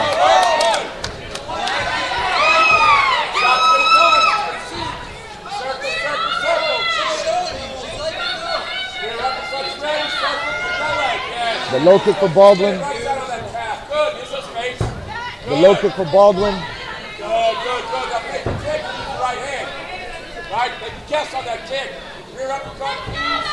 Now remember, Baldwin cannot win the title here. Yeah, she did miss weight, and that could be why she's got more energy right now. You know, she didn't have to cut that extra pound and a half. That is a big deal, man. I mean, you know the last pound and a half is about the hardest pound and a half in the world. I hear that. I hear what you're saying. Different factors. You know what I'm saying? But nonetheless, we're in the fight right now, and we're in the 5th round. This fight has about 1 minute and 40 seconds left. Madison Gwyn finally completing. This is an opportunity. She's finally completing her first takedown right here. She cannot give this position up. Madison Gwyn has about 90 seconds to find the finish. You know what I'm saying? Yep. She has about 80 seconds to find either a ground and pound finish or a jiu-jitsu submission No, finish. I think it has to be a submission. I don't think she can pound her out. I don't think she's got enough energy. She has to rearrange the angle though right here. For Gwen in the offense right here, this is her opportunity, her last opportunity with 1 minute left. For Baldwin, she needs to go heavy on the defense right now. You know what I'm saying? Yeah, I mean, she's up on the scorecard. She's got to survive this. This is the position that favors Madison Gwen right now. You know what I'm saying? These jiu-jitsu positions. You know what I'm saying? This is what she's been trying to get to the entire fight. She's finally got it. She finally got there. You know what I'm saying?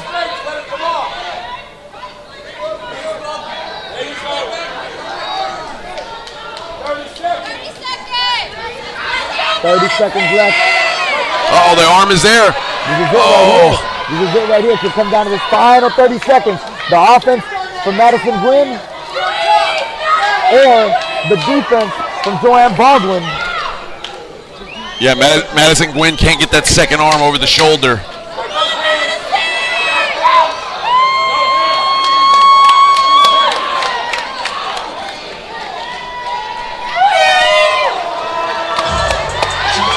What a fight, what a fight. What a fight. Great fight between these two ladies.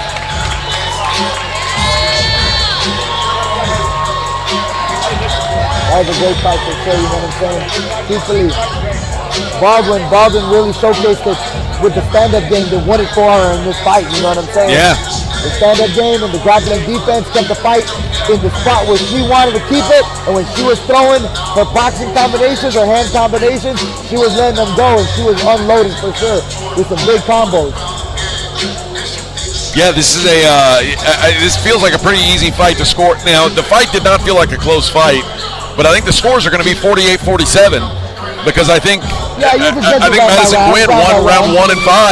Yeah. Madison Gwen, kudos to her to finally, in the 5th round, get the fight to the position where she wanted. The back take in the 5th round and the back take in the 1st round. Little too late though, in my opinion. Needed to do something in those middle rounds, could secure a takedown. And that's, I think, what's going to give the win to Janae Baldwin. Great title fight between these two ladies, you know what I'm saying? Great fight between these two ladies, for sure. Looks like Colin Cantrell has the scores in hand.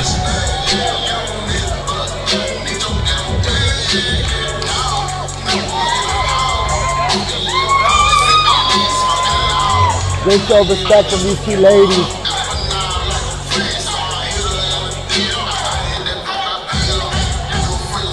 Again, folks, we have a situation where John A missed weight.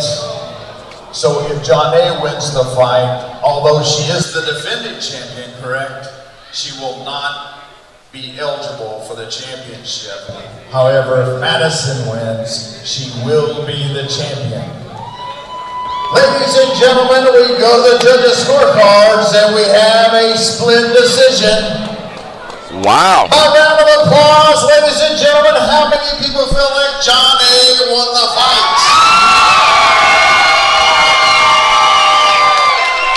A round of applause. How many feel like Madison won the fight?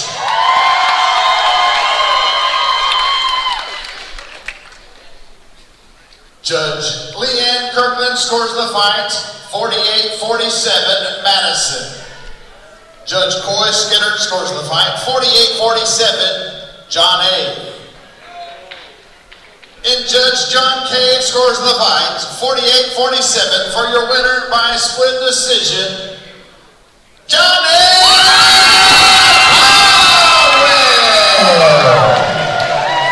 I think that's the right decision. Took a long way to get there, but I think that's the right decision. John A. Baldwin with the victory.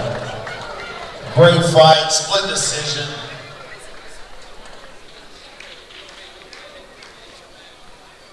So John A., 1 pound?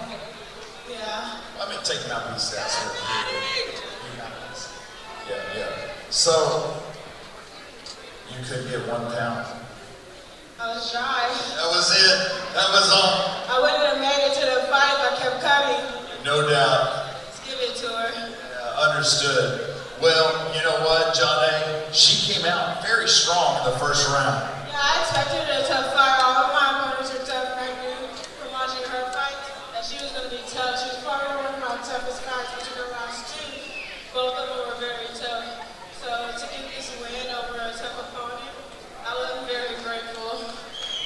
I don't care what the state says. In my heart, you're still the champion, no doubt about it. Hello, my name is John A. Not Donna, Johanna, or whatever I'm saying, it's John A. Get it right. Don't screw up her name. John A. You ladies and gentlemen, round of applause. John A. Baldwin.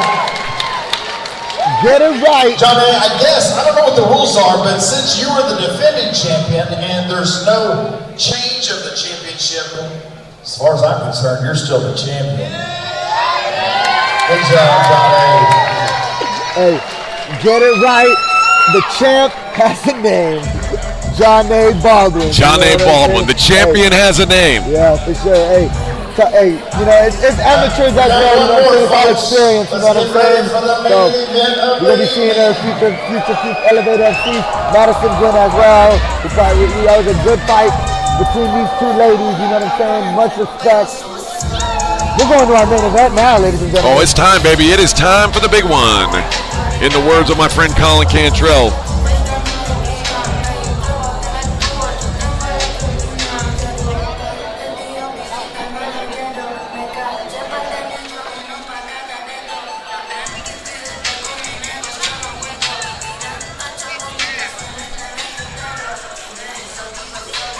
Ladies and gentlemen, please help me welcome to the cage, representing Texas Third Coast MMA, Anirudh Chandramohan.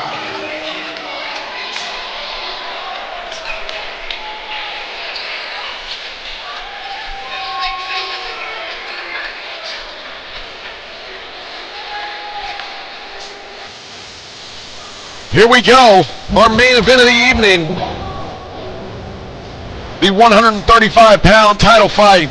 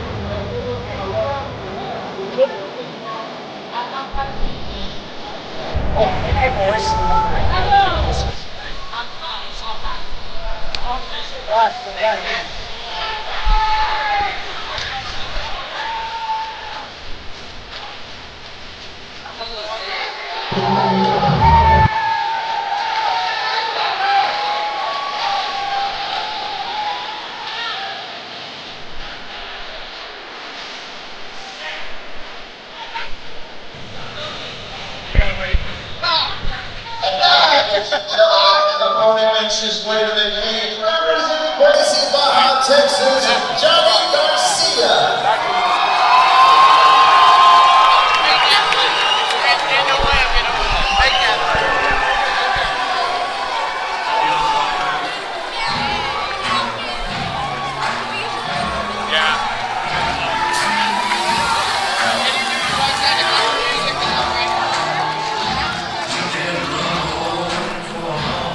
Second time we've had this walkout song tonight, Rick.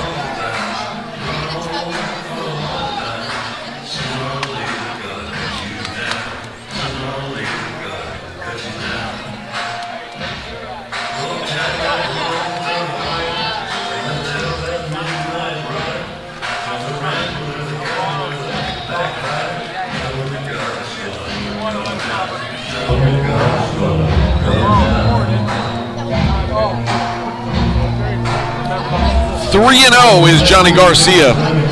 Johnny Garcia versus Chandra Mon. Both these fighters undefeated, 1-0 versus 3-0 for the 135-pound title. Two of the best fighters right now in the bantamweight division. Only one of them is leading with the belt. And like they say, someone's O has got to go. Got to go, baby.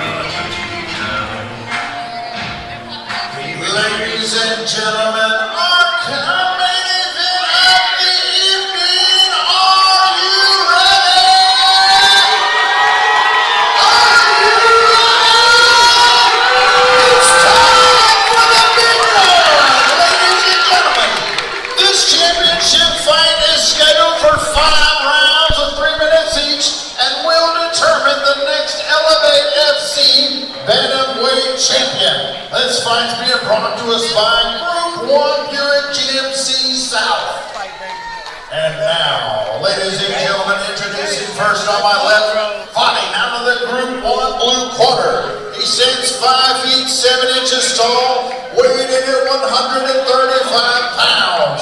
His record stands perfect, 1 win, no losses.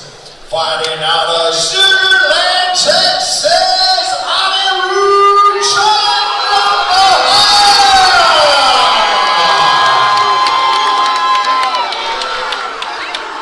and across the cage on my right, fighting out of the Lone Star Injury Attorney's right corner. He stands 5 feet 10 inches tall, weighing a perfect 135 pounds.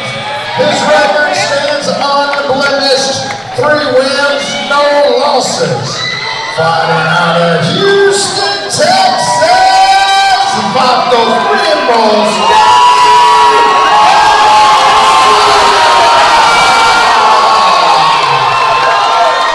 Referee again, final instructions, Jeff Rexroth. All right, gentlemen, you know the rules. I expect a clean fight. Go by commands at all times and protect yourself at all times. Touch him up.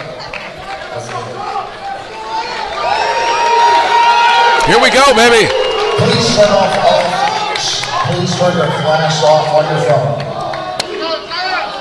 Yeah, final fight of the night, the main event. Chandraman versus Garcia. In my humble opinion, this fight is not going to decision. They're going to settle it either on the floor or on the feet. Let's do it. Chandraman, black trunks, blue gloves. Garcia, black shorts, red gloves. Right off the rip, Garcia with the kick right there. Getting the fight to the ground.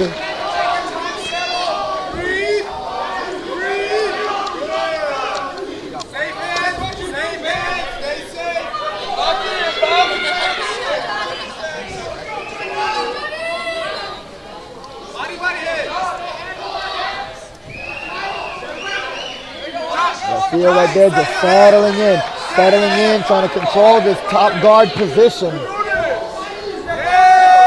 Chandraman with the underhooks right here is trying to find some space, create a little bit of movement to create some space. To try and get back up, yeah. Either getting up to his feet from open water or get up to his feet using the wall. And Garcia's landing some big shots on the ground here. Oh yeah, he's got the head pinned up against the cage and he's landing some big ground and pound shots. Yeah, Garcia in a great spot right there, man. He's really just hugging the hips with his right arm, cross facing with the left, and just trying to control and pin his opponent onto the ground. I mean, I was talking about this earlier. This half guard position has become like the position in MMA. It's so much easier to control your opponent's hips than if you're inside control, you know? Yeah, heard that. And he's able to do this big damage. Chandraman get up to his feet. Garcia though back on the body lock. See if he can deliver his opponent to the floor. He completes another takedown. That's disheartening, man. A lot of work to get back up, only to be put right back down. Yep. They're grappling. That's part of the grappling game.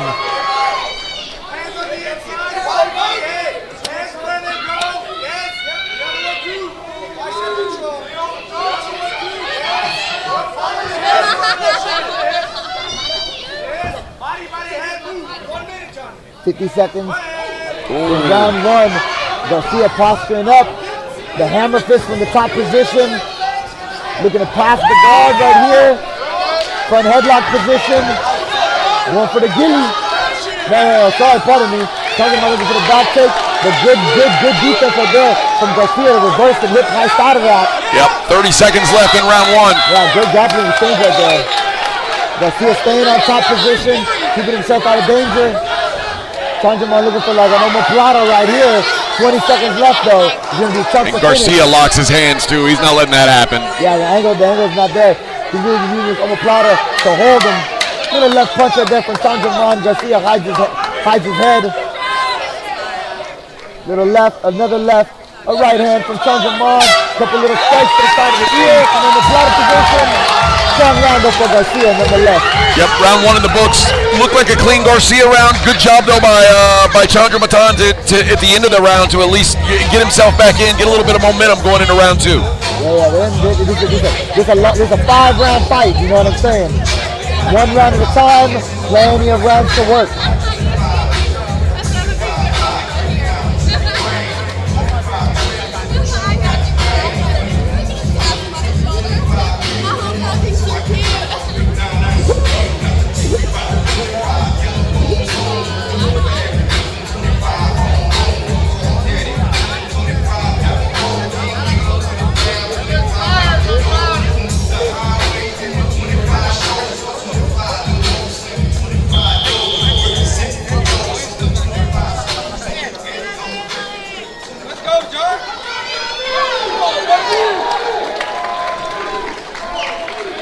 Here we go, round 2.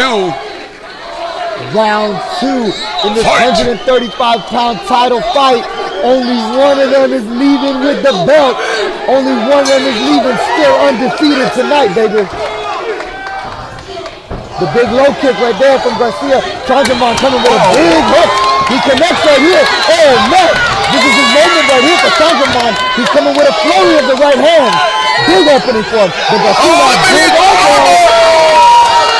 Holy moly, big elbow. Chandraman trying to wiggle and take some space. Oh, man, the crowd's going wild right now. This is a good grappling exchange. Oh, wow, he got out of that. Chandraman circles to the outside, and now he's coming back with some punches to the ear.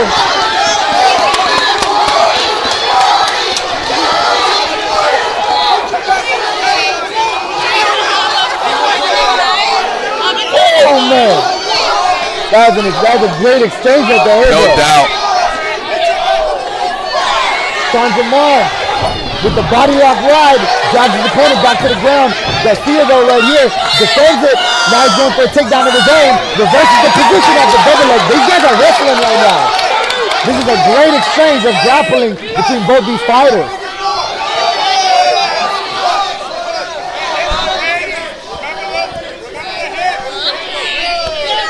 Oh my, you can hear that. A little forearm strike to the ribs right there for Garcia. Trying to take the arm, yeah. He might be able to use that to sweep. The wall is right here a little bit. It's going to be a game of inches right now in this spot. Can Chandraman get that wrist right to the outside and get that angle on the elbow? He's doing a good job grabbing inside his own leg there. Using his legs to block that, and now he takes the back. What a great transition. It's a game of inches, baby. And right there, Garcia counters. He takes the back take. He's got the figure 4 body triangle. 1 minute left in the second round. This right here, this final back take right here for Garcia could be all he needs to seal the final touches for the second round in a close round right here. Garcia switches and ends up on top. That was a good escape from Chandraman, but Garcia goes to the next thing and then stays on top though.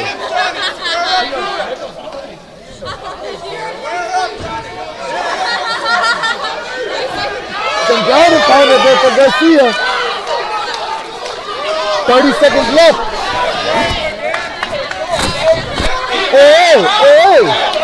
Chandraman wiggles out of the head and arm right here. Seated butterfly position. Chandraman right here going for the back take right here. I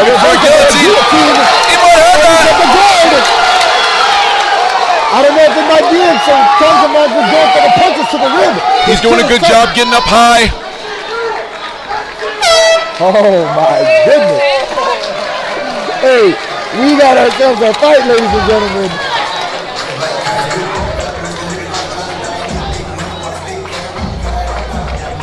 That was a fun round, man. There were some really good grappling exchanges in there. Holy moly. That's true, bro. This main event right here, these guys are putting on a great show for sure. Very competitive, great display of grappling from these fighters.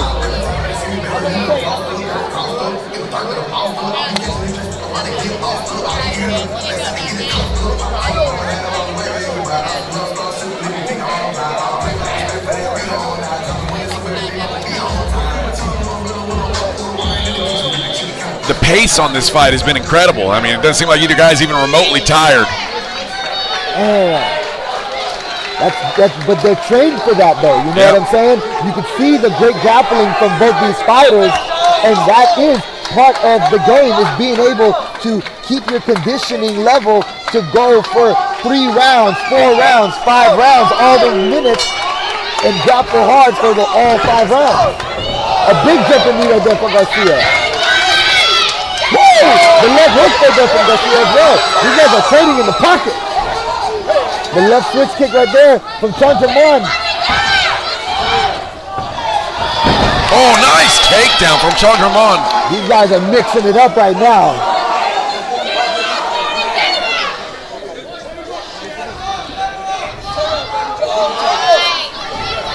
We got ourselves a guard pass and a full mount right here. Full mount for Chandraman. And he still has 2 minutes and 20 seconds. He needs to look to maintain this position. He looks to just settle in. This is his best opportunity to fight so far. Exactly. And this is a good opportunity to just hold and take some energy out of the sails of his opponent. But Garcia right there uses the wall to create some movement to get to half guard.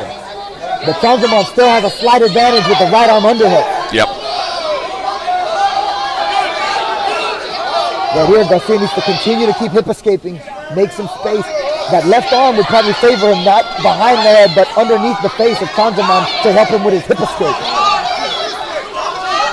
Little hip escape right there. He digs an underhook now. An underhook right there for Chandraman, an underhook right there for Garcia. Garcia, almost had it. Almost had a sweep there. Chandraman just staying heavy in this top position. Yeah, doing a good job distributing his weight.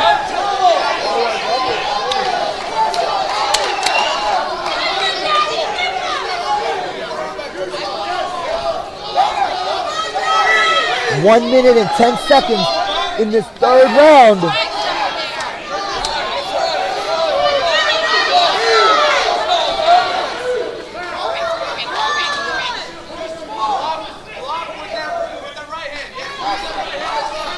This is certainly the best round so far for Chandraman. Controlled the entirety of this round, doing some good damage on the ground. A freaking competitive fight for sure, you know what I'm saying? Chandraman right here, yeah, literally controlling the top position from the top half guard. 30 seconds left, Framing away on the face, he might go with some big ground and pound right here. Left hand, ooh-wee. Dropping those left hands right there. 20 seconds left in this third round.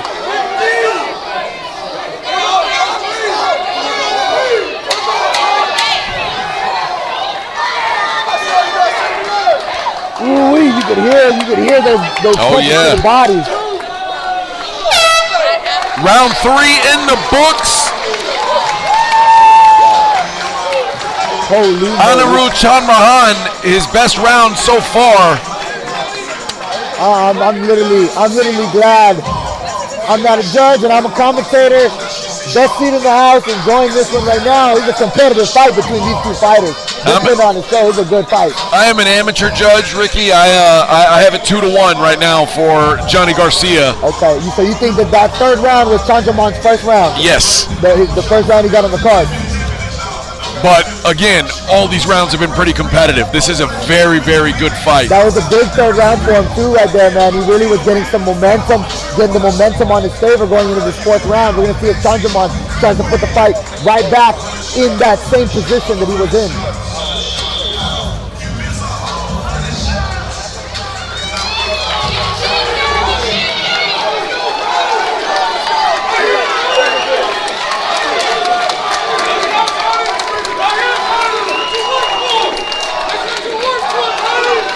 The crowd's getting hype, man.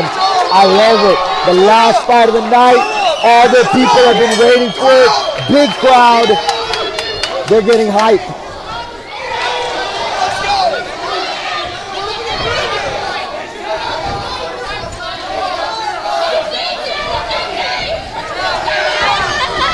The right overhand from Chandraman. The head movement from the outside too.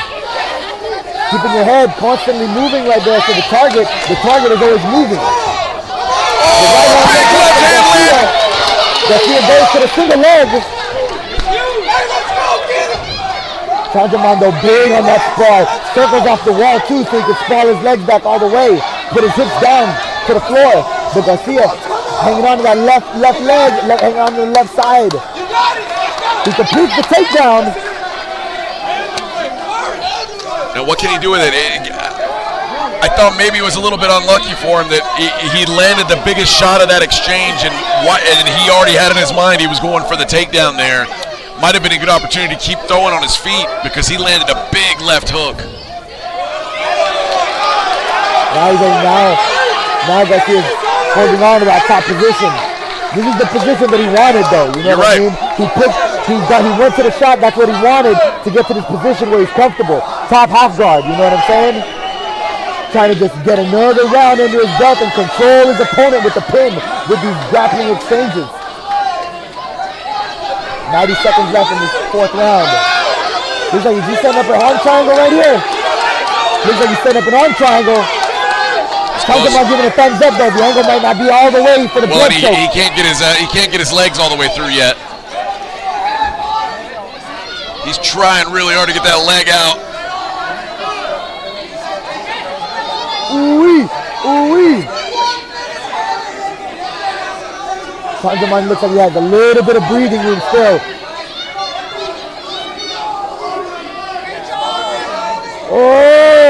Oh, it might be getting tighter. Garcia might be getting it tighter. 50 seconds left. Sanjaman gives a thumbs up. Garcia coming with the squeeze, little squeeze.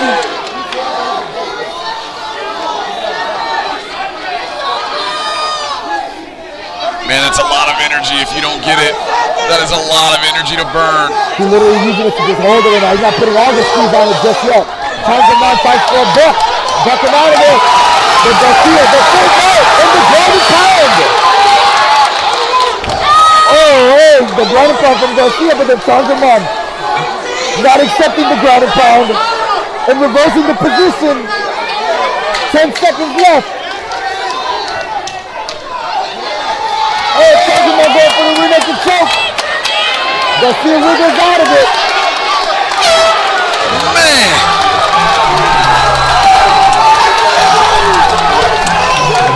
I don't even know what to say, Rick. I don't even know what to say, baby. We got to fight. It's a great fight, dude. I mean, you know, what can you expect in a big title fight? You know what I'm saying? They put the two best guys against each other.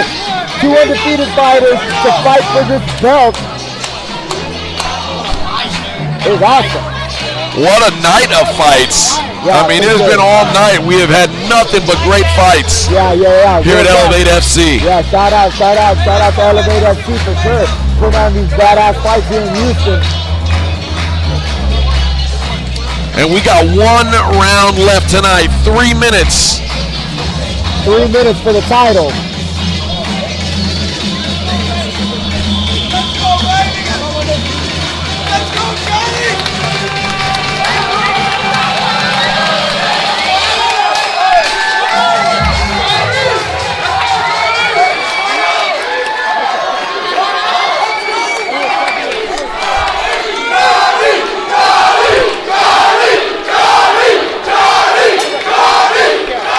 Here we go, round 5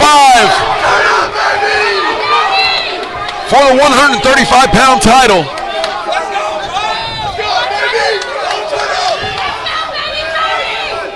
Oh, front kick to the face.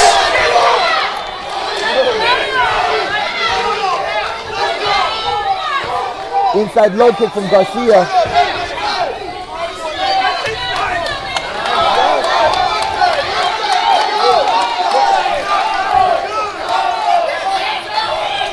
Yeah, Chandraman trying to put the pressure on. I think he knows he might be down on the cards. Chandraman right there, a little pullback, and then he tries to put his opponent up against the fence right there with the boxing combo.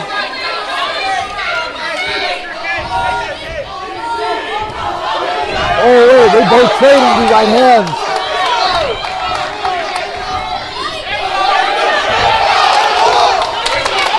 Right hand, left hook.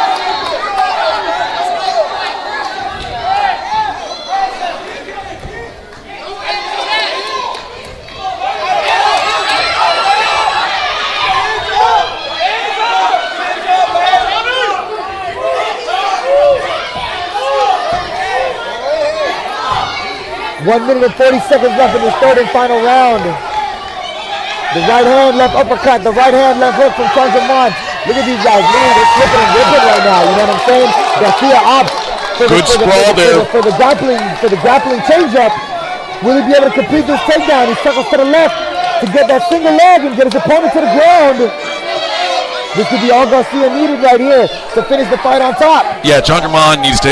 He's going to need a submission here. He's got to start fishing for something because He's going to be able to ride this round out here. But he's going to look to ride it out for sure. Chandraman was even good on the stand-up exchanges. Garcia holding the pin. He's holding the pin. Riding the legs right there. Controlling the legs with the figure 4. He gets his head out. 50 seconds. 50 seconds. Head is out and his legs are clear. Oh, good job by Chandraman to get the guard back. Oh, a stand-up from Chandraman. A right hand left hook. Holy moly. The right hand from Chandraman.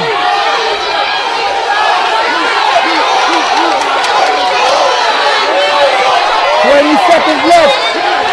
The jab. The right hand. Oh, he's got the same punches. Maybe they change the same combo. They're going to go for the right hand left hook. Right hand left hook. Right hand left hook. 5 seconds. They're going to slug it out to the bell.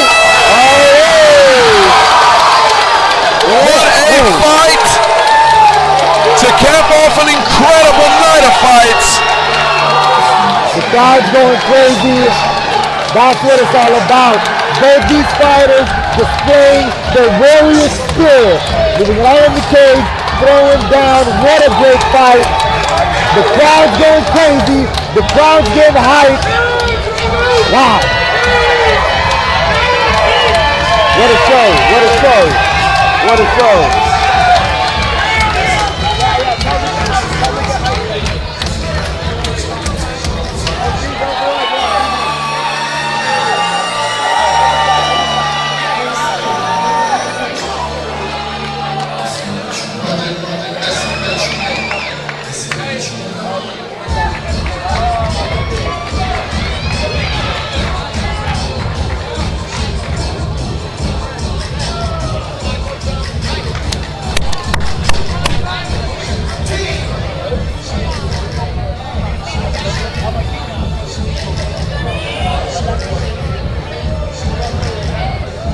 All right.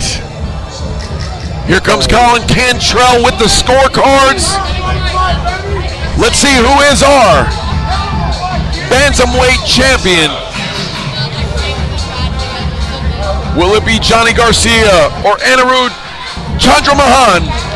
Great fight. Someone's always got to go here, Ricky. Ladies and gentlemen, big round of applause for these two fighters.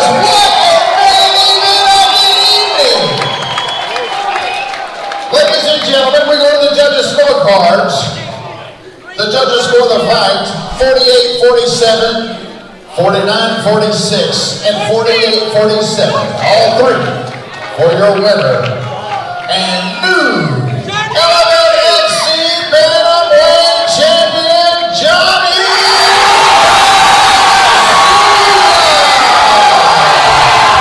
Johnny Garcia, your 135-pound champion, and that wraps up our night of fights.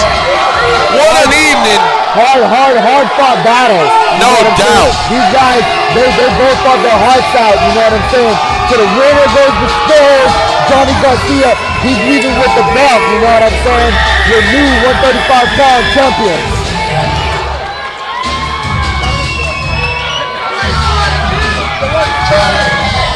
Johnny, boy, that was a tough fight, wasn't it? Very tough fight. Game came out to fight. I think This game, there's no doubt about it. But you were patient. It looks like every time you started coming in, you were dead set on getting him to the ground and getting that top position. that wasn't the game plan at all. I thought he was going to do that, but I came out a little flat-footed. I was a little cold in the back. But I did what I needed to do, and he's a hell of a fighter. Boy, you did. You're the champ. Any plans on going pro anytime soon? That's a decision I gotta make with my coaches. I would still like to do more to, evolve and stuff. I got touched up a little bit on the feet, so I feel like I gotta work on that, but that's all on my coaches. I trust them with everything, and I wouldn't be here without them. Understood. Man, I'll tell you what, thank you so much for all you do. I think We got big plans for you coming up, man. I hope to see you again in this ring soon. Keep working on your skill set, man. Have a great night, Johnny.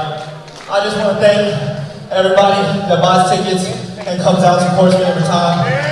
Every time, I've definitely sold the most tickets for Elevate, and that's not on me, that's on everyone that supports me, and I couldn't do it without them, so thank you so much, all my friends and family.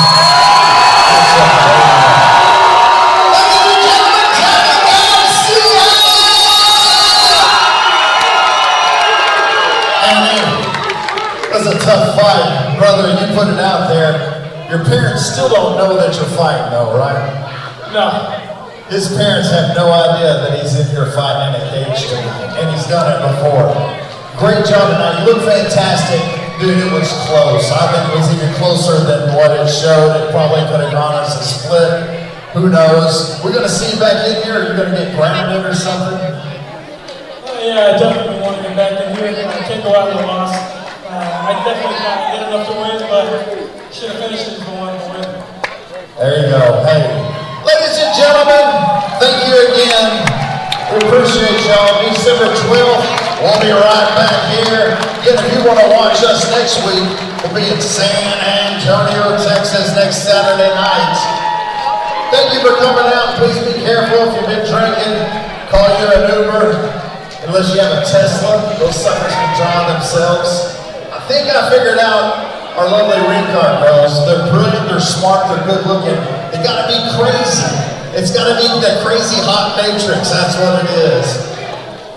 Thanks a lot, folks. Have a good night. There you go. That wraps it up from Elevate FC. Ricky, great night of fights. Great job for you, man. Always a pleasure doing these with you, and hopefully the next time is just as good as this. I'm looking forward to it next Saturday in my town, in San Antonio, baby. Holy moly, yeah, big fights right there. Elevate FC, they be putting on the shows, you know what I'm saying? Big shout out to the fighters, you know what I'm saying? They came into this cage tonight, they threw down, they displayed their warrior spirit, you know what I'm saying? It was a great show, you know what I'm saying? It was awesome. Thanks to all you guys watching with us. We'll see you next time.